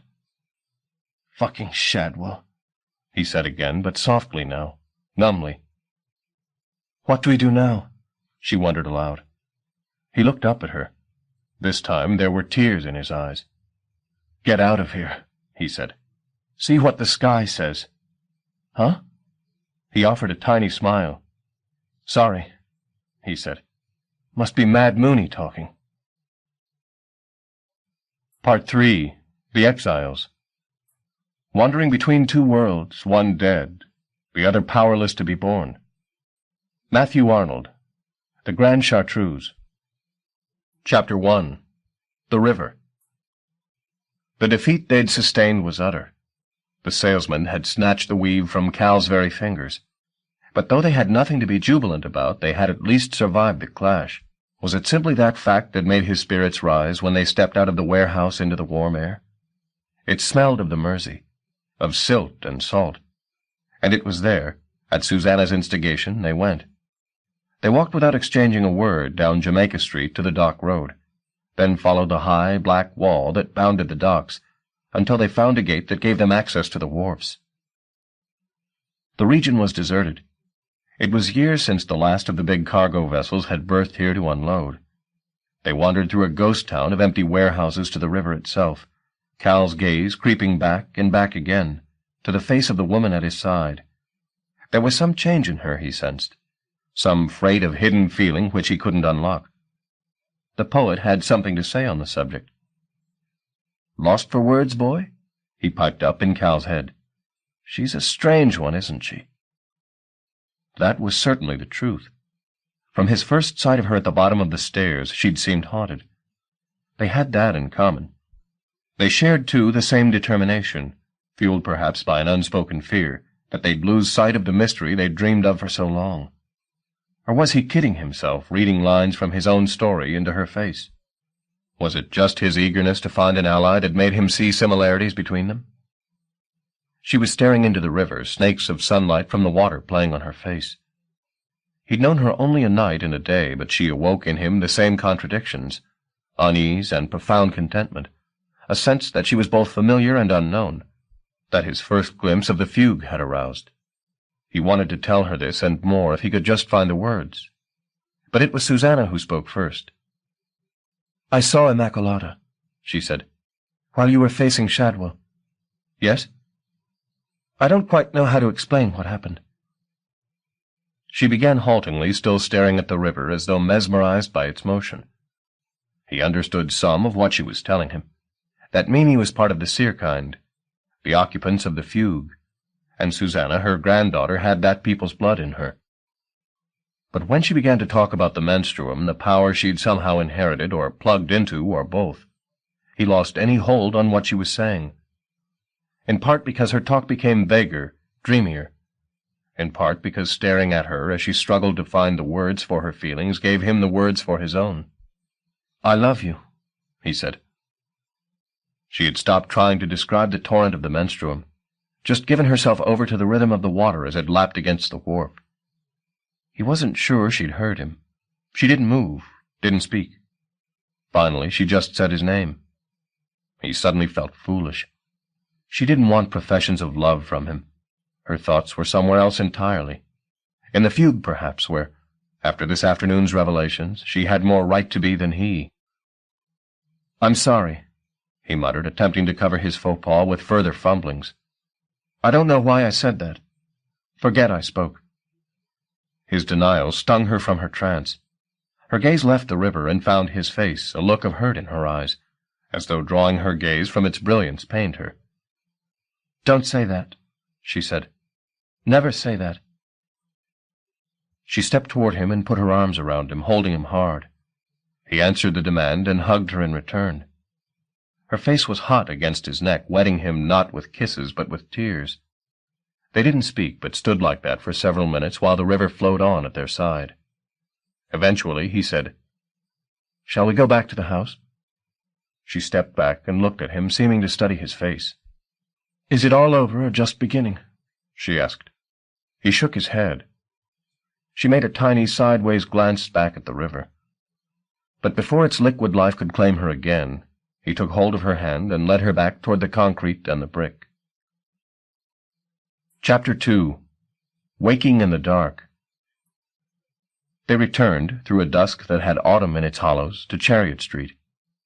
There they scoured the kitchen for something to placate their growling stomachs, ate, then retired to Cal's room with a bottle of whiskey they'd bought on the way back.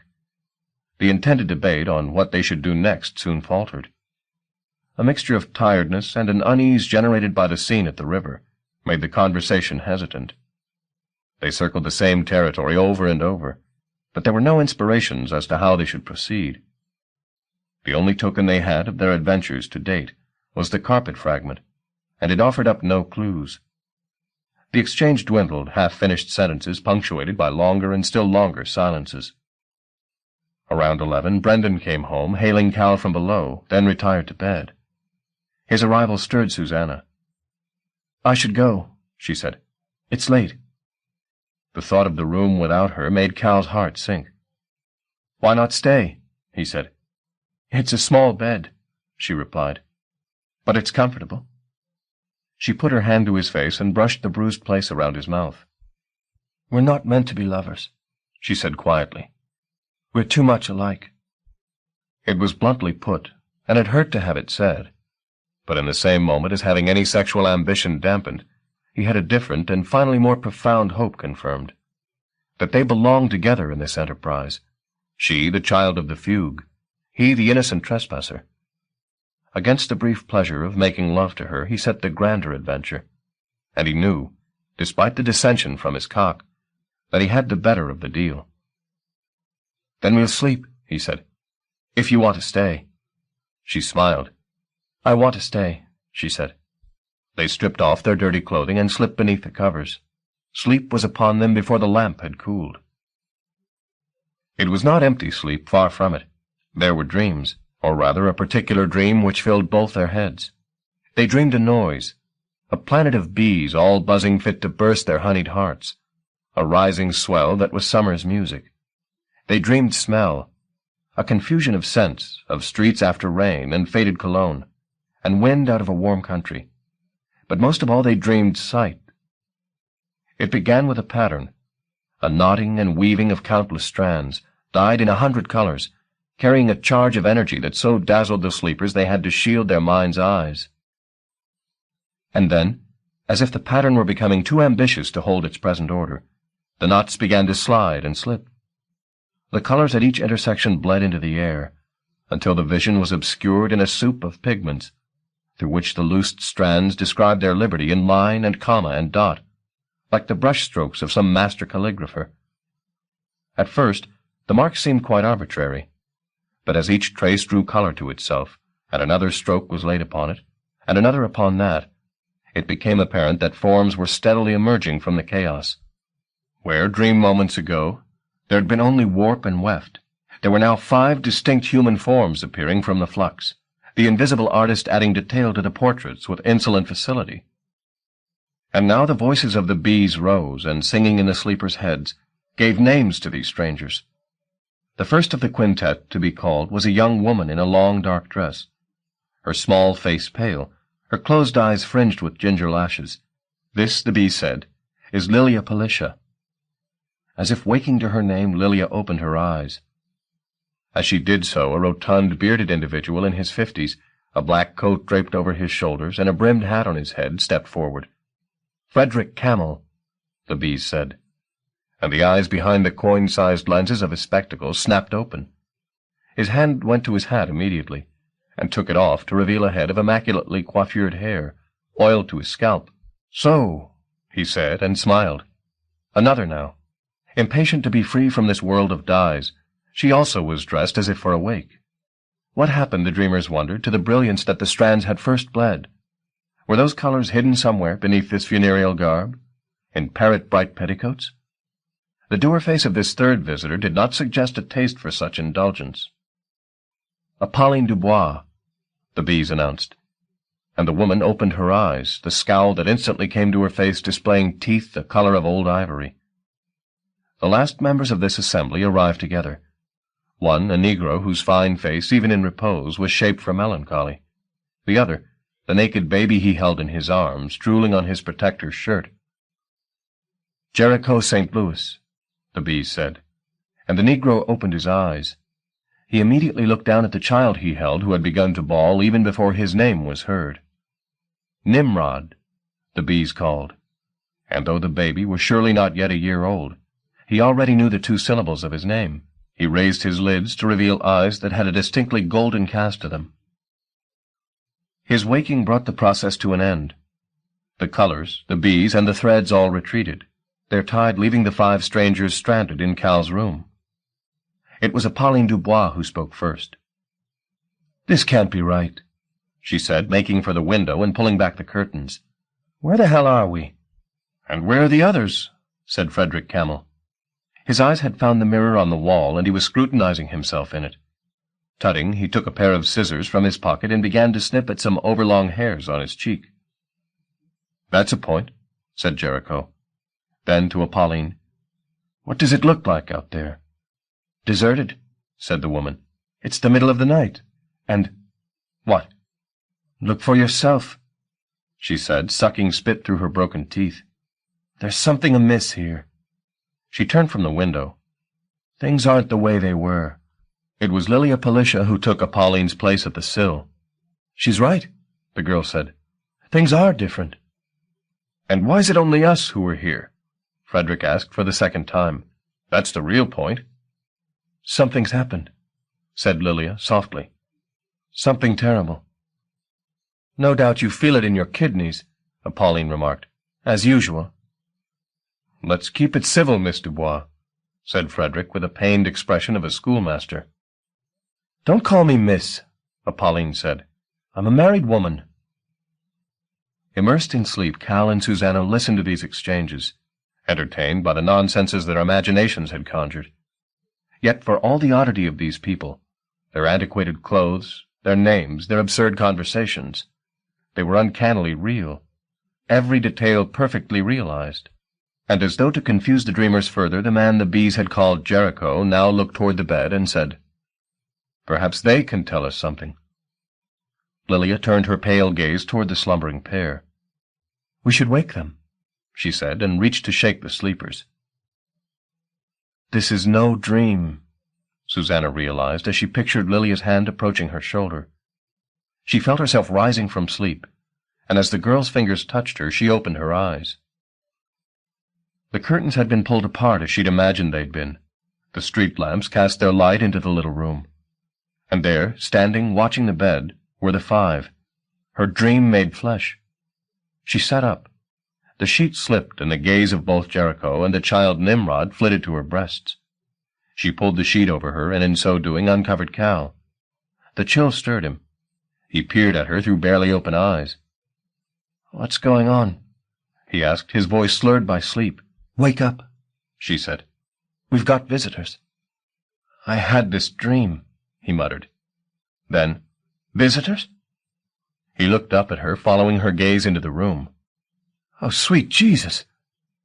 The child was laughing in Jericho's arms, pointing a stubby finger at Cal's piss-proud groin.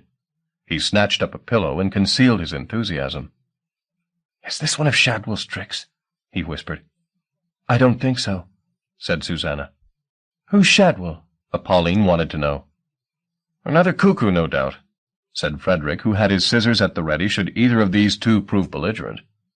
At the word cuckoo, Susanna began to understand. Immaculata had first used the term, speaking of humankind.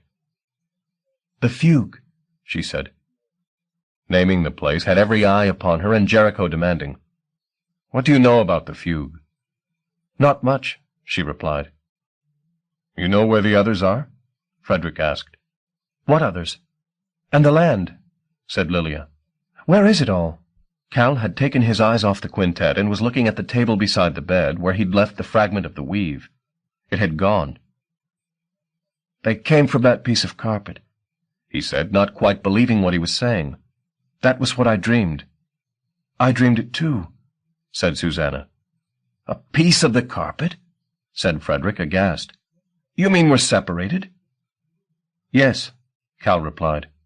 "Where's the rest?" Pauline said. "Take us to it." "We don't know where it is," said Cal. "Shadwell's got it." "Damn cuckoos," the woman erupted. "You can't trust any of them. All twisters and cheats." "He's not alone," Susanna replied. "His partner's one of your breed." "I doubt that," said Frederick. "It's true. Immaculata."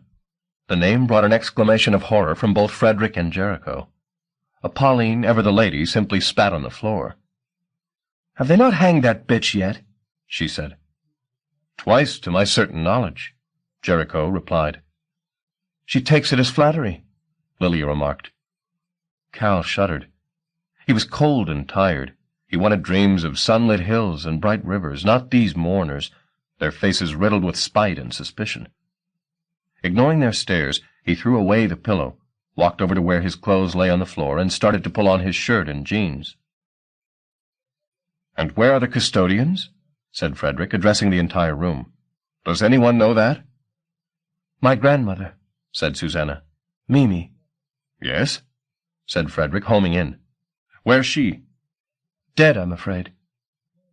"There were other custodians," said Lilia, infected by Frederick's urgency. "Where are they? I don't know." "You were right," said Jericho, his expression almost tragic. "Something terrible has happened." Lilia returned to the window and threw it open.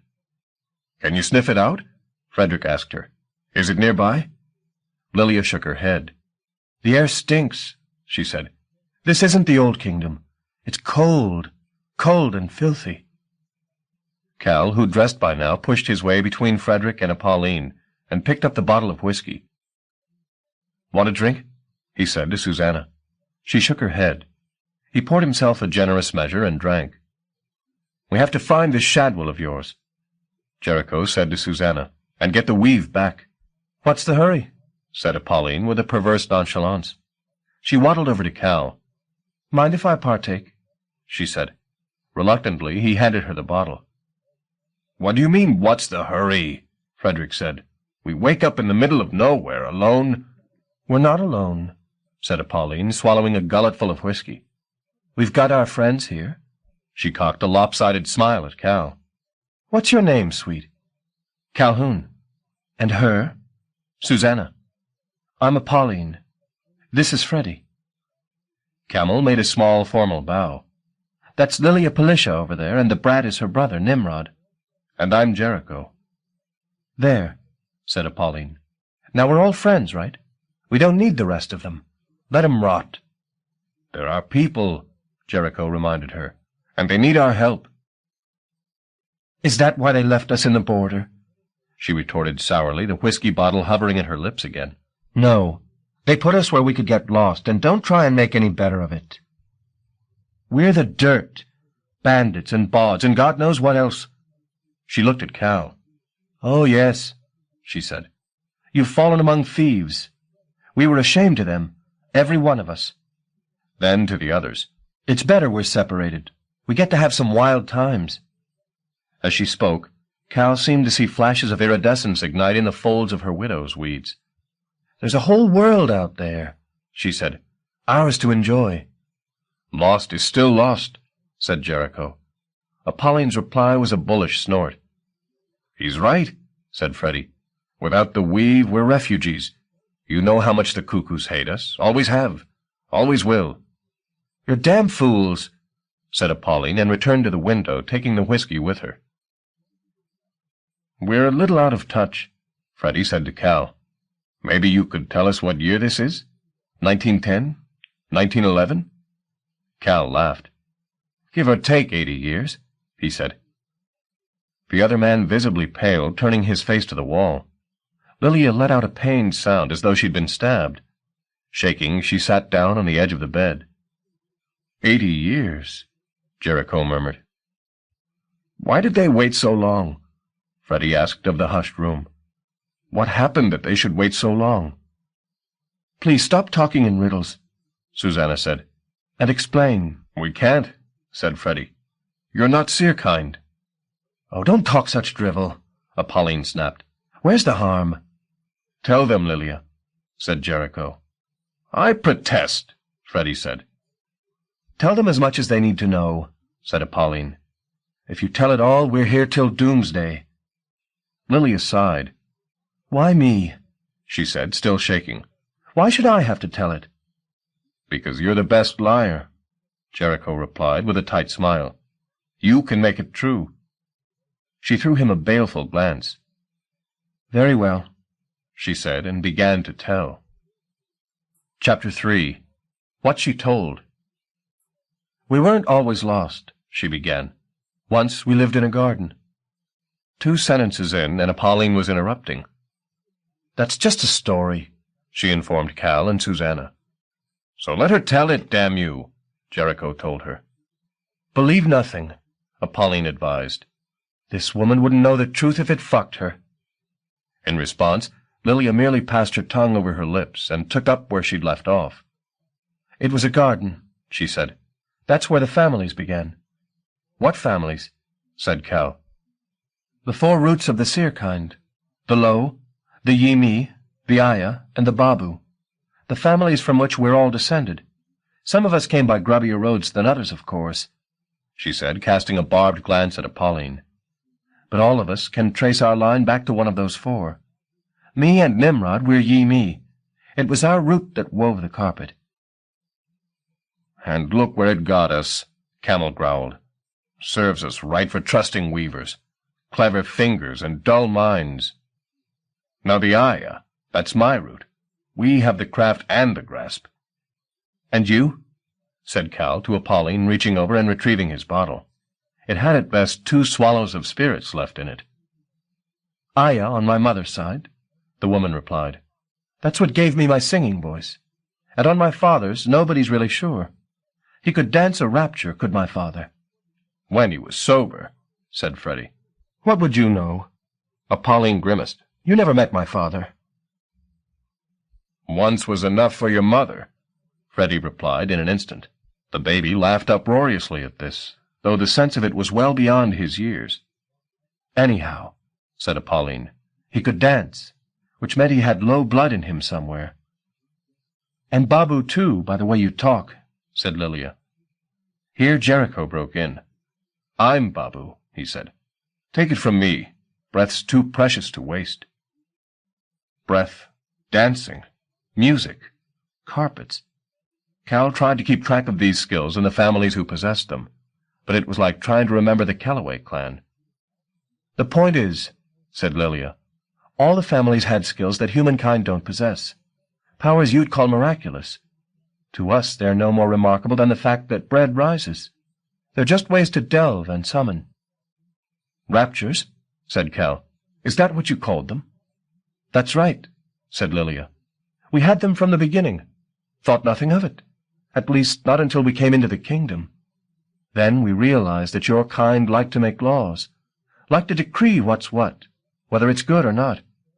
And the world, being a loving thing and not wishing to disappoint you or distress you, indulges you, behaves as though your doctrines are in some way absolute." "That's arguable metaphysics," Freddie muttered.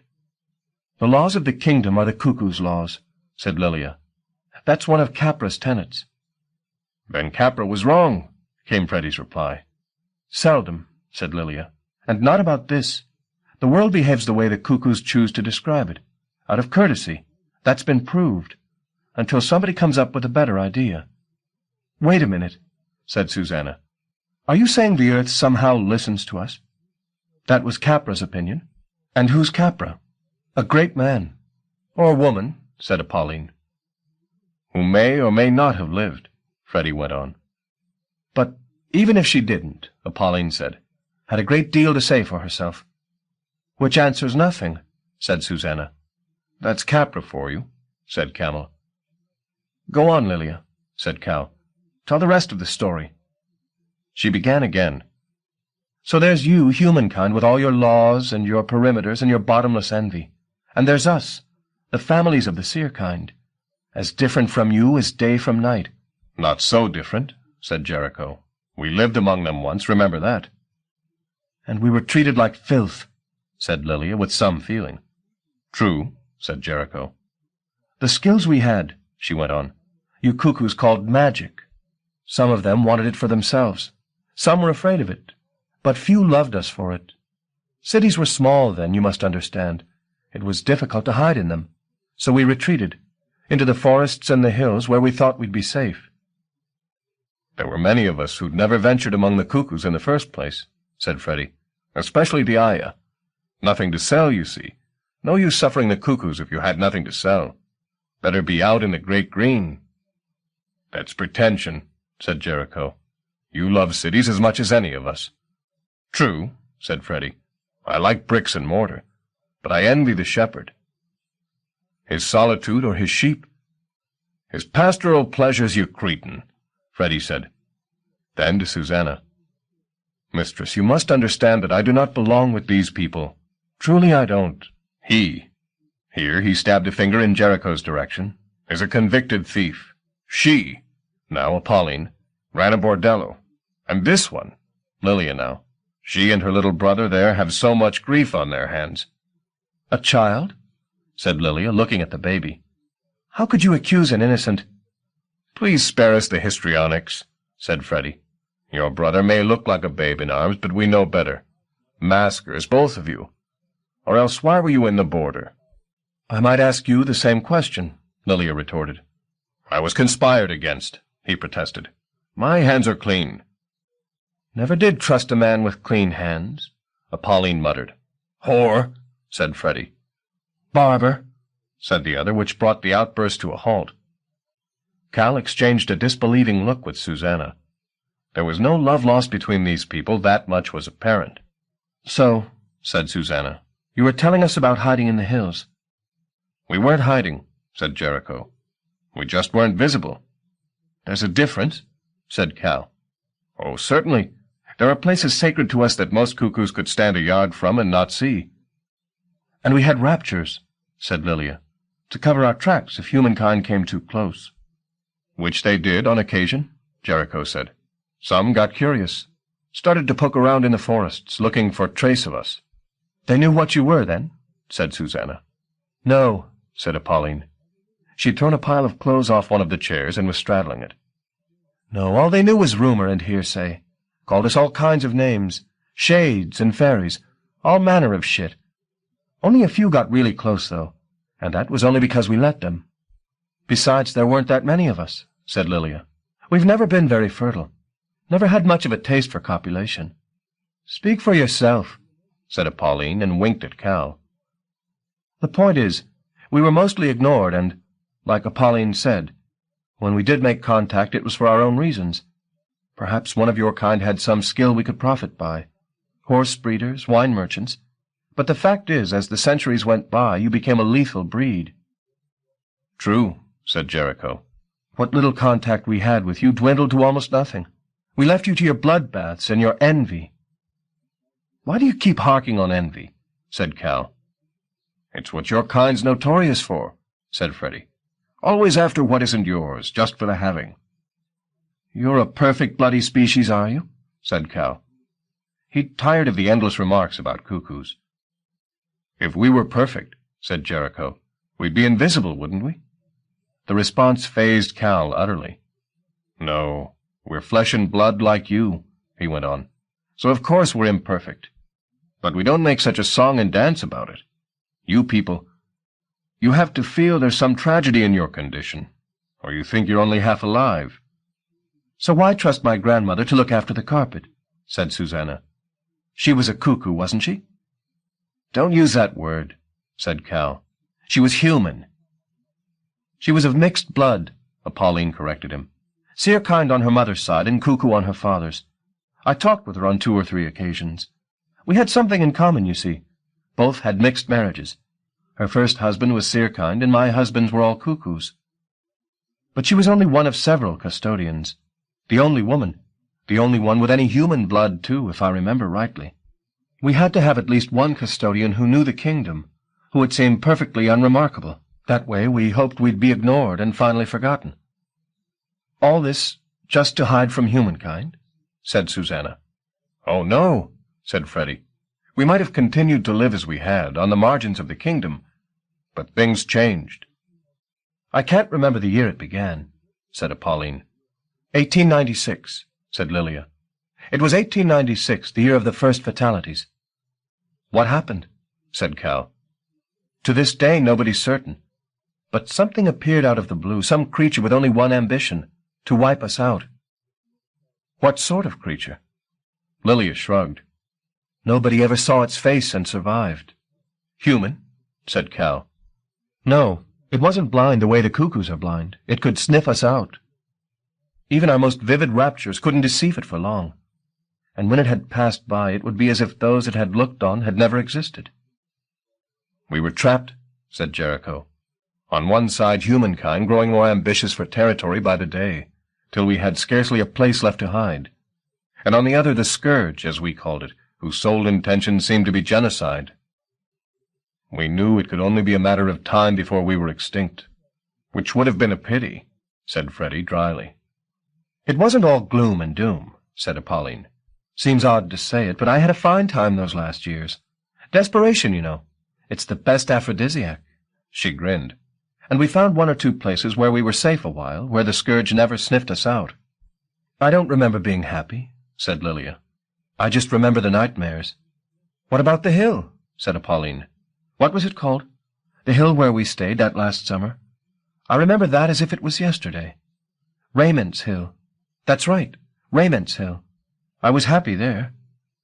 But how long would it have lasted? Said Jericho. Sooner or later the scourge would have found us. Perhaps, said Apolline. We have no choice, said Lilia.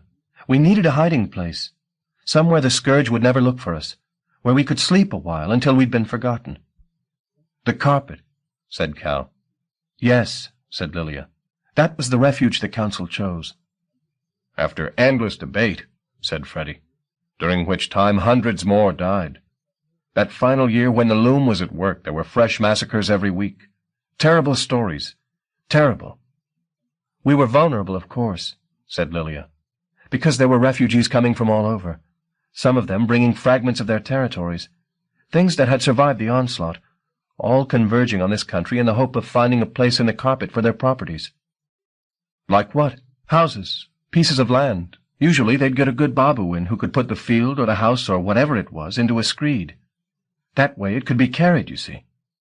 No, I don't see, said Cal. Explain. It's your family, said Lilia to Jericho. You explain. We Babus can make hieroglyphs, Jericho said, and carry them in our heads. A great technician like my master, Queket.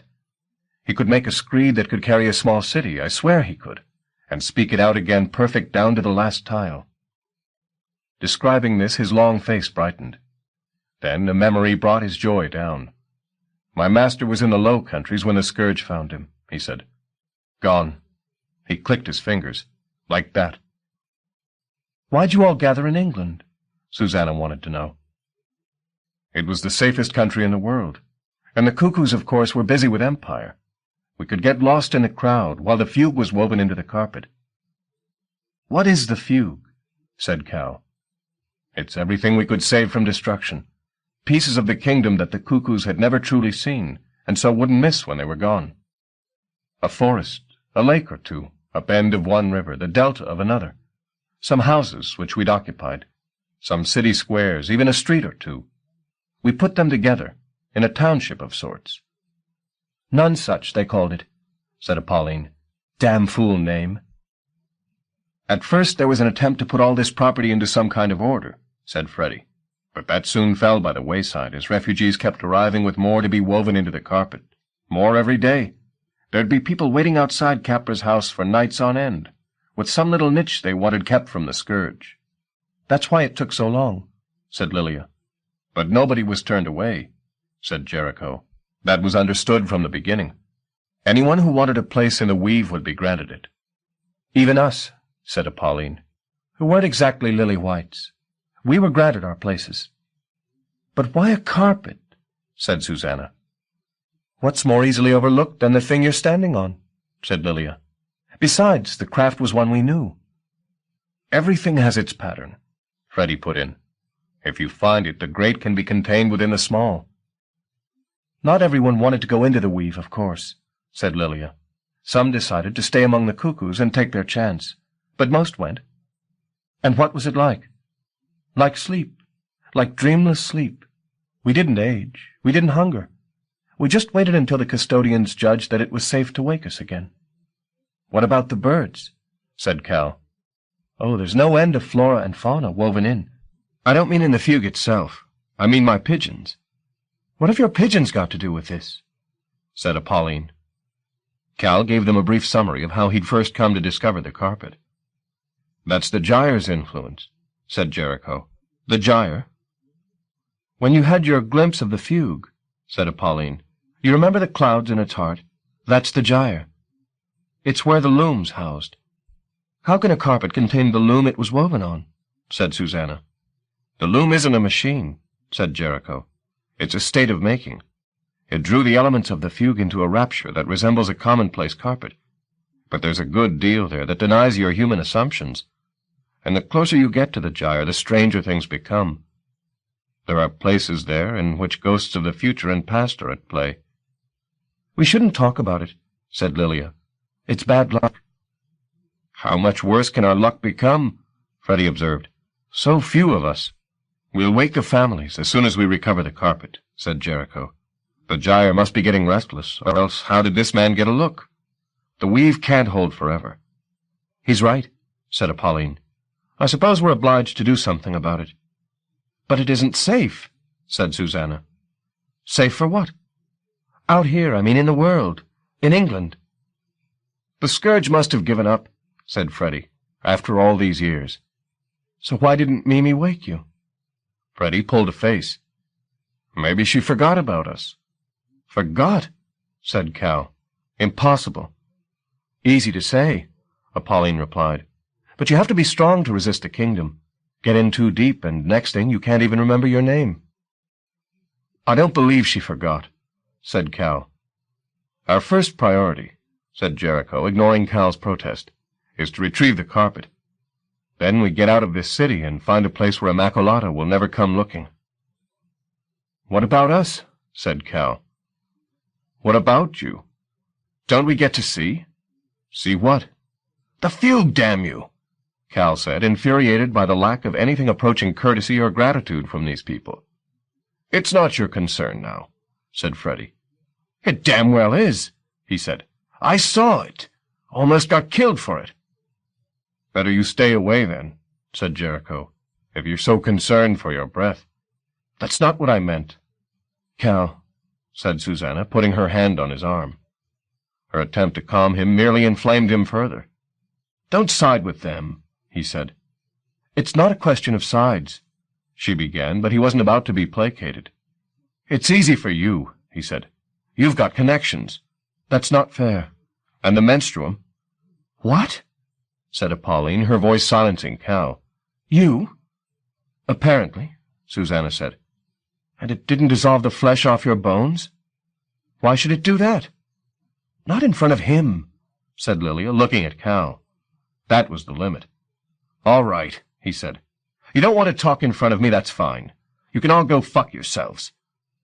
He started toward the door, ignoring Susanna's attempts to call him back. Behind him, Nimrod was tittering. And you can shut the fuck up, he told the child, and left the room to its usurpers. Chapter 4 Night Terrors 1. Shadwell woke from a dream of empire, a familiar fantasy in which he owned a vast store, so vast indeed that it was impossible to see the far wall. And he was selling, doing trade to make an accountant weep for joy. Merchandise of every description heaped high on all sides. Ming vases, toy monkeys, sides of beef, and customers beating at the doors, desperate to join the throngs already clamoring to buy. It wasn't, oddly enough, a dream of profit. Money had become an irrelevancy since he'd stumbled upon Immaculata, who could conjure all they needed from thin air. No, the dream was one of power.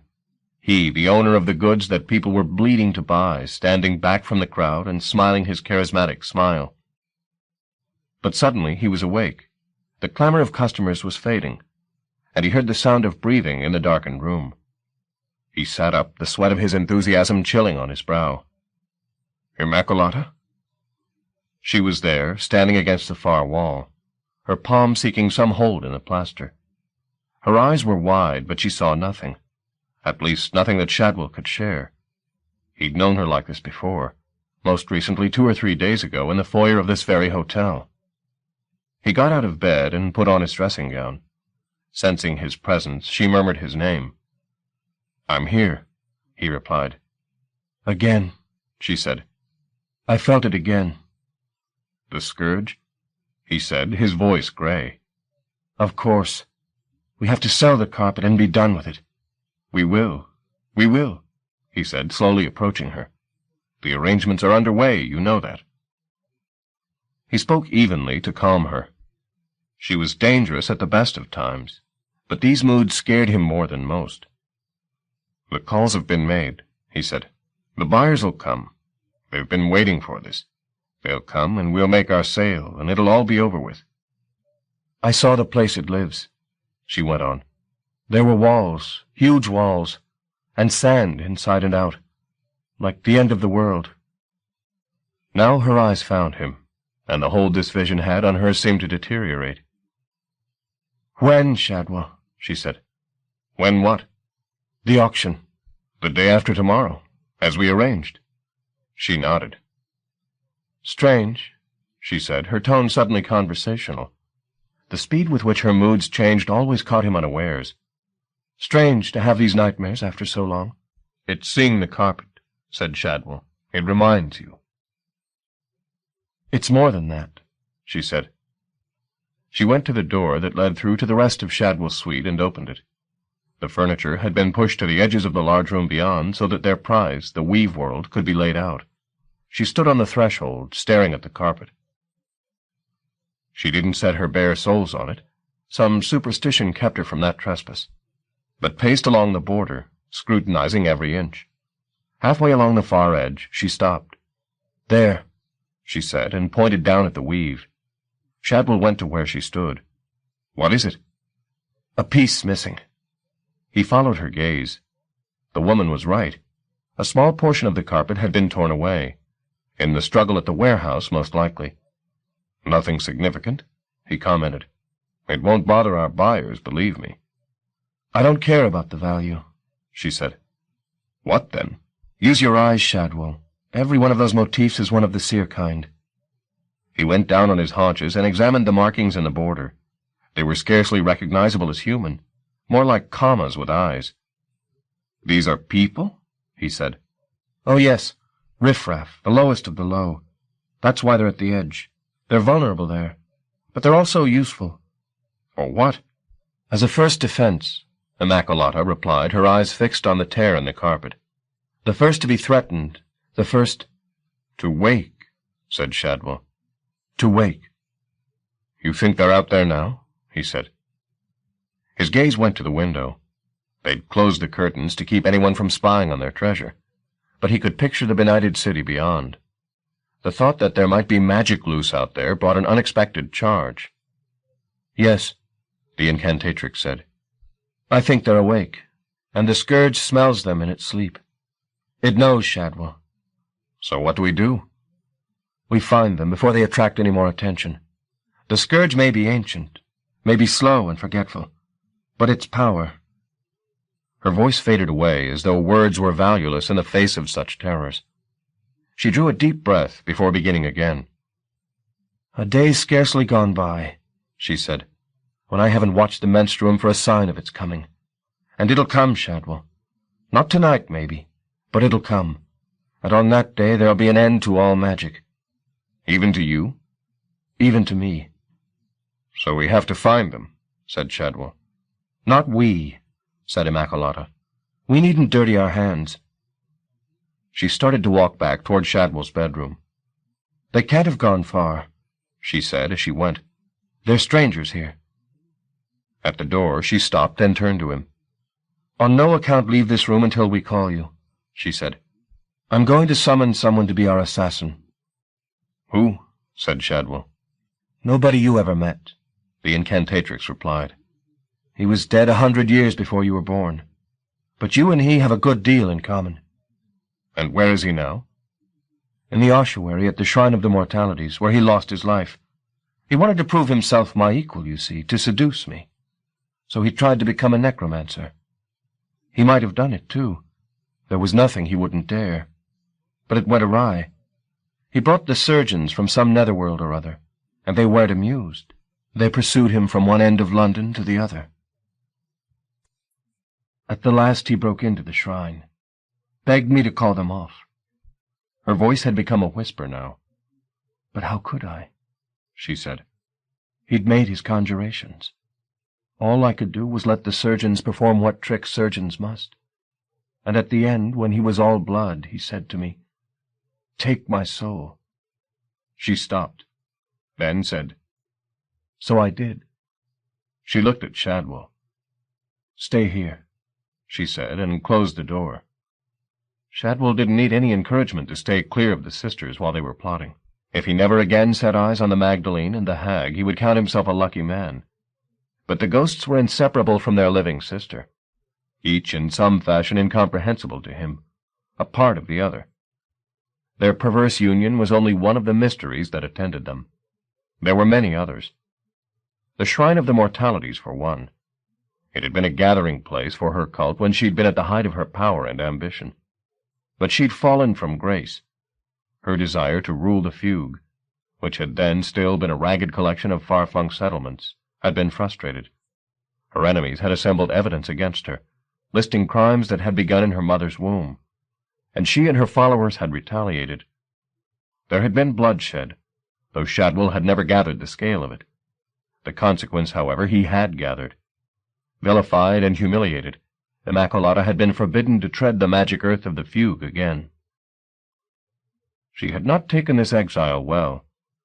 Unable to mellow her nature, and so passed unseen among the cuckoos, her history became a round of bloodlettings, pursuits, and further bloodlettings, though she was still known and worshipped by a cognoscenti, who called her by a dozen different names, the Black Madonna, the Lady of Sorrows, Master Maleficorium, she became nevertheless a victim of her own strange purity. Madness beckoned, the only refuge from the banality of the kingdom she was exiled in. That was how she had been when Shadwell had found her, a mad woman whose talk had been like none he'd heard before, and who spoke in her ramblings of things that, could he but lay his hands upon them, would make him mighty.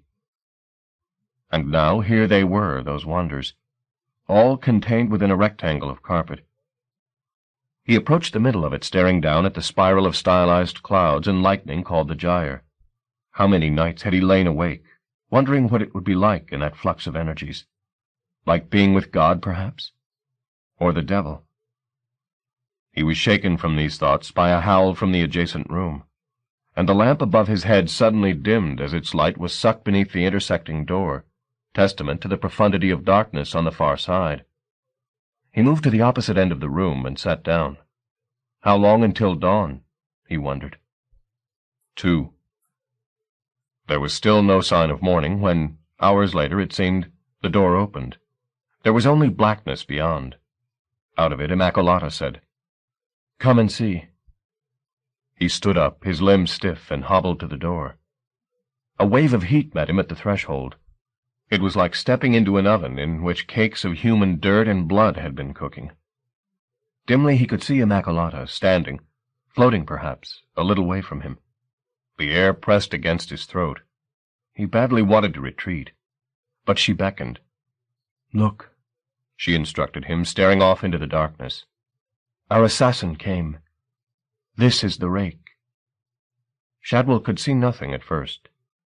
Then a shred of fugitive energy skittered up the wall and, upon contact with the ceiling, threw down a wash of cankered light. By it, he saw the thing she called the rake. Had this once been a man? It was difficult to believe. The surgeons Immacolata had spoken of had reinvented his anatomy. He hung in the air like a slashed coat left on a hook, his body somehow drawn out to superhuman height. Then, as though a breeze had gusted up from the earth, the body moved, swelling and rising.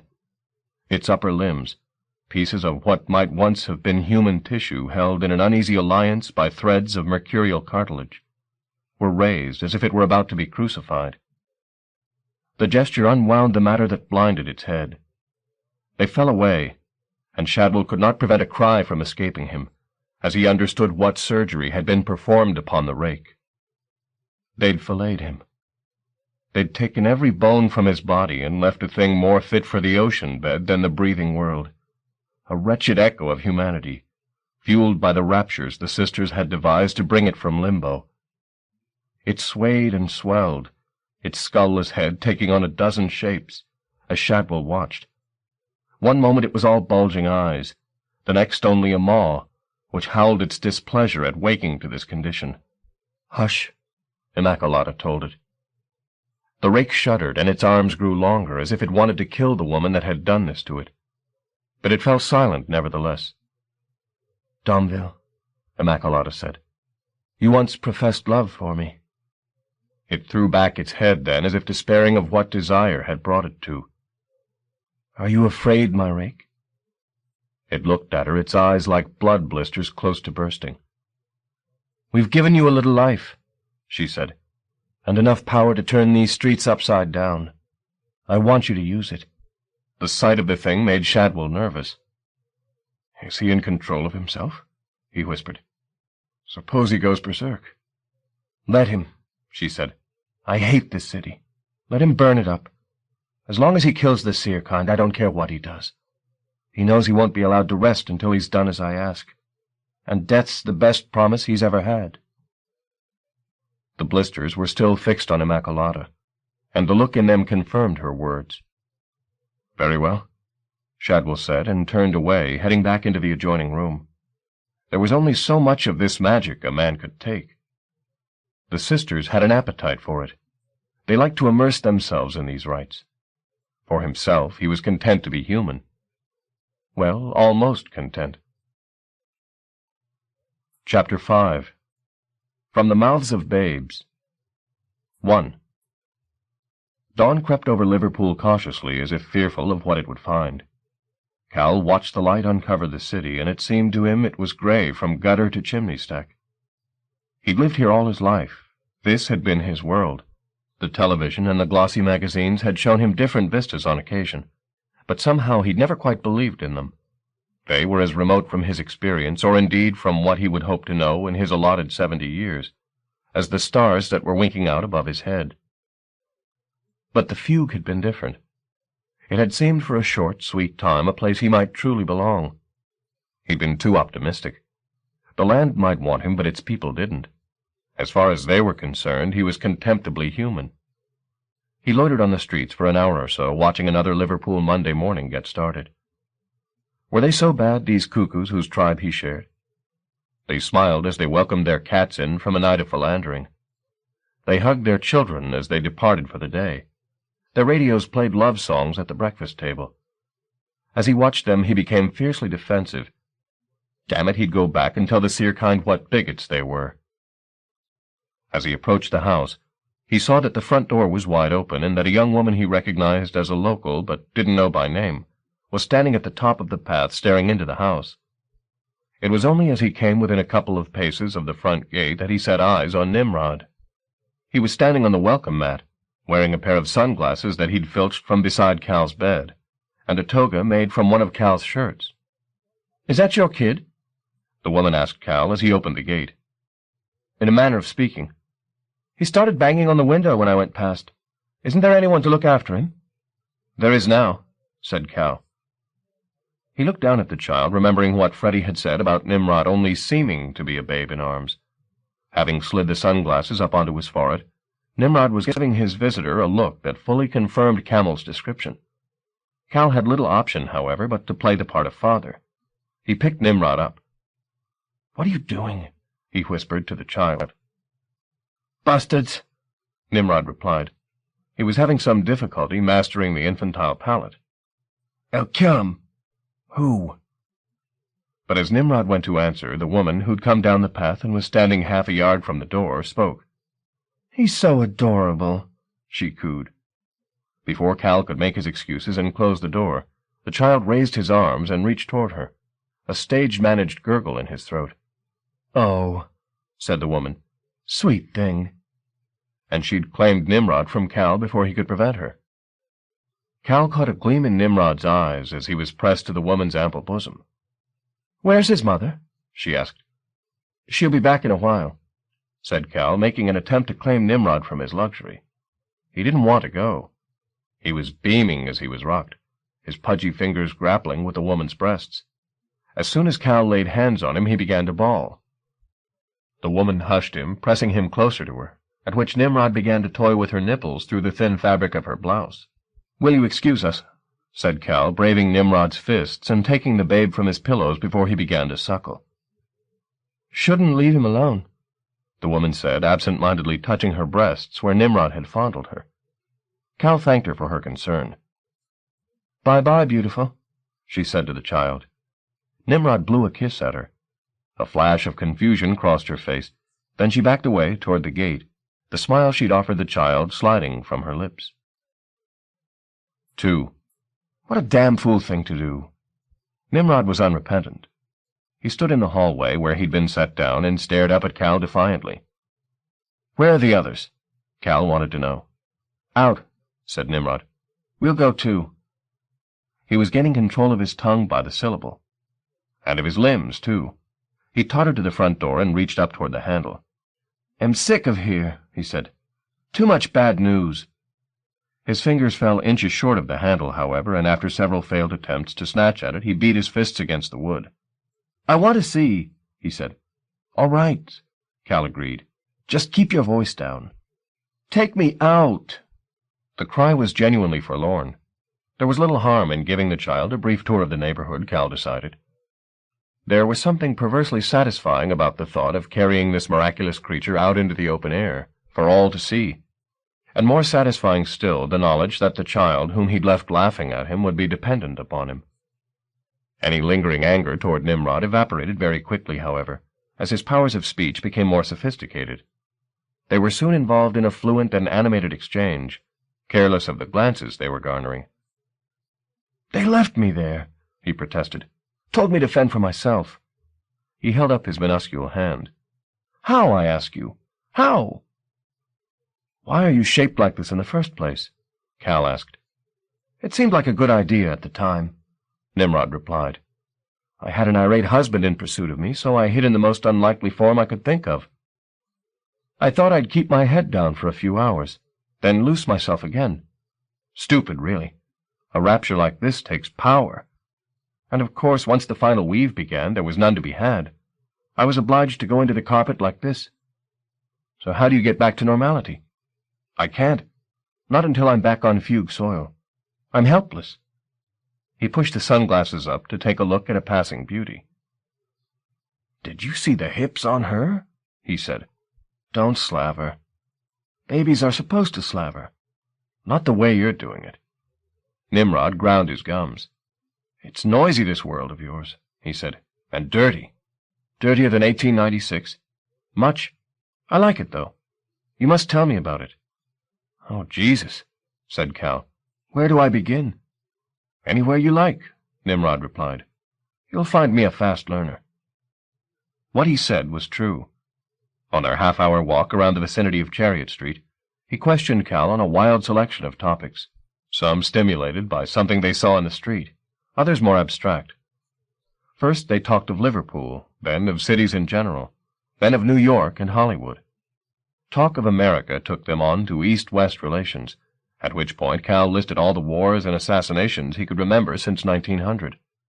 They touched briefly on the Irish question, and the state of English politics, then on to Mexico, which they both had a yearning to visit, and thence to Mickey Mouse, the basic principle of aerodynamics, and back by a nuclear war and the Immaculate Conception, to Nimrod's favorite subject, women, or rather to two in particular who'd caught his eye. In return for this short introduction to the late 20th century, Nimrod gave Cal a beginner's guide to the fugue, telling him first of Capra's house, which was the building in which the Council of the Families met to debate, then of the mantle, the cloud that hid the gyre, and the narrow bright, the passage that led into its folds, and from there to the firmament and the requiem steps. The very names filled Cal with yearning. Much was learned on both sides, not least the fact that they might with time become friends. "No more talk," said Cal as they came full circle to the gate of the Mooney house. "You're a baby, remember?" "How could I forget?" said Nimrod with a pained look. Cal let himself in and called out to his father. The house, however, was silent from attic to foundations. "He's not here," said Nimrod. "For God's sake, put me down." Cal deposited the baby on the hallway floor.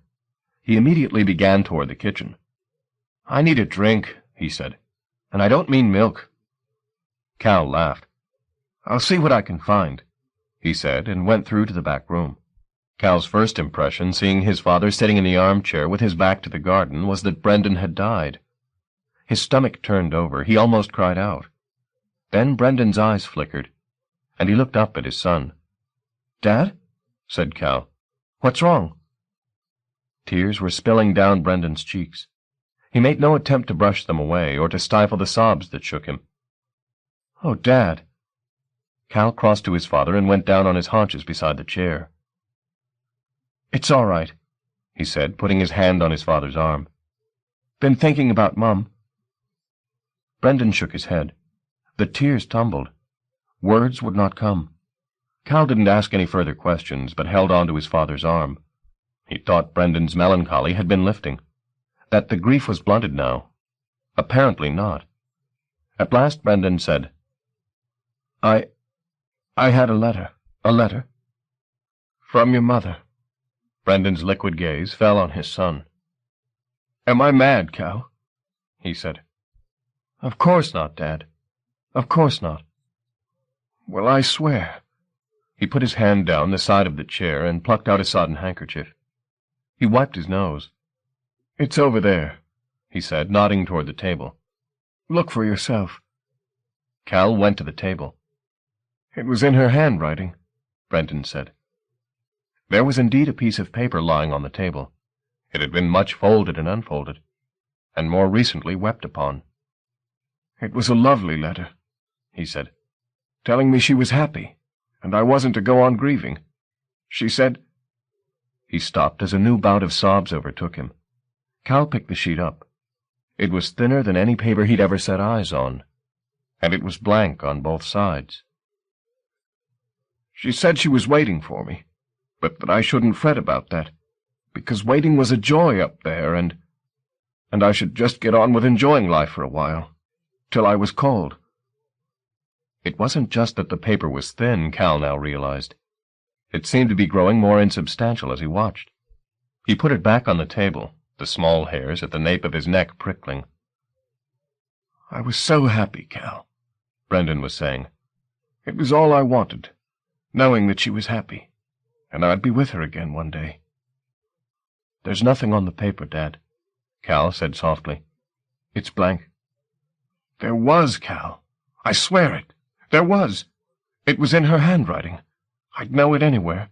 Then, God in heaven, it just faded away." Cal turned from the table to see his father practically folded up double in the chair, sobbing as though this grief was beyond bearing.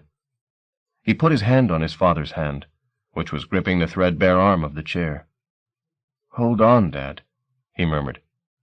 "It's a nightmare, son," Brendan said. "It's like I lost her twice." "You haven't lost her, Dad." "Why did her writing disappear like that?" "I don't know, Dad." He glanced back at the letter. The sheet of paper had practically faded altogether. "Where did the letter come from?" The old man frowned. "Do you remember?" No, not really. It's hazy. I remember somebody came to the door. Yes, that was it.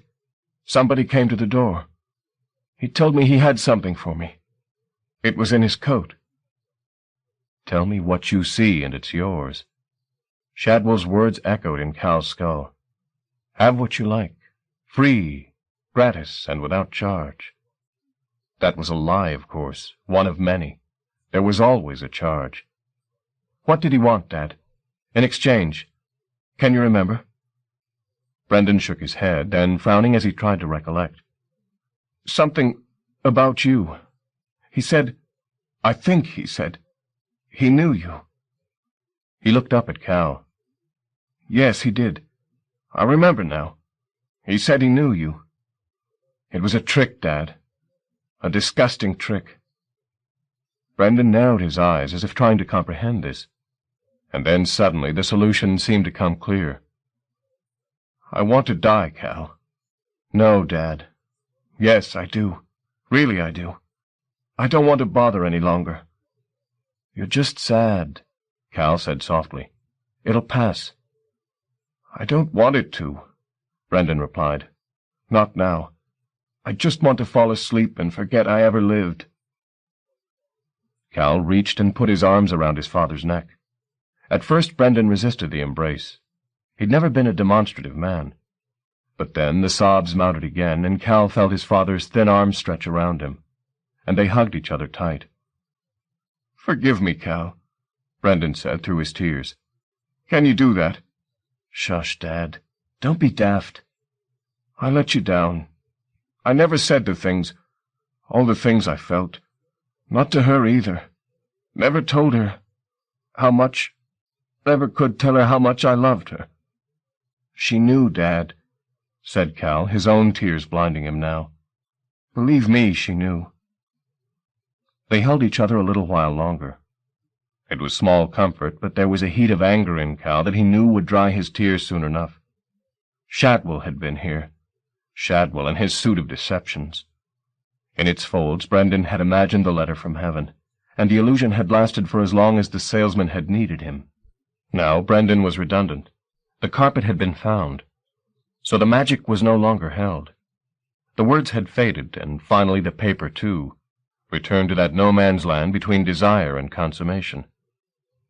"I'll make some tea, Dad," Cal said. It was what his mother would have done in the circumstances. Boiled some fresh water, warmed the pot, and counted out the spoonfuls of tea, setting domestic order against the chaos, in the hope of winning some temporary reprieve from the vale of tears. Chapter 6. Events in a High Wind. As he stepped back into the hall, Cal remembered Nimrod. The back door was ajar, and the child had tottered out into the wilderness of the garden, dwarfed by the bushes.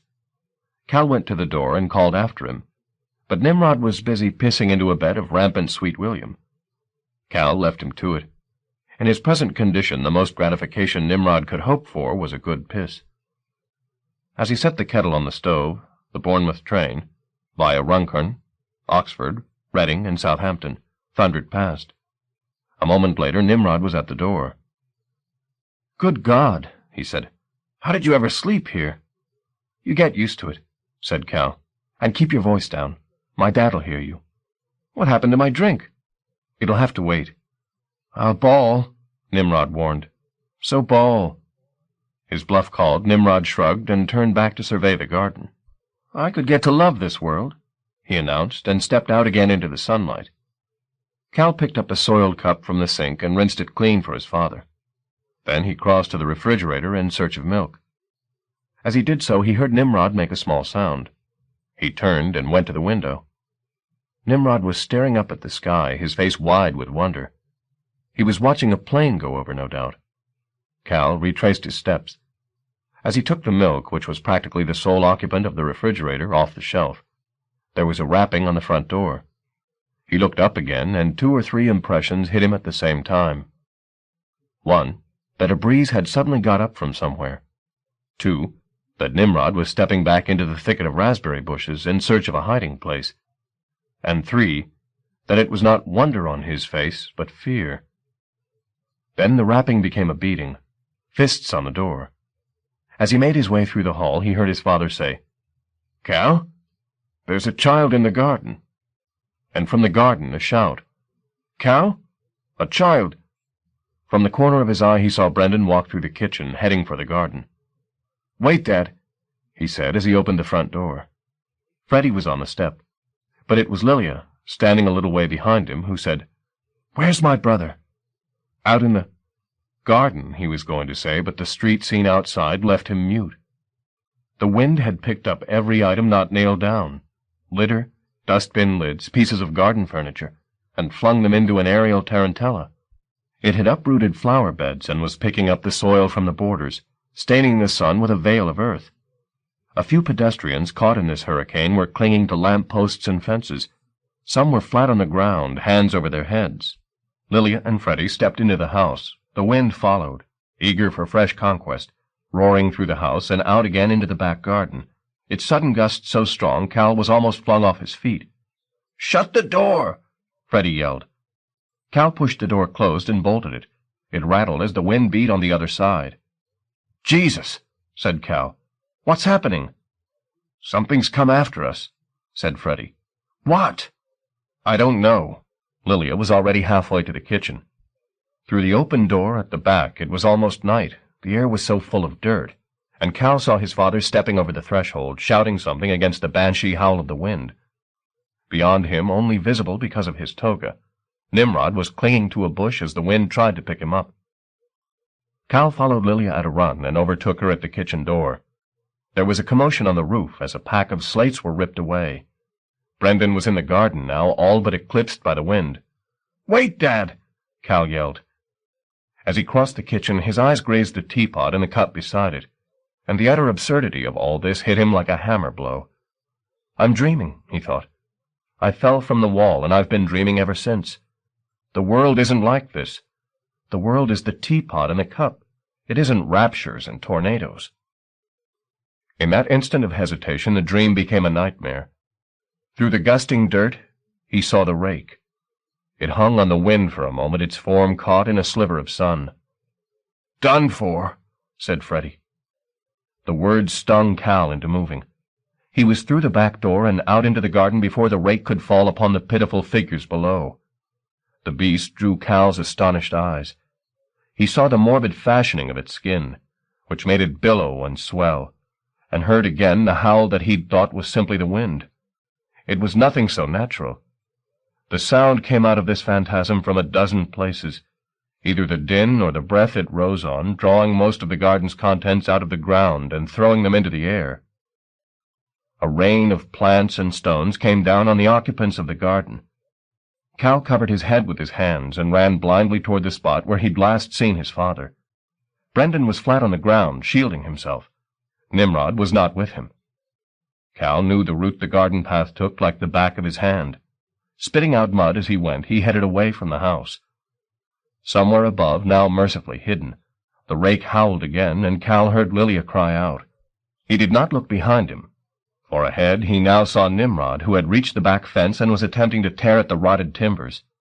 He was having some success, too, despite his size. Cal ducked his head down as another rain of earth fell, and ran past the pigeon loft toward the fence. The howls had stopped, but the wind was far from spent. To judge by the din from the other side of the house, it was tearing Chariot Street apart. As he reached the fence, Cal turned around. The sun stabbed the veil of dirt, and he saw a blue sky for an instant.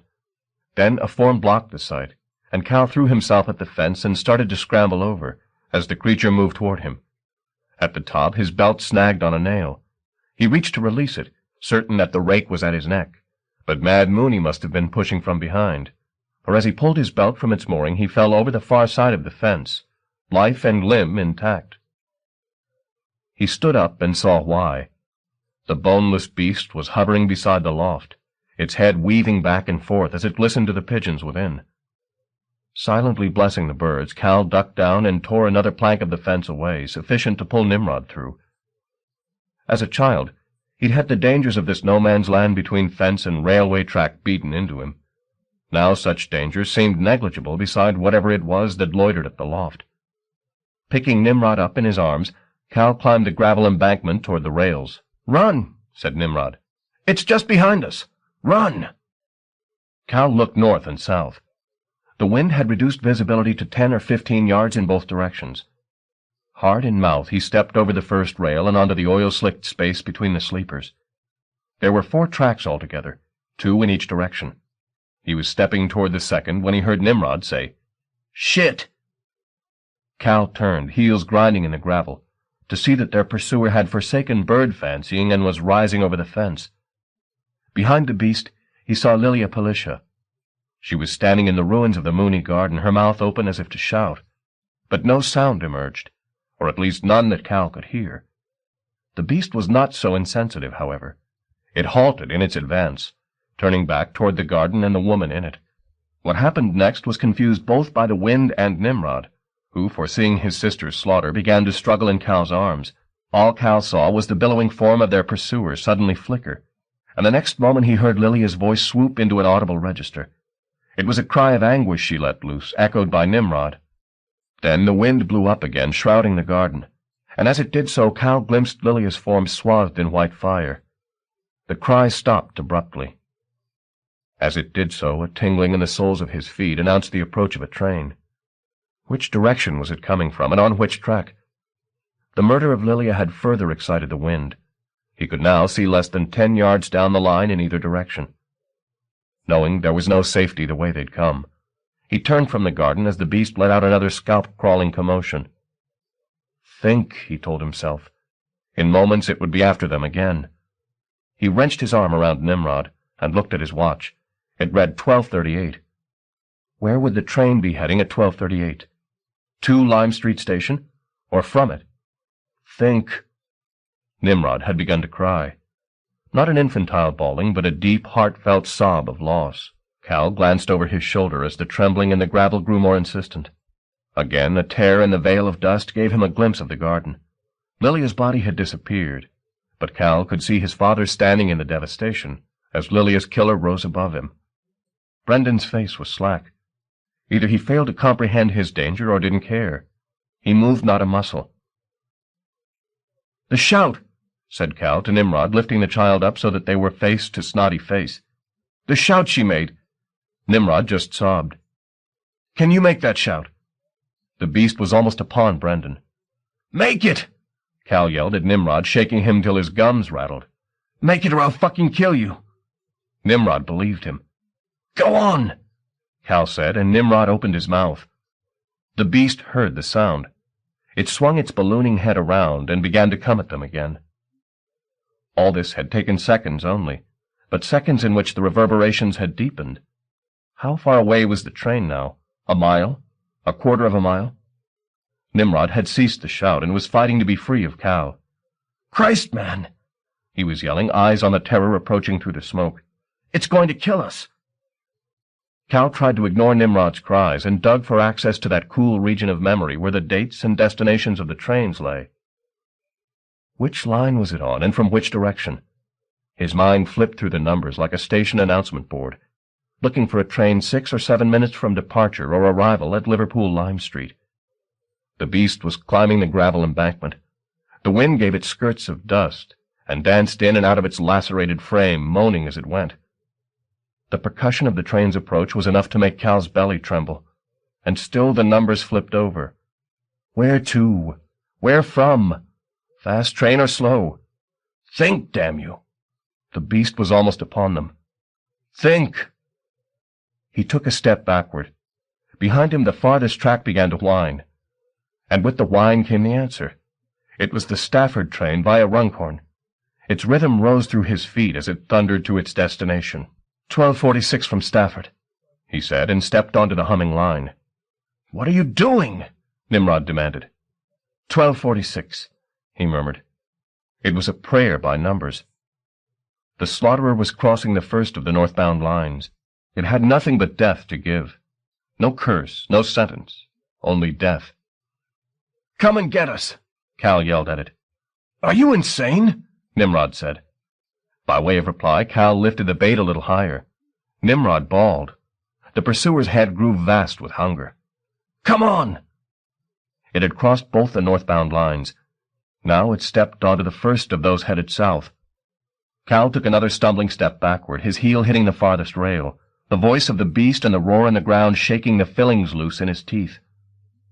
The last thing he heard as the creature came to fetch him was Nimrod running through a celestial checklist in search of a redeemer. And suddenly, as if in answer to his call, the veil of dirty air divided, and the train was upon them. Cal felt his foot catch on the rail, and raised it an inch higher, to step back, then fell away from the track. What followed was over in seconds. One moment the creature was on the line, its maw vast, its appetite for death vaster still. The next, the train hit it. There was no cry, no moment of triumph, seeing the monster undone. Just a foul stench, as if every dead man in the vicinity had sat up and expelled a breath. Then the train was rushing by, smeared faces peering from the windows. And just as suddenly as it had happened, it was away through the curtain on its way south. The whine in the rails receded to a sibilant whisper. Then even that was gone. Cal shook Nimrod from his roll call of deities. "It's over," he said. It took Nimrod a little while to accept the fact. He peered through the smoke, expecting the rake to come at them again. "It's gone," said Cal. "I killed it." "The train killed it," said Nimrod. "Put me down." Cal did so, and without looking right or left, Nimrod started back across the tracks toward the garden where his sister had perished. Cal followed. The wind that had come with the boneless creature, or borne it, had dropped completely. As there was not even a light breeze to keep the dirt it had swept up aloft, a deluge now descended. Small stones, fragments of garden furniture and fencing, even the remains of several household pets who'd been snatched away. A rain of blood and earth, the like of which the good people of Chariot Street had not expected to see this side of Judgment Day. Chapter 7. The Aftermath. 1. Once the dust had begun to settle, it was possible to assess the extent of the devastation. The garden had been turned upside down, of course, as had all the other gardens along the row. There were dozens of slates missing from the roof, and the chimney stack looked less than secure. The wind had been equally lethal at the front of the house. All along the street havoc had been wreaked. Lamps toppled, walls demolished, car windows smashed by flying trash. Mercifully, there seemed to be no serious casualties, just cuts, bruises, and shock. Lilia, of whom no sign remained, was the only fatality. "That was Immaculata's creature," Nimrod said. "I'll kill her for that. I swear I will." The threat sounded doubly hollow coming from his diminutive body. "What's the use?" said Cal despondently. He was watching through the front window as the occupants of Chariot Street wandered around in a daze, some staring at the wreckage, others squinting up at the sky as if expecting some explanation to be written there. "We won a substantial victory this afternoon, Mr. Mooney," said Frederick. "Don't you understand that? And it was your doing." "Some victory," said Cal bitterly. "My dad sitting next door, not saying a word. Lilia dead. Half the street torn apart." "We'll fight again," said Freddie, "until the fugue's safe." "Fight, will we?"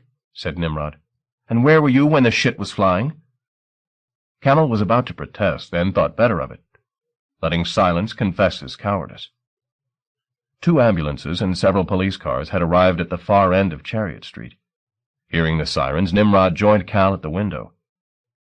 "Uniforms," he muttered. "They always mean trouble." As he spoke, the door of the lead police car swung open, and a sober-suited man stepped out, smoothing his thinning hair back with the palm of his hand. Cal knew the fellow's face. His eyes so ringed with shadow he seemed not to have slept in years, but, as ever, he could put no name to it. "We should get gone," said Nimrod. "They'll want to talk with us." Already a dozen uniformed police were fanning out among the houses to begin their inquiries. What would his fellow charioteers have to report? Cal wondered. Had they glimpsed anything of the creature that had killed Lilia? And if so, would they admit to it? "I can't go," said Cal. "I can't leave Dad." "You think they won't sniff a rat if they speak to you?" said Nimrod. "Don't be an imbecile. Let your father tell them all he has to tell. They won't believe it." Cal saw the sense in this, but he was still reluctant to leave Brendan alone. "What happened to Susanna and the others?" asked Camel as Cal turned the problem over. "They went back to the warehouse to see if they could trace Shadwell from there," said Freddie. "Isn't likely, is it?" said Cal. "It worked for Lilia," said Freddie. "You mean you know where the carpet is?" "Almost. She and I went back to the Lashensky house, you see, to take bearings from there. She said the echoes were very strong." "Echoes?" "Back from where the carpet now is to where it had been." Freddie fished in his pocket and brought out 3 shiny new paperbacks, one of which was a Liverpool and District atlas. The others were murder mysteries. "I borrowed these from a confectioner's," he said, "to trace the carpet." "But you didn't succeed," said Cal. "As I said, almost. We were interrupted when she felt the presence of that thing that killed her." "She was always acute," said Nimrod. "That she was," Freddie replied. "As soon as she sniffed the beast on the wind, she forgot about the carpet, demanded we come to warn you. That was our error. We should have stayed put." "Then it would have picked us off one by one," said Nimrod. "I hope to God it didn't go after the others first," said Cal. "No, they're alive," said Freddie. "We'd feel it if they weren't." "He's right," said Nimrod. "We can pick up their trail easily, but we have to go now. Once the uniforms get here, we're trapped." "All right, I heard you first time," said Cal. "Let me just say goodbye to Dad." He went next door. Brendan hadn't moved since Cal had settled him in the chair. "Dad, can you hear me?" Brendan looked up from his sorrows. "Haven't seen a wind like that since the war," he said. "Out in Malaya. Saw whole houses blown down. Didn't think to see it here." He spoke distractedly, his gaze on the empty wall. "The police are in the street," said Cal. "At least the loft's still standing, eh?" Brendan said. "A wind like that." His voice faded. Then he said, "Will they come here?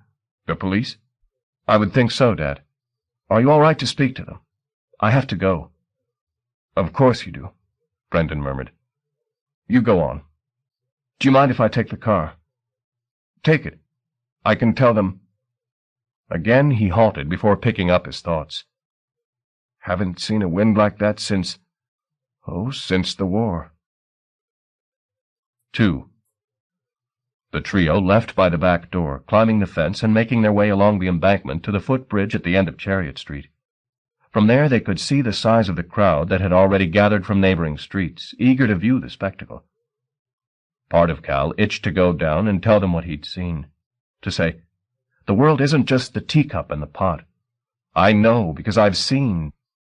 But he held on to his words, knowing how they'd look at him. There had maybe come a time to be proud, to tell his tribe about the terrors and miracles they shared with the world. But this wasn't it. Chapter 8. Necessary Evils. The name of the man with the dark suit whom Cal had seen getting out of the police car was Inspector Hobart. He had been in the force for 18 of his 46 years, but it was only recently, with the riots that had erupted in the city during the late spring and summer of the previous year, that his star had come into the ascendant. The origins of those riots were still the subject of both public inquiry and private argument, but Hobart had no time for either. It was the law and how to keep it that obsessed him, and in that year of civil disturbance his obsession had made him the man of the moment. Not for him the niceties of the sociologist or the civic planner. His sacred task was to preserve the peace, and his methods, which his apologists described as uncompromising, found sympathy with his civic masters. He rose in the ranks within weeks, and behind closed doors he was offered carte blanche to deal with the anarchy that had already cost the city millions. He was not blind to the politics of this maneuver. No doubt the higher echelons, for whom he had utter but unspoken contempt, were fearful of the backlash should they wield too strong a whip themselves. No doubt, too, he would be the first to be sacrificed to the ferocity of public indignation, should the techniques he brought to bear fail. But they did not fail. The elite group he formed, men chosen from the divisions for their sympathy with Hobart's methods, was quickly successful. While the conventional forces kept the blue line unbroken on the streets, Hobart's special force, known, to those who knew of it all, as the Fire Brigade, were acting behind the scenes to terrorize any suspected of fueling the agitation, either by word or deed. Within weeks, the riots died down, and James Hobart was suddenly a force to be reckoned with. There had followed several months of inactivity, and the brigade languished. It had not escaped Hobart that being the man of the hour was of little consequence once that hour had passed, and through the spring and early summer of the following year, that seemed to be the case. Until now. Today he dared hope he still had a fight on his hands. There'd been chaos, and here, in front of him, the gratifying evidence. "What's the situation?" His right-hand man, Richardson, shook his head. "There's talk of some kind of whirlwind," he said. "Whirlwind?" Hobart indulged a smile at the absurdity of this. When he smiled, his lips disappeared, and his eyes became slits. "No felons?" "Not that we've had reported. Apparently it was just this wind." Hobart stared at the spectacle of destruction in front of him.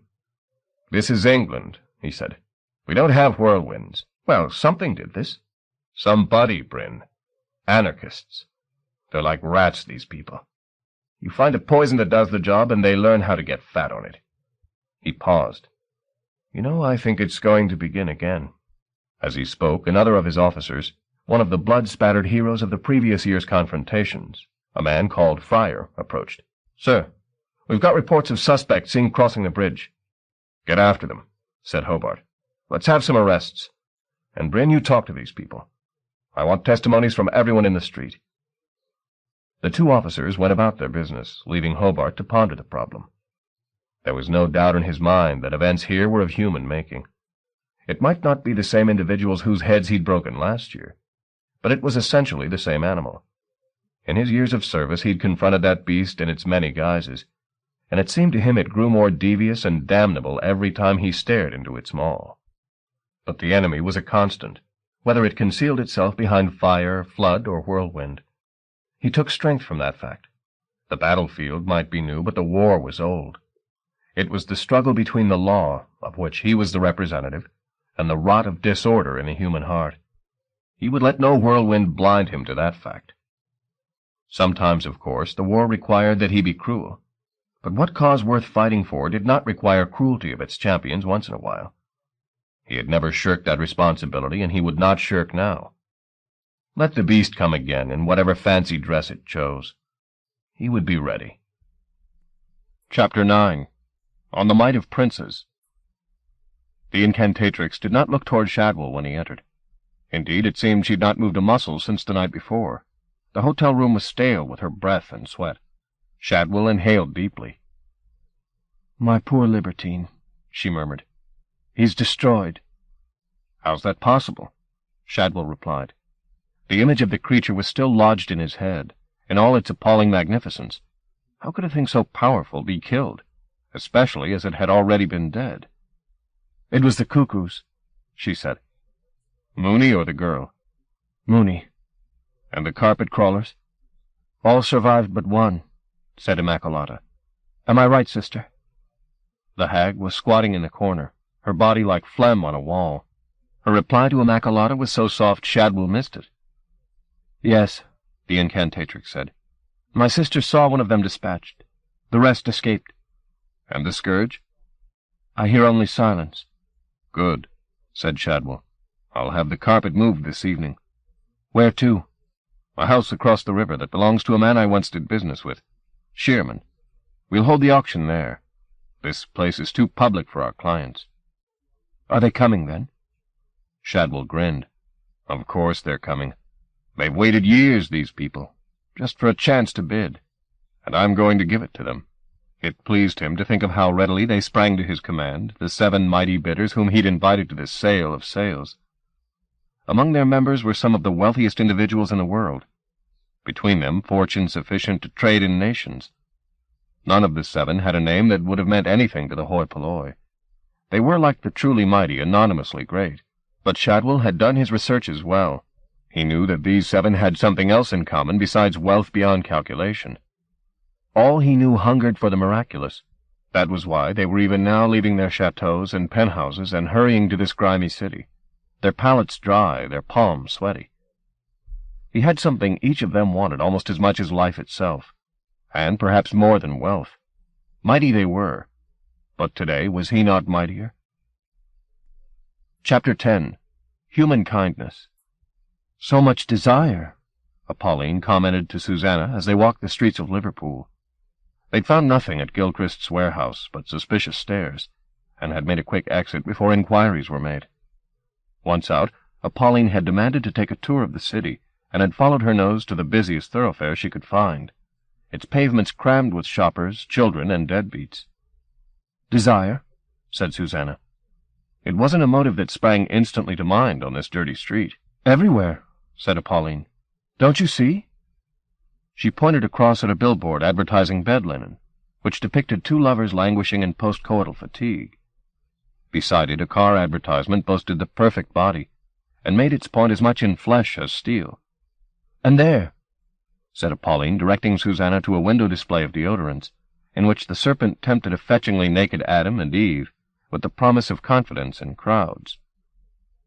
"The place is a whorehouse," said Apolline, clearly approving. Only now did Susanna realize that they'd lost Jericho. He'd been loitering a few paces behind the women, his anxious eyes surveying the parade of human beings. Now he'd gone. They retraced their steps through the throng of pedestrians and found him standing in front of a video rental shop, entranced by bank upon bank of monitors. "Are they prisoners?" he said as he stared at the talking heads. "No," said Susanna. "It's a show, like a theater." She plucked at his oversized jacket. "Come on," she said. He looked around at her. His eyes were brimming. The thought that he had been moved to tears by the sight of a dozen television screens made her fear for his tender heart. "It's all right," she said, coaxing him away from the window. "They're quite happy." She put her arm through his.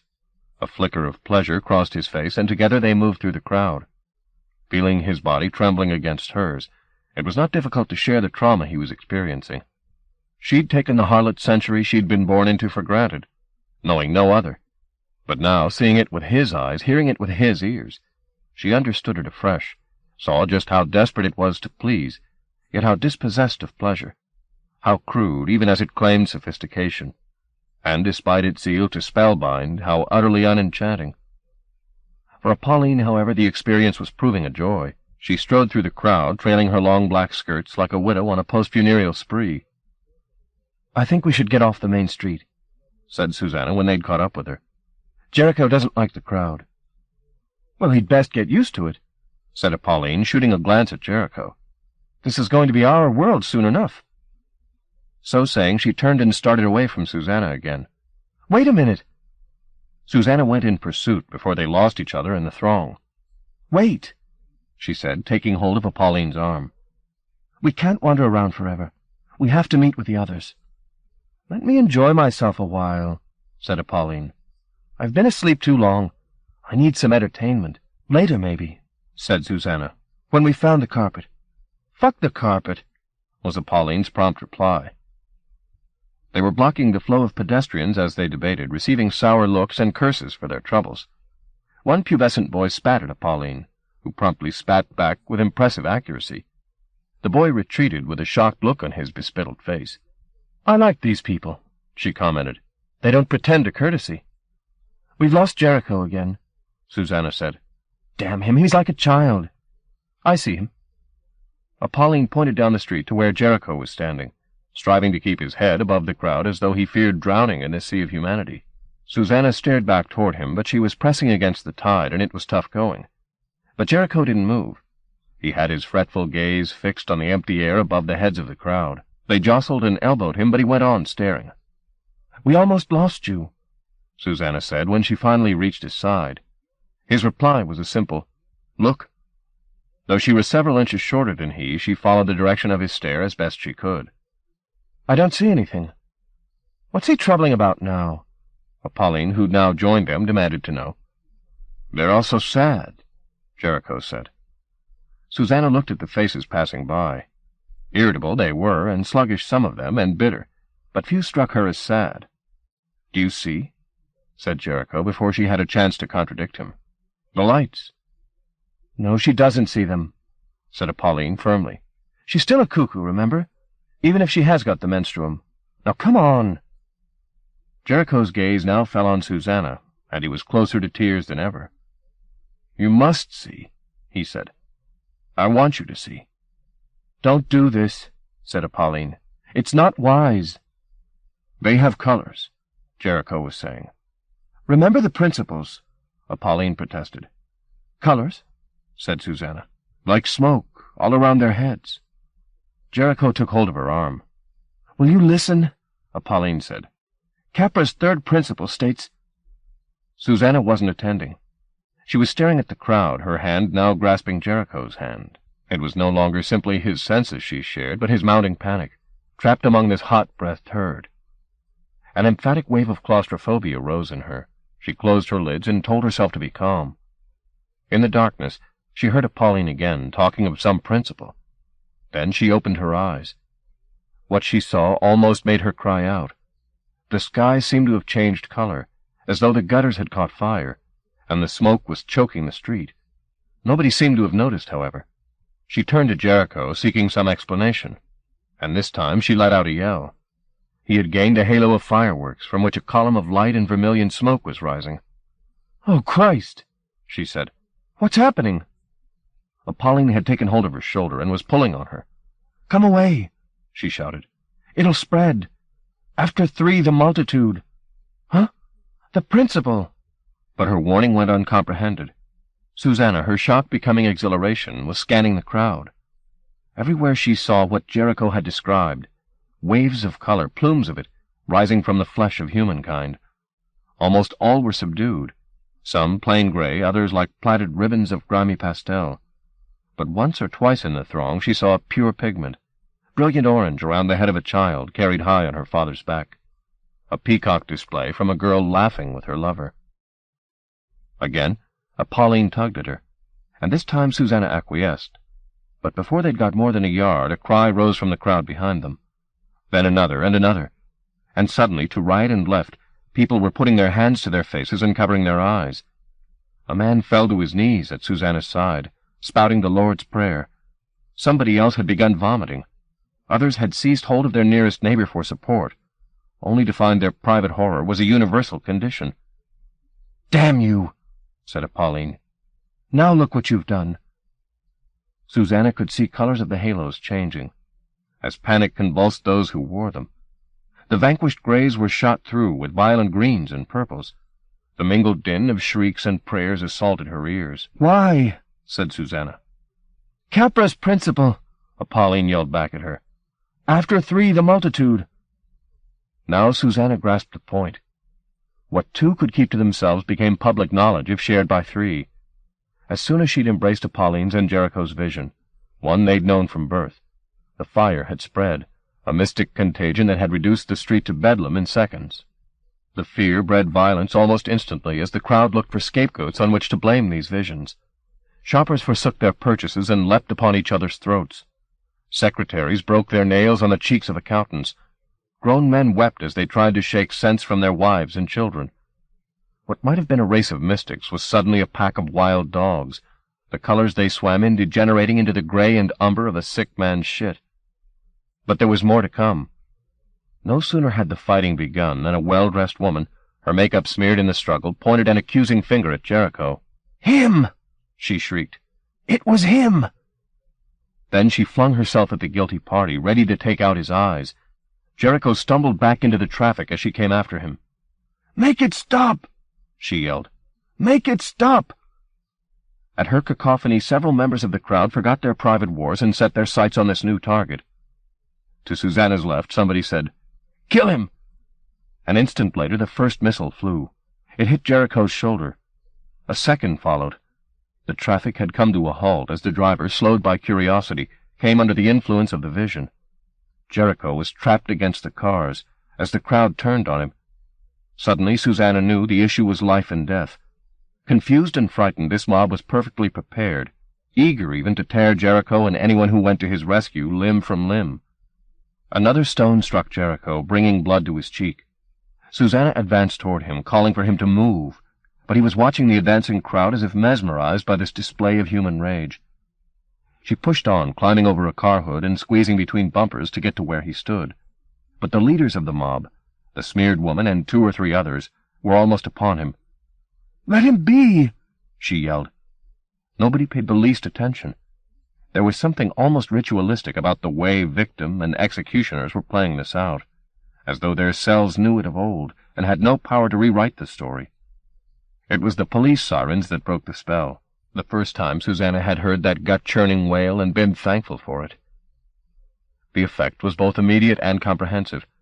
Members of the crowd began to moan as though in sympathy with the sirens, those still in combat forsaking their enemies' throats, the rest staring down at their trampled belongings and bloodied fists in disbelief. 1 or 2 fainted on the spot. Several others began weeping again, this time more in confusion than fear. Many, deciding discretion better to rest, took to their heels. Shocked back into their cuckoo blindness, they fell in all directions, shaking their heads to dislodge the last vestiges of their vision. Pauline had appeared at Jericho's side, having maneuvered her way around the back of the mob during the previous few minutes. She bullied him from his trance of sacrifice, shaking him and shouting. Then she hauled him away. Her rescue attempt came not a moment too soon, for though most of the lynch party had dispersed, a dozen or so weren't ready to give up their sport. They wanted blood and would have it before the law arrived. Susanna looked around for some escape route. A small street off the main road offered some hope. She summoned Pauline with a shout. The arrival of the patrol cars proved a useful distraction. There was a further scattering of the mob. But the hardcore of dedicated lynchers came in pursuit. As Pauline and Jericho reached the street corner, the first of the mob, the woman with the smeared face, snatched at Pauline's dress. Pauline let go of Jericho and turned on her attacker, delivering a punch to the woman's jaw that threw her to the ground. A couple of the officers had caught sight of the chase and were now chasing in their turn. But before they could step in to prevent violence, Jericho stumbled. In that second, the mob was on him. Susanna turned back to lend him a hand. As she did so, a car raced toward her, skirting the curb. The next second it was at her side. The door flung open, and Cal was yelling, "Get in! Get in!" "Wait!" she called to him, and looked back to see Jericho being flung against a brick wall, cornered by the hounds. Pauline, who'd laid another of the mob out for good measure, was now making for the open car door. But Susanna couldn't leave Jericho. She ran back toward the knot of bodies that now eclipsed him, blotting out the sound of Cal's voice, calling her to get away while she could. By the time she reached Jericho, he'd given up all hope of resistance. He was just sliding down the wall, sheltering his bloodied head from a hail of spittle and blows. She shouted for the assault to stop, but anonymous hands dragged her from his side. Again she heard Cal shout, but she couldn't have gone to him now if she'd wanted to. "Drive!" she yelled, praying to God he heard her, and got gone. Then she flung herself at the most vicious of Jericho's tormentors, but there were simply too many hands holding her back, some covertly molesting her in the confusion of the moment. She struggled and shouted, but it was hopeless. In desperation she reached for Jericho and hung on to him for dear life, covering her head with her other arm as the bruising hail intensified. Quite suddenly, The beating and the cursing and the kicks all ceased, as two officers broke into the ring of lynchers. 2 or 3 of the mob had already taken the opportunity to slope away before they were detained, but most of them showed not the least sign of guilt.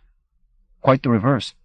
They wiped the spit from their lips and began to justify their brutality in shrill voices. "They started it, officer," said one of the number, a balding individual who, before the blood had stained his knuckles and shirt, might have been a bank cashier. "Is that right?" said the officer, taking a look at the black derelict and his sullen mistress. "Get the fuck up, you two," he said. "You've got some questions to answer." Chapter 11. 3 vignettes. 1. "We should never have left them," Cal said when they'd made a circuit of the block and come up Lord Street again to find the street crawling with officers, and no sign of Jericho or Susanna. "They've been arrested," he said. "Damn it, we shouldn't have—" "Be practical," said Nimrod. "We had no choice." "They almost murdered us," said Apolline. She was still panting like a horse. "At this point our priority has to be the Weave," Nimrod said. "I think we're agreed on that." "Lilia saw the carpet," Freddie explained to Apolline, "from the Lashensky house." "Is that where she is now?" Apolline inquired. Nobody replied to the question for several seconds. Then Nimrod spoke. "She's dead," he said flatly. "Dead?" Apolline replied. "How? Not one of the cuckoos?" "No," said Freddie. "It was something Immaculata raised. Our man Mooney here destroyed it before it killed us all." "She knows we're awake, then," said Apolline. Cal caught her reflection in the mirror.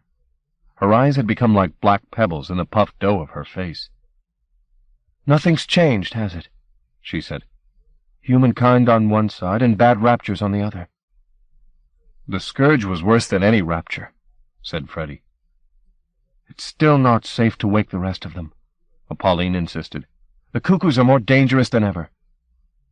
"If we don't wake them, what happens to us?" said Nimrod. "We become custodians," said Apolline. "We watch over the carpet until times get better." "If they ever do," said Freddie. That remark put an end to the conversation for a good long while. 2.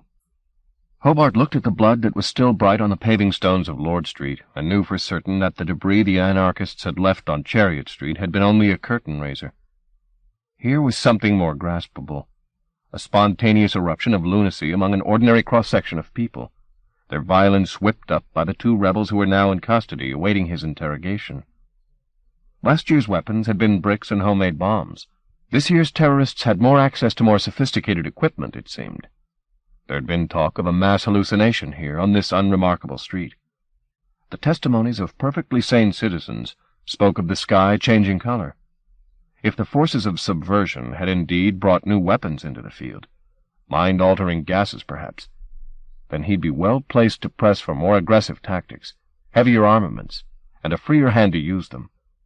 There would be resistance from the higher ranks, he knew from experience, but the more blood that was seen to be spilled, the more persuasive his case became. "You," he said, calling one of the press photographers over. He directed the man's attention to the splashes on the paving underfoot. "Show that to your readers," he said. The man duly photographed the splashes, then turned his lens toward Hobart. He had no opportunity to snatch a portrait before Fryer stepped in and wrenched the camera from his grip.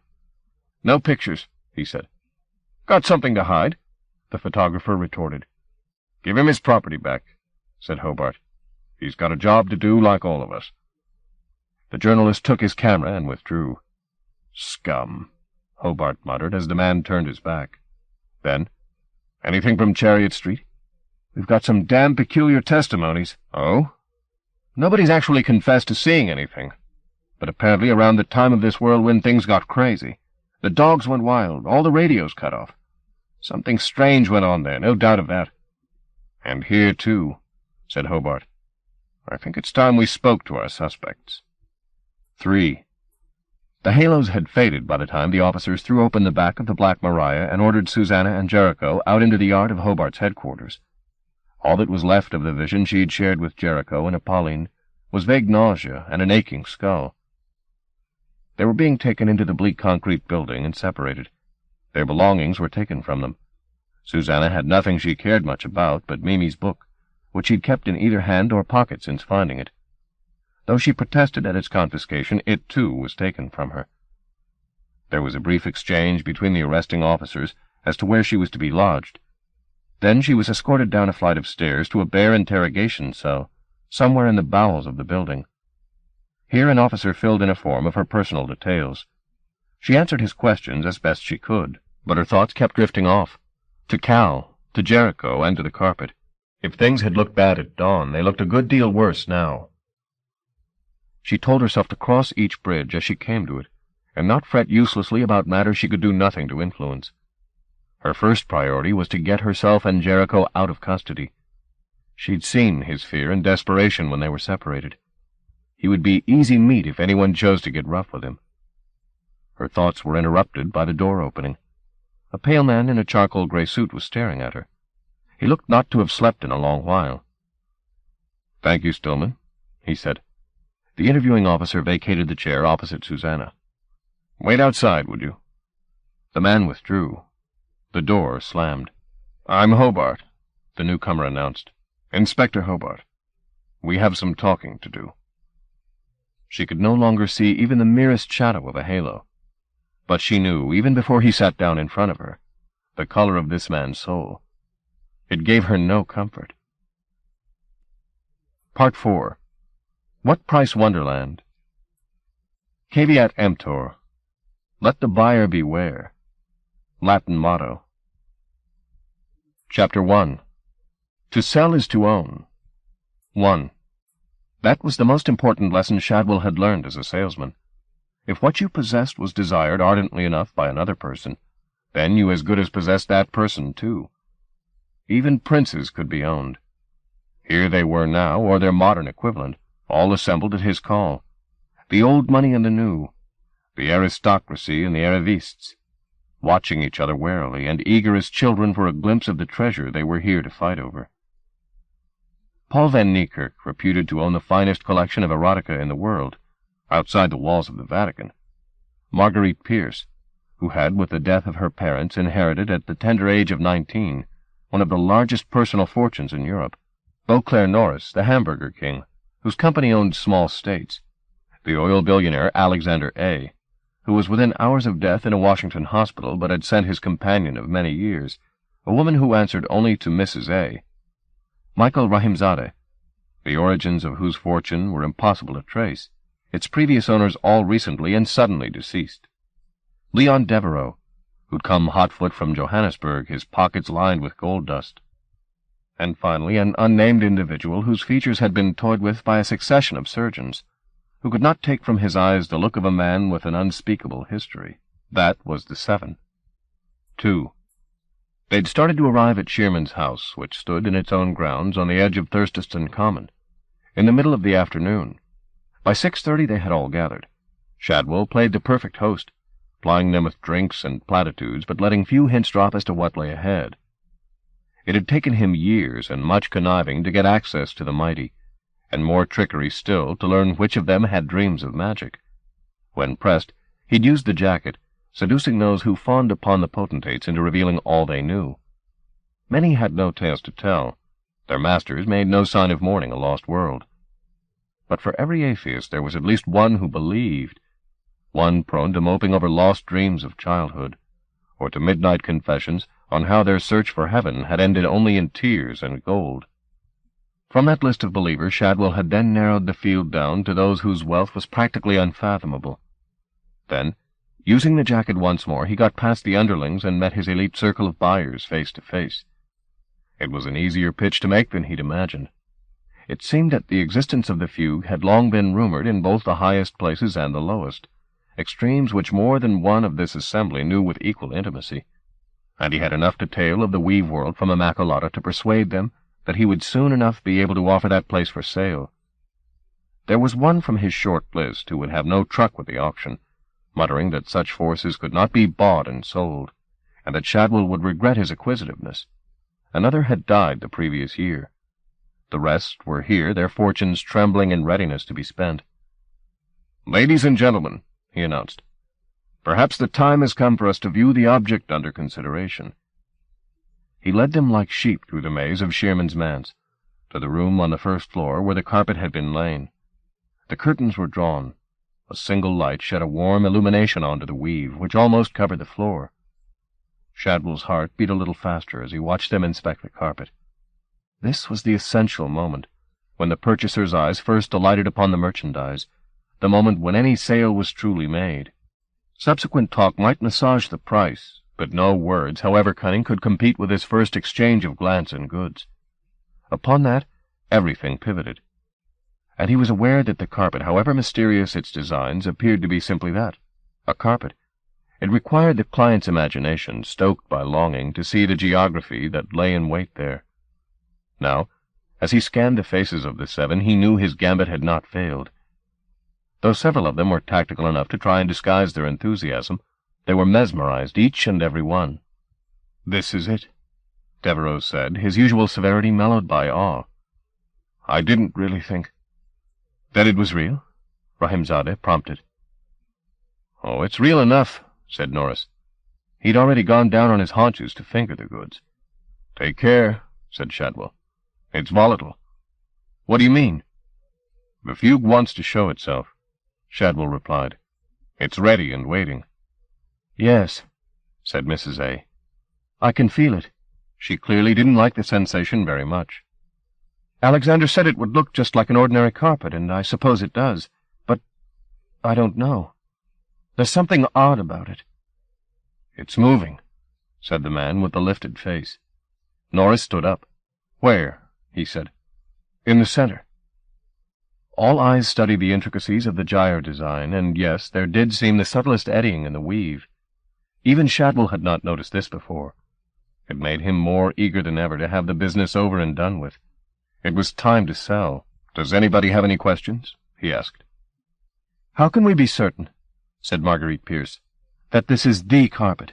"You can't," said Shadwell. He'd anticipated this challenge and had his reply to hand. "You either know in your gut that the fugue is waiting in the weave, or else you leave. The door is open. Please, help yourself." The woman said nothing for several seconds. Then, "I'll stay," she said. "Of course," said Shadwell. "Shall we begin?" Chapter 2. Tell Me No Lies. The room they'd put Susanna in was cold and charmless enough, but it could have taken lessons from the man who sat opposite her. He handled her with an ironic courtesy that never quite concealed the hammerhead beneath. Not once during the hour of their interview had he raised his voice above the conversational, or shown the least impatience at repeating the same inquiries. "What's the name of your organization?" "I have none," she'd told him for the 100th time. "You're in very serious trouble," he said. "Do you understand that?" "I demand to see a solicitor." "There'll be no solicitor." "I have rights," she protested. "You forfeited your rights on Lord Street," he said. "Now, the name of your confederates." "I don't have any confederates, damn you." She told herself to be calm, but the adrenaline kept pumping. He knew it, too.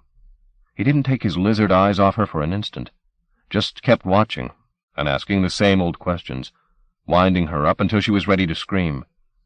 "And the nigger," he said. "He's in the same organization." No, he doesn't know anything." "So you admit the organization exists?" "I didn't say that." "You just admitted as much." "You're putting words in my mouth." Again the sour civility. "Then please, speak for yourself."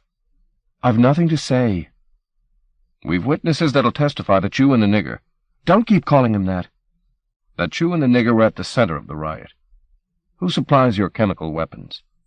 "Don't be ridiculous," she said. "That's what you are. You're ridiculous." She could feel herself flushing, and tears threatened.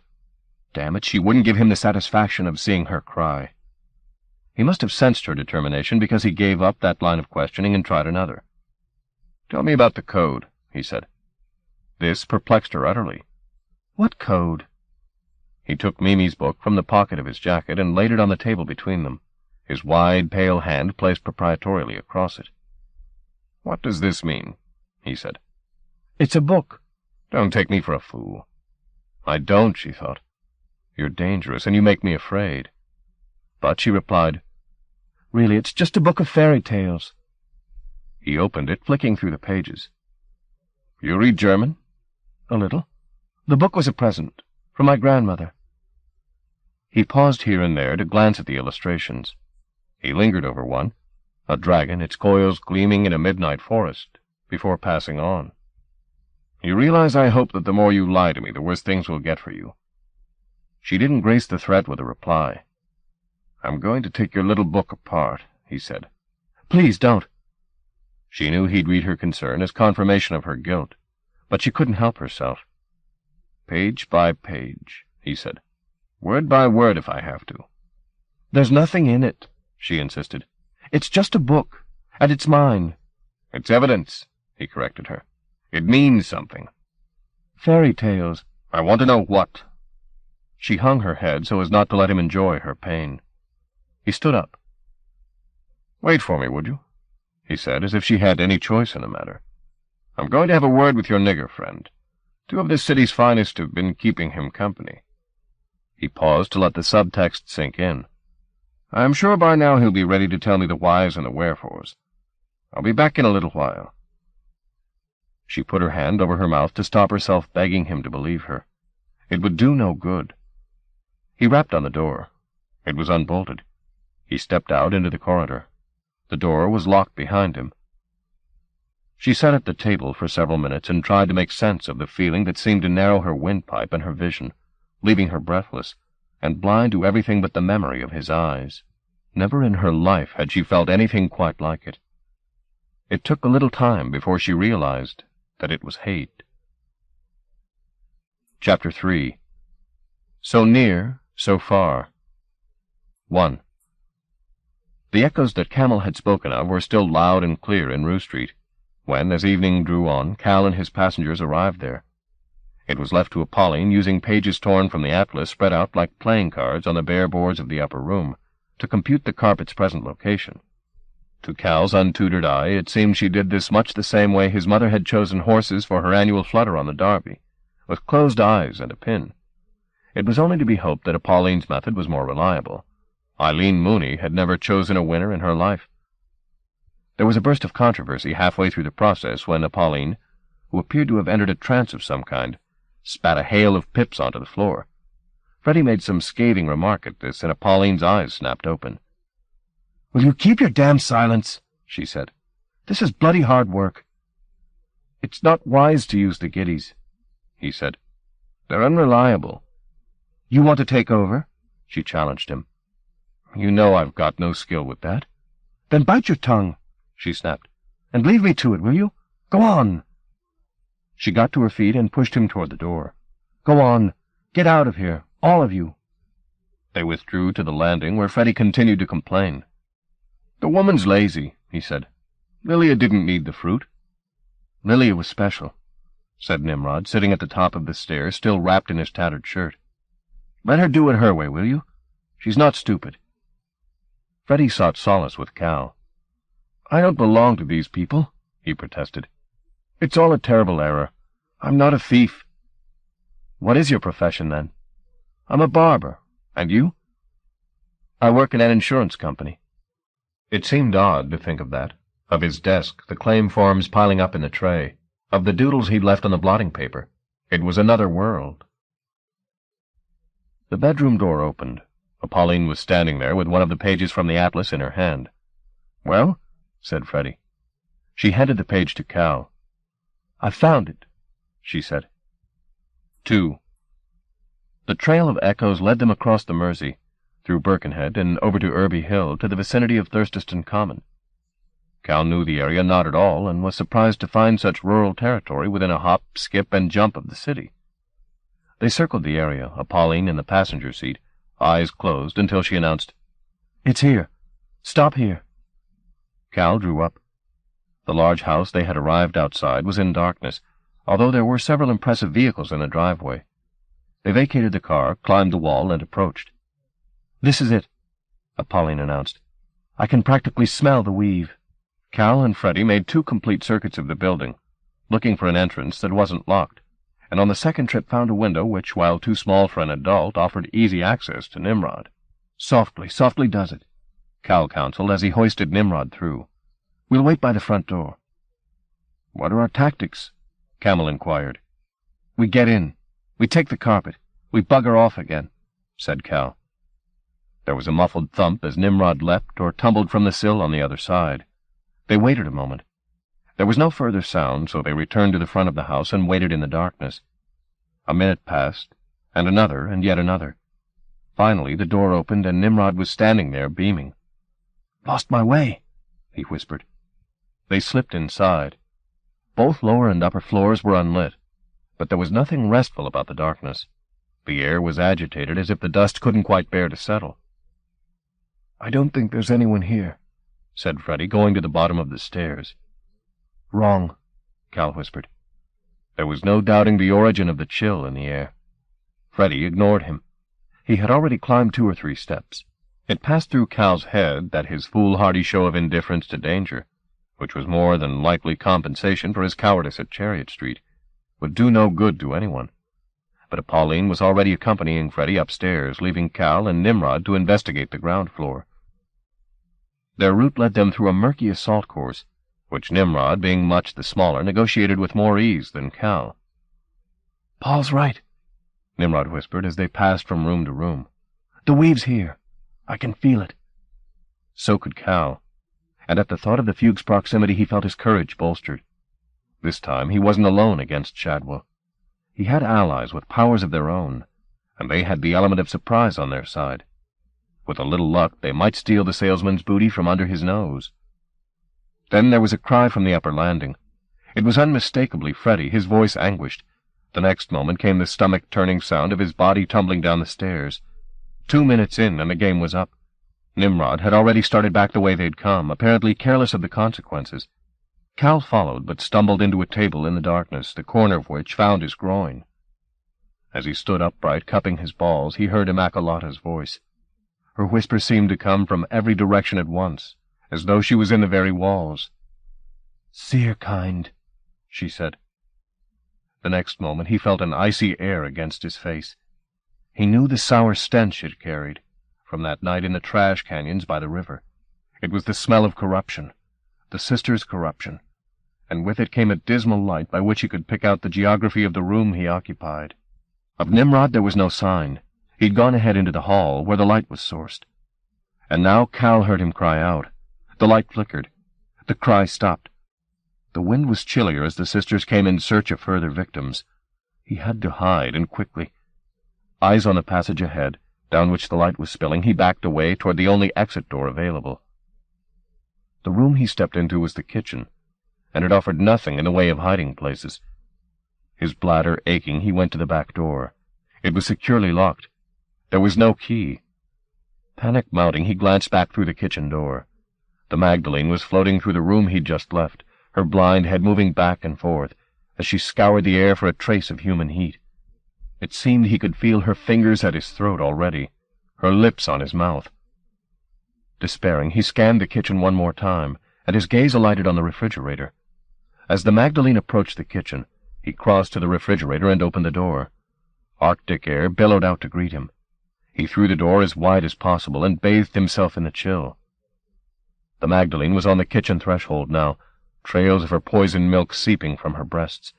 There she hovered, as if uncertain of whether she sensed life here or not. Cal stood absolutely still, praying the cold air would cancel his warmth.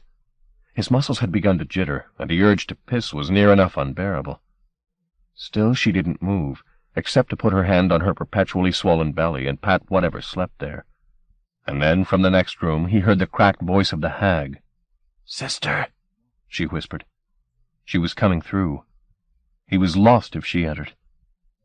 The Magdalene advanced into the kitchen a little way, and her head turned with horrid intent in his direction. She glided a little closer. Cal held his breath. The creature was within 2 yards of him now, her head still moving back and forth on a neck of mucus and ether. Beads of her bitter milk floated toward him and broke against his face. She sensed something, that was clear, but the cold air was confusing her. He set the muscles of his jaw to prevent his teeth from chattering, praying for some diversion from above. The shadow of the hag fell through the open door. "Sister," she said again, "are we alone?"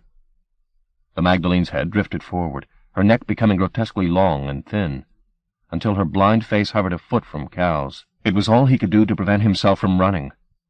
Then she seemed to make up her mind. She turned toward the door. "All alone," she said, and drifted back to join her sister. With every foot of ground she covered, he was certain she'd think better of her retreat and come in search of him again. But she disappeared through the kitchen door, and they left to get on with business elsewhere. He waited a full minute until the last vestiges of their phosphorescence had faded. Then, gasping for breath, he stepped away from the refrigerator. From above he heard shouts. He shuddered to think what entertainments were afoot here. Shuddered, too, at the thought that he was now alone. Chapter 4. Breaking the Law. 1. It was Jericho's voice she heard, Susanna had no doubt of that, and it was raised in wordless protest. The cry startled her from the murky pit that had claimed her since Hobart's departure.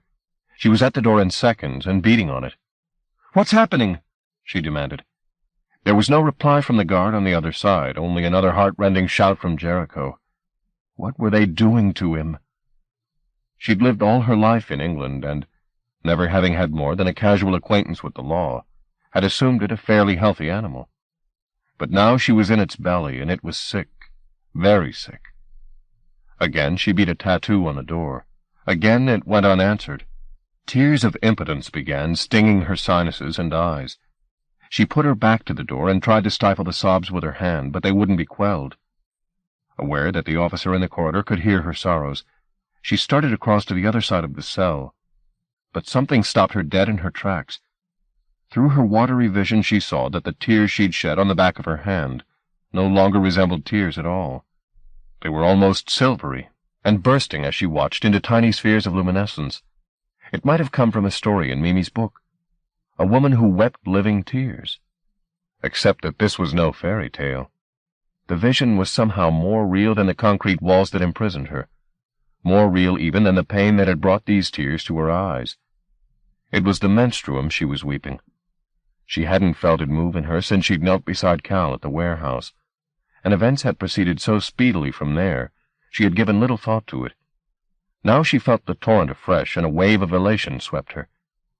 Down the corridor Jericho cried out again, and in response the menstruum, bright to blinding, brimmed in her subtle body.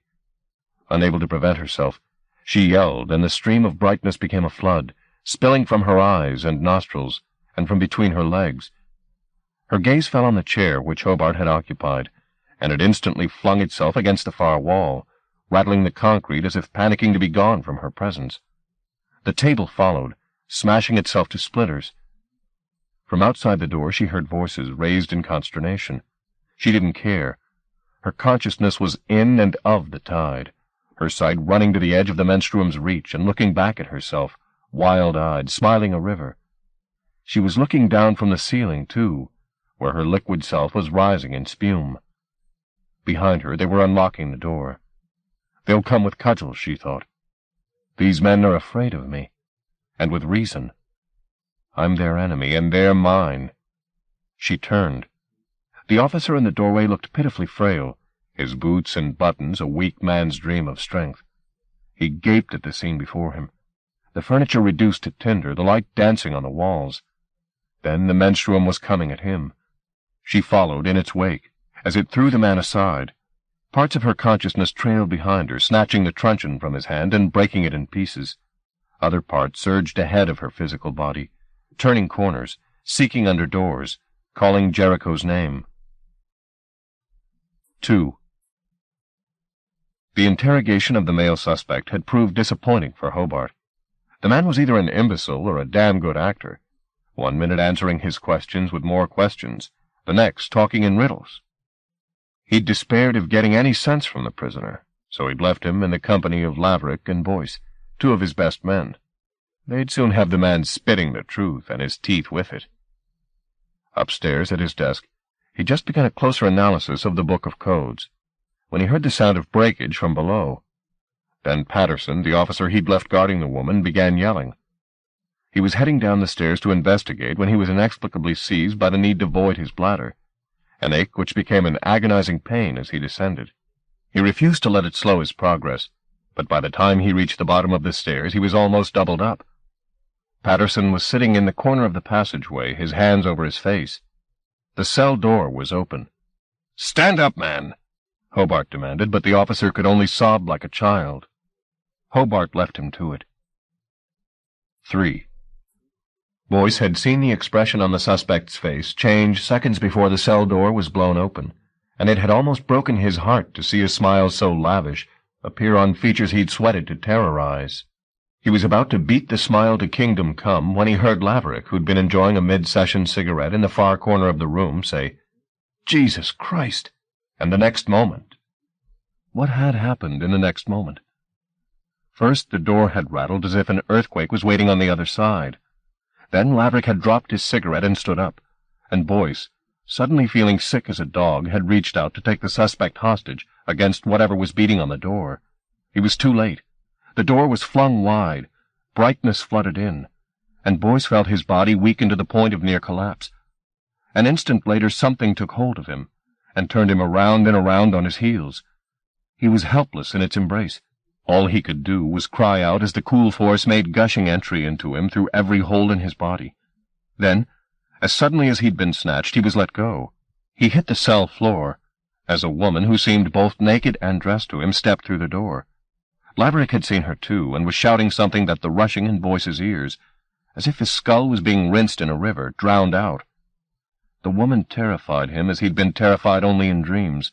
His mind struggled to recall a ritual of protection against such terrors, one he'd known before his own name. He had to be quick, he knew.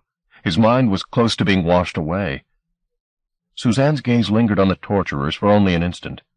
It was Jericho that concerned her. His face was raw and puffed up with repeated beatings, but smiling at the sight of his rescuer. "Quickly," she said, extending a hand to him. He stood up, but he wouldn't approach her. He's afraid, too, she thought, or if not afraid, at least respectful. "We must go." He nodded. She stepped out into the corridor again, trusting that he'd follow. In the scant minutes since the menstruum had flowed in her, she'd begun to exercise some control over it, like a bride learning to trail and gather the length of her own train. Now, when she left the cell, she mentally called the wash of energy after her, and it came to her. She was glad of its obedience, for as she began along the corridor, Hobart appeared at the far end. Her confidence momentarily faltered, but the sight of her, or whatever he saw in her place, was enough to make him stop in his tracks. He seemed to doubt his eyes, for he shook his head violently. Gaining confidence, she began to advance toward him. The lights were swinging wildly above her head. The concrete walls creaked when she laid her fingers on them, as though with a little effort she might crack them wide. The thought of such a thing began to make her laugh. The sound of her laughter was too much for Hobart. He retreated and disappeared up the stairs. No further challenge was offered as they made their escape. They climbed the stairs, then crossed the abruptly deserted office. Her very presence threw mounds of paperwork into the air that spiraled down around her like vast confetti. "I'm married to myself," her mind announced. Then she was stepping through the doors into the evening beyond, Jericho a respectful distance behind. There were no thanks forthcoming. He merely said, "You can find the carpet." "I don't know how." "Let the menstruum show you," he told her. The reply didn't make much sense to her until he extended his hand, palm up. "I never saw the menstruum so strong in anyone," he said. "You can find the fugue. It and I." He didn't need to finish his sentence. She understood. He and the carpet were made of the same stuff. The weave was the woven, and vice versa. She seized hold of his hand. In the building behind them, alarm bells had begun to ring, but she knew they would not come after her. Not yet. Jericho's face was a knot of anguish. Her touch was not kind to him. But in her head, lines of force spiraled and converged. Images appeared. A house. A room. And yes, the carpet, lying in splendor before hungry eyes. The lines twisted. Other images fought for her attention. Was that blood spilled so copiously on the floor? And Cal's heel slipping in it? She let go of Jericho's hand. He made a fist of it. "Well?" he said. Before she could reply, a patrol car squealed into the yard. The driver's partner, alerted by the alarm, was already stepping from the car, demanding that the escapees halt. He began toward them, but the menstruum threw a ghost wave toward him which caught him up and washed him out into the street. The driver threw himself out of the car and fled toward the safety of bricks and mortar, leaving the vehicle free for the taking. "The book," said Susanna as she slipped into the driver's seat. "Hobart's still got my book." "We've no time to go back," said Jericho. Easily said. It hurt to think of leaving Mimi's gift in the hands of Hobart. But in the time it would take her to find him and claim it back, the carpet might be lost. She had no choice. She'd have to leave it in his possession. Odd as it seemed, she knew there were few hands in which it was more secure. 4. Hobart retired to the toilet and gave vent his bladder before he filled his trousers, then went out to face the chaos that had turned his well-ordered headquarters into a battlefield. The suspects had escaped in a patrol car, he was informed. That was some comfort. The vehicle would be easy to trace. The problem was not finding them again, but subduing them. The woman possessed the skill to induce hallucinations. What other powers might she evidence if cornered? With this and a dozen other questions in his head, he went down in search of Laverick and Boyce. There were a few men lingering at the cell door, clearly unwilling to step inside. She slaughtered them, he thought, and could not deny a spasm of satisfaction that the stakes were suddenly so much higher.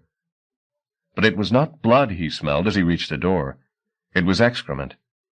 Laverick and Boyce had stripped off their uniforms and smeared themselves from head to foot with a product of their own bowels. Now they were crawling around like animals, grinning from ear to ear, apparently well content with themselves. "Jesus Christ," said Hobart.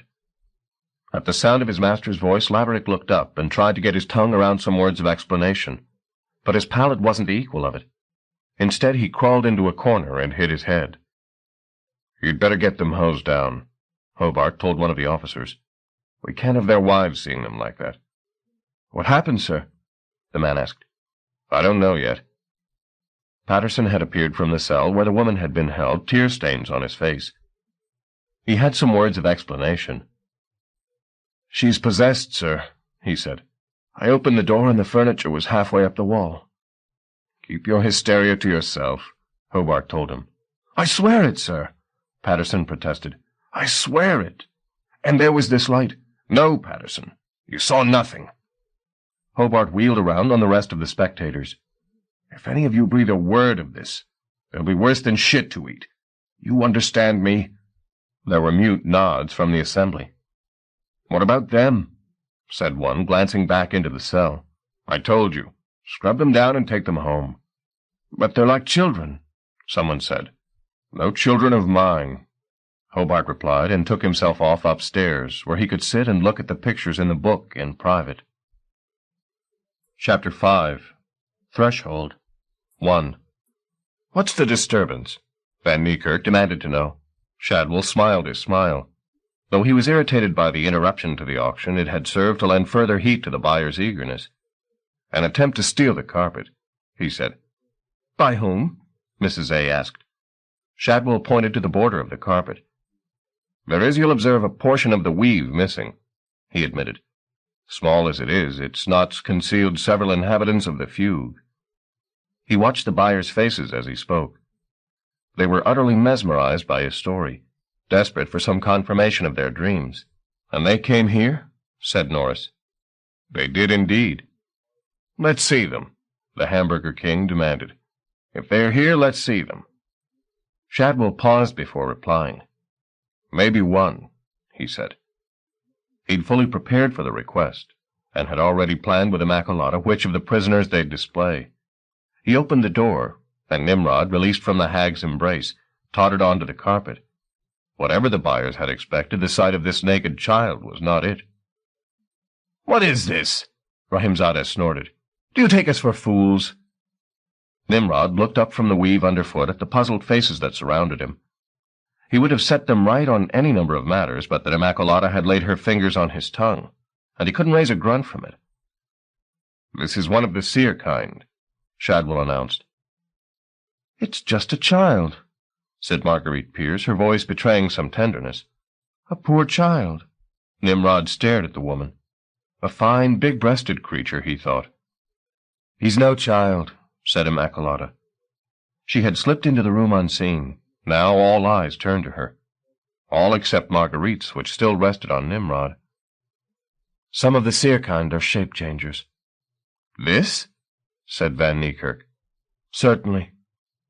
"What crap are you trying to feed us, Shadwell?" Norris said. "I'm not taking—" "Shut up," said Shadwell. Shock closed Norris's mouth. A lot of beef had been minced since he'd last been talked to that way. "Immaculata can undo this rapture," he said, floating the word on the air like a valentine. Nimrod saw the incantatrix make a configuration of thumb and third finger, through which, with a sharp intake of breath, she nonchalantly drew the shape-changing rapture. It was not an unwelcome shudder that convulsed him now. He was weary of this hairless skin. He felt his knees begin to tremble, and he fell forward onto the carpet. Around him he could hear awed whispers, becoming louder with every step of the undeceiving, and more astonished. Immaculata was not delicate in her undoing of his anatomy. He winced as his flesh was transformed. There was one delicious moment in this hasty unveiling, when he felt his balls drop once more. Then, his manhood re-established, a second sequence of growth began, his skin tingling as the hair sprouted on his belly and back.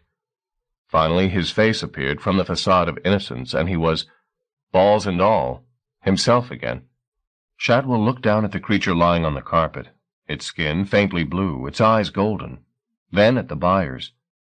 This spectacle had probably doubled the price they'd bid for the carpet. Here was magic in the panting flesh, more real and more oddly bewitching than even he'd anticipated. "You made your point," said Norris, his voice flat. "Let's get down to numbers." Shadwell concurred. "Perhaps you'd remove our guest?" he said to Immaculata. But before she could make a move, Nimrod was up and kneeling at the feet of Marguerite Pierce, covering her ankles with kisses. This excited but mute entreaty did not go unnoticed. The woman stretched her hand down to touch the thick hair of Nimrod's head. "Leave him with me," she said to Immaculata. "Why not?" said Shadwell. "Let him watch." The incantatrix made a muttered protest. "No harm in it," said Shadwell. "I can handle him." Immaculata withdrew. "Now," said the salesman, "shall we reopen the bidding?" 2. Halfway between the kitchen and the bottom of the stairs, Cal remembered he was unarmed. He rapidly retraced his steps and dug around in the kitchen drawers until he located a wide knife. Although he doubted if the sisters' ethereal bodies would prove susceptible to a mere blade, its weight in his hand offered some comfort. His heels slid in blood as he began to climb the stairs. It was a sheer fluke that his outflung hand found the banister and kept him from falling downstairs. He silently cursed his clumsiness, and took the rest of the ascent more slowly. Though there was no sign of the sisters' luminescence from above, he knew they were close. But frightened as he was, one conviction attended his every step. Whatever horrors were ahead, he would find a way to kill Shadwell. Even if he had to open a bastard's throat with his own hands, he'd do it. The salesman had broken his father's heart, and that was a hanging offense. At the top of the stairs, a sound, or rather several. Human voices raised an argument. He listened more closely. It wasn't argument at all. They were bidding, and Shadwell's voice was clearly distinguishable, fielding the contesting bids. Under the cover of the racket, Cal slipped across the landing, to the first of several doors that presented themselves. Cautiously, he opened it and entered. The small room was unoccupied, but the connecting door was ajar, and a light burned beyond. Leaving the door to the landing open in case he needed to beat a fast retreat, he pattered across to the second and peered through. On the floor lay Freddie and Apolline. There was no sign of Nimrod. He studied the shadows to be certain they concealed no byblow. Then he pushed the door open. The bids and counterbids were still flying, and their commotion drowned out any sound he made crossing to where the prisoners lay. They were very still, their mouths stifled with clots of ethereal matter, their eyes closed. It was clearly Freddie who'd spilled the blood on the stairs.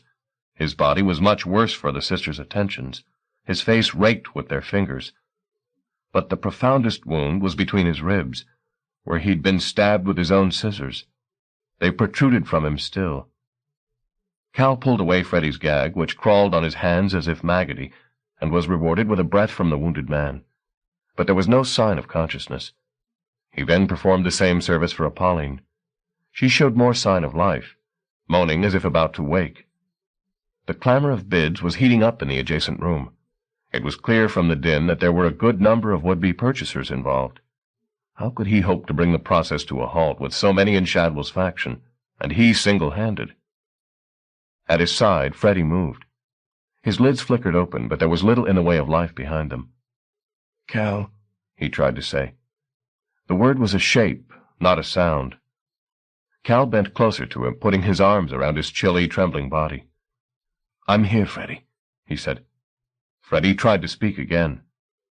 "Almost," he said. Cal tightened his embrace as though he could keep the life from seeping out. But 100 hands couldn't have kept it from going. It had better places to be. Still, Cal couldn't help but say, "Don't go." The man made a tiny shake of his head. "Almost," he said again. "Almost." The syllables seemed too much for him. His trembling stopped. "Freddy." Cal put his fingers to the man's lips, but there was no trace of breath. As he stared at the empty features, Pauline snatched hold of his hand. She, too, was cold. Her eyes turned skyward. He followed her gaze. Immaculata was lying on the ceiling, staring down at him. She'd been hovering there all along, basking in his sorrow and helplessness. A shout of horror had reached his lips before he could prevent it, and in that instant she swooped, her darkness reaching for him. For once, however, his clumsiness did him a kindness, and he fell backward before her claws could connect. The door at his back gave inward, and he pitched himself through it, his terror of her touch lending him speed. "What is this?" The speaker was Shadwell. Cal had thrown himself into the midst of the auction. The salesman was at one end of the room, while 6 others, dressed as if for a night at the Ritz, were standing around the room. Immaculata would surely hesitate to murder him in such company. He had a moment's grace at least. Then he looked down, and the sight before him made him sick with joy. He was sprawled across the carpet. Its warp and weft were tingling beneath his palms. Was that why he so suddenly and absurdly felt safe, as though all that had gone before had been a test, the prize for which was this sweet reunion? "Get him out of here," said one of the buyers. Shadwell took a step toward him. "Remove yourself, Mr. Mooney," the salesman said. "We've got business here." So have I, thought Cal, and as Shadwell approached, he drew his knife from his pocket and sprang at the man. Behind him he heard Immaculata cry out. He had seconds only in which to act. He thrust the blade at Shadwell, but despite his bulk, the salesman nearly sidestepped it. There was a commotion from the buyers, which Cal took to be an expression of horror. But no, he glanced toward them to see that they'd taken the sale into their own hands, and were shouting bids in each other's faces. It was laughable to see, but Cal had little time to applaud them, for Shadwell had torn open his jacket. The lining blazed. "Anything you want?" he said. As he spoke, he stepped toward Cal, blinding him with the glamour of the garment, and knocked the knife from his hand. With Cal disarmed, he resorted to less subtle tactics, delivering a knee to Cal's groin that dropped him groaning to the floor. There he lay for several seconds, unable to move until the nausea subsided. Through the days of light and sickness he could see Immaculata, still waiting for him at the door. Behind her, the sisters. So much for his attack. He was weaponless now and alone. But no, not alone. Never alone. He was lying on a world, wasn't he? On a sleeping world. Miracles beyond counting were in the weave beneath him, if he could just liberate them. But how? There were raptures, no doubt, to stir the fugue from its slumber, but he knew none of them. All he could do was lay his palms on the carpet and whisper, "Wake up!" Was he deluding himself, or was there already a restlessness in the knots, as though the creatures there struggled against their condition, like sleepers desperate to wake themselves, knowing the day had broken but powerless to stir? Now, from the corner of his eye, he caught sight of a naked figure crouching at the feet of a buyer.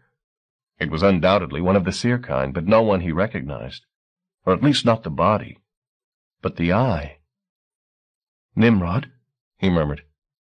The creature had seen him and crawled from its place of safety to the edge of the carpet. He wasn't noticed.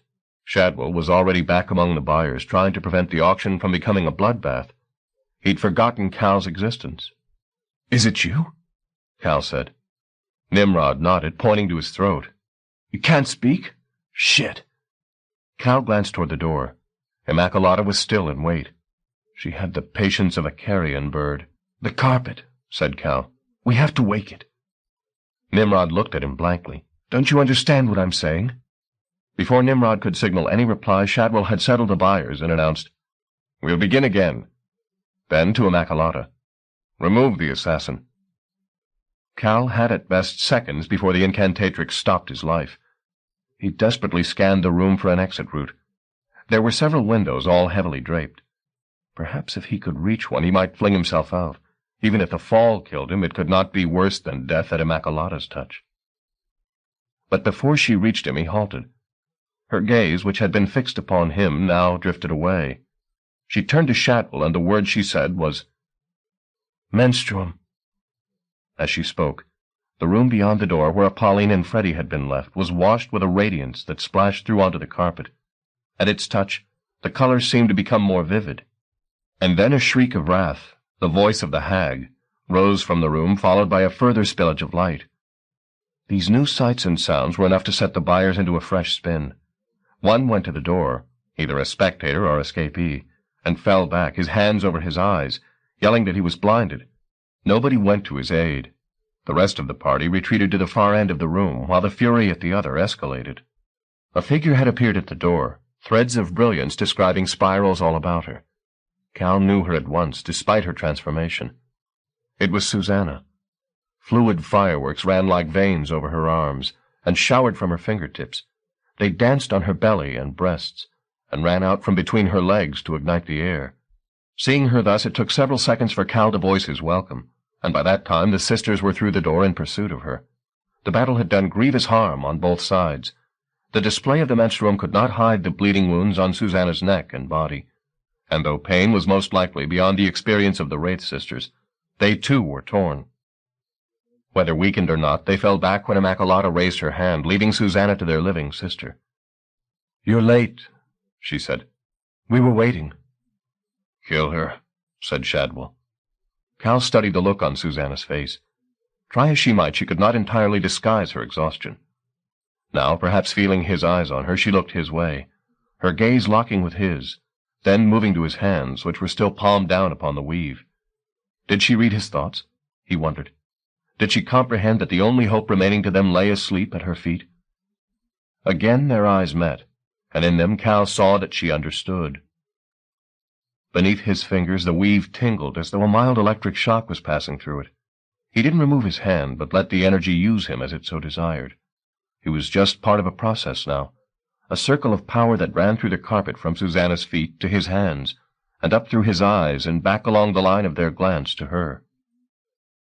"Stop them," said Shadwell, dimly comprehending this mischief. But as Immaculata moved toward Cal again, one of the buyers said, "The knife!"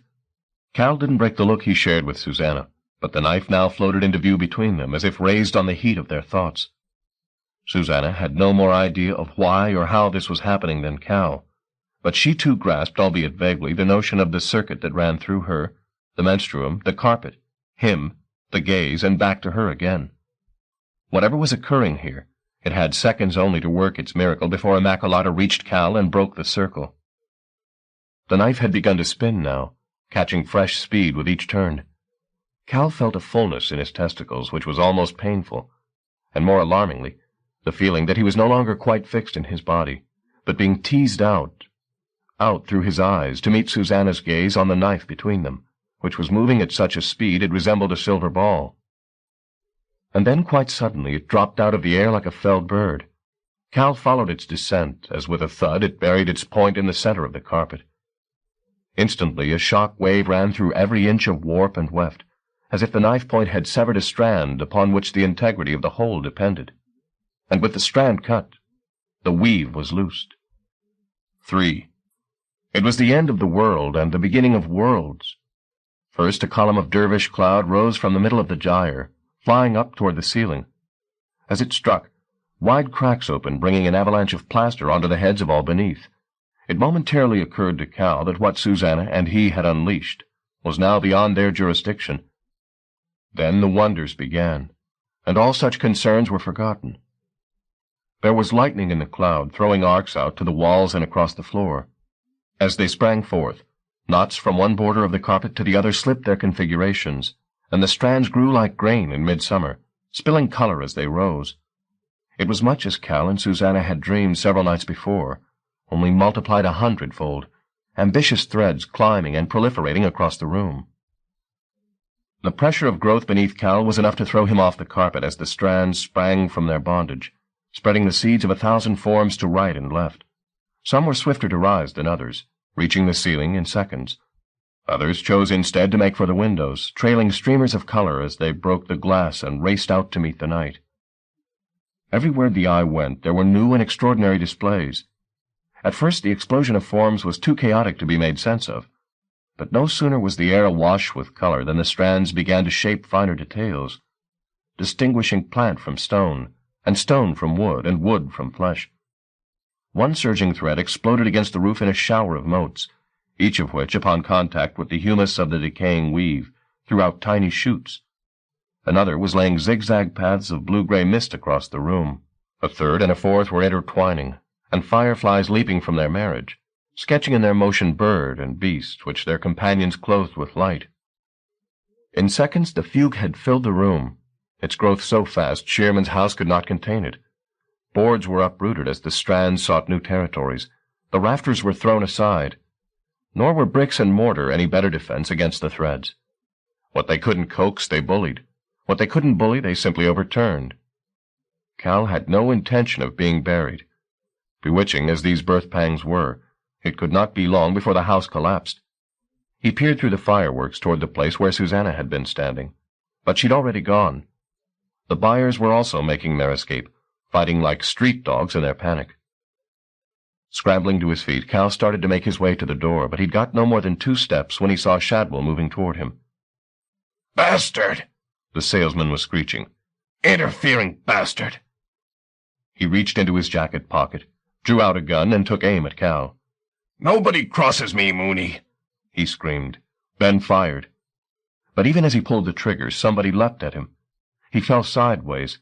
The bullet flew wide of its target. Cal's savior was Nimrod. He raced toward Cal now, his expression all urgency. He had reason. The entire house had begun to shake. There were roars of capitulation from above and below. The fugue had reached the foundations, and its enthusiasm was about to pitch the house over.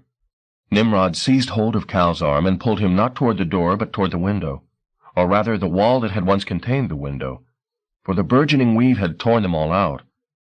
Beyond the wreckage, the fugue was telling its long-silenced story hither and thither, filling the darkness with further magic. Nimrod glanced behind him. "Are we going to jump?" said Cal. Nimrod grinned and held even tighter to Cal's arm. One backward glance told Cal that Shadwell had found his gun and was aiming it at their backs. "Look out!" he yelled. Nimrod's face brightened, and he pressed his hand on the nape of Cal's neck to make him tuck his head down. An instant later Cal understood why, as a wave of color sprang from the weave, and Nimrod threw them both before it. The force carried them out through the window, and for a panicky moment they trod thin air. Then the brightness seemed to solidify and spread beneath them, and they were riding down it like surfers on a tide of light. The ride was over all too soon. Mere seconds later they were rudely deposited in a field some distance from the house, and the wave was off into the night, parenting all manner of flora and fauna as it went. Dizzied but exhilarated, Cal got to his feet and was delighted to hear Nimrod exclaim, "Ha! You can speak?" "It appears so," said Nimrod, his grin wider than ever. "I'm out of her reach here. Immaculata. Of course. She undid my rapture to tempt the cuckoos. And tempting I was. Did you see the woman in the blue dress?" "Briefly." "She fell for me on sight," said Nimrod. "Perhaps I should find her. She's going to need some tenderness, things being what they are." And without another word he turned back toward the house, which was well on its way to rubble. Only as he disappeared in a confusion of light and dust did Cal notice that in his true shape Nimrod possessed a tail. Doubtless he could look after himself, but there were others Cal was still concerned for. Susanna, for one, and Apolline, whom he'd last seen lying beside Freddie in the antechamber to the auction room. All was din and destruction, but he started back toward the house nevertheless, to see if he could find them. It was like swimming against a technicolor tide. Strands, late born, flew and burst about him, some breaking against his body. They were kinder by far to living tissue than they were to brick. Their touch didn't wound him, but lent him fresh energy. His body tingled as though he'd stepped from an ice-water shower. His head sang. There was no sign of the enemy. He hoped Shadwell had been buried in the house, but he knew too much of the luck of the wicked to believe this likely. He did, however, glimpse several of the buyers wandering in the brightness. They didn't aid each other, but made their way as solitaries, either gazing at the ground for fear it would open beneath their feet, or stumbling, hands masking their tears. As he came within 30 yards of the house, there was a further burst of activity from within, as the great cloud of the gyre, spitting lightning, shrugged off the walls that had confined it and blossomed in all directions. He had time enough to see the figure of one of the buyers consumed by the cloud. Then he turned and ran. A wave of dust threw him on his way. Filaments of brightness flew to left and right of him like ribbons in a hurricane. A second wave followed, this time of brick shards and furniture. His breath was snatched from his lips, and his legs from beneath him. Then he was performing acrobatics, head over heels, no longer knowing heaven from earth. He didn't try to resist, even if resistance had been possible, but let the fast train take him wherever it chose to go.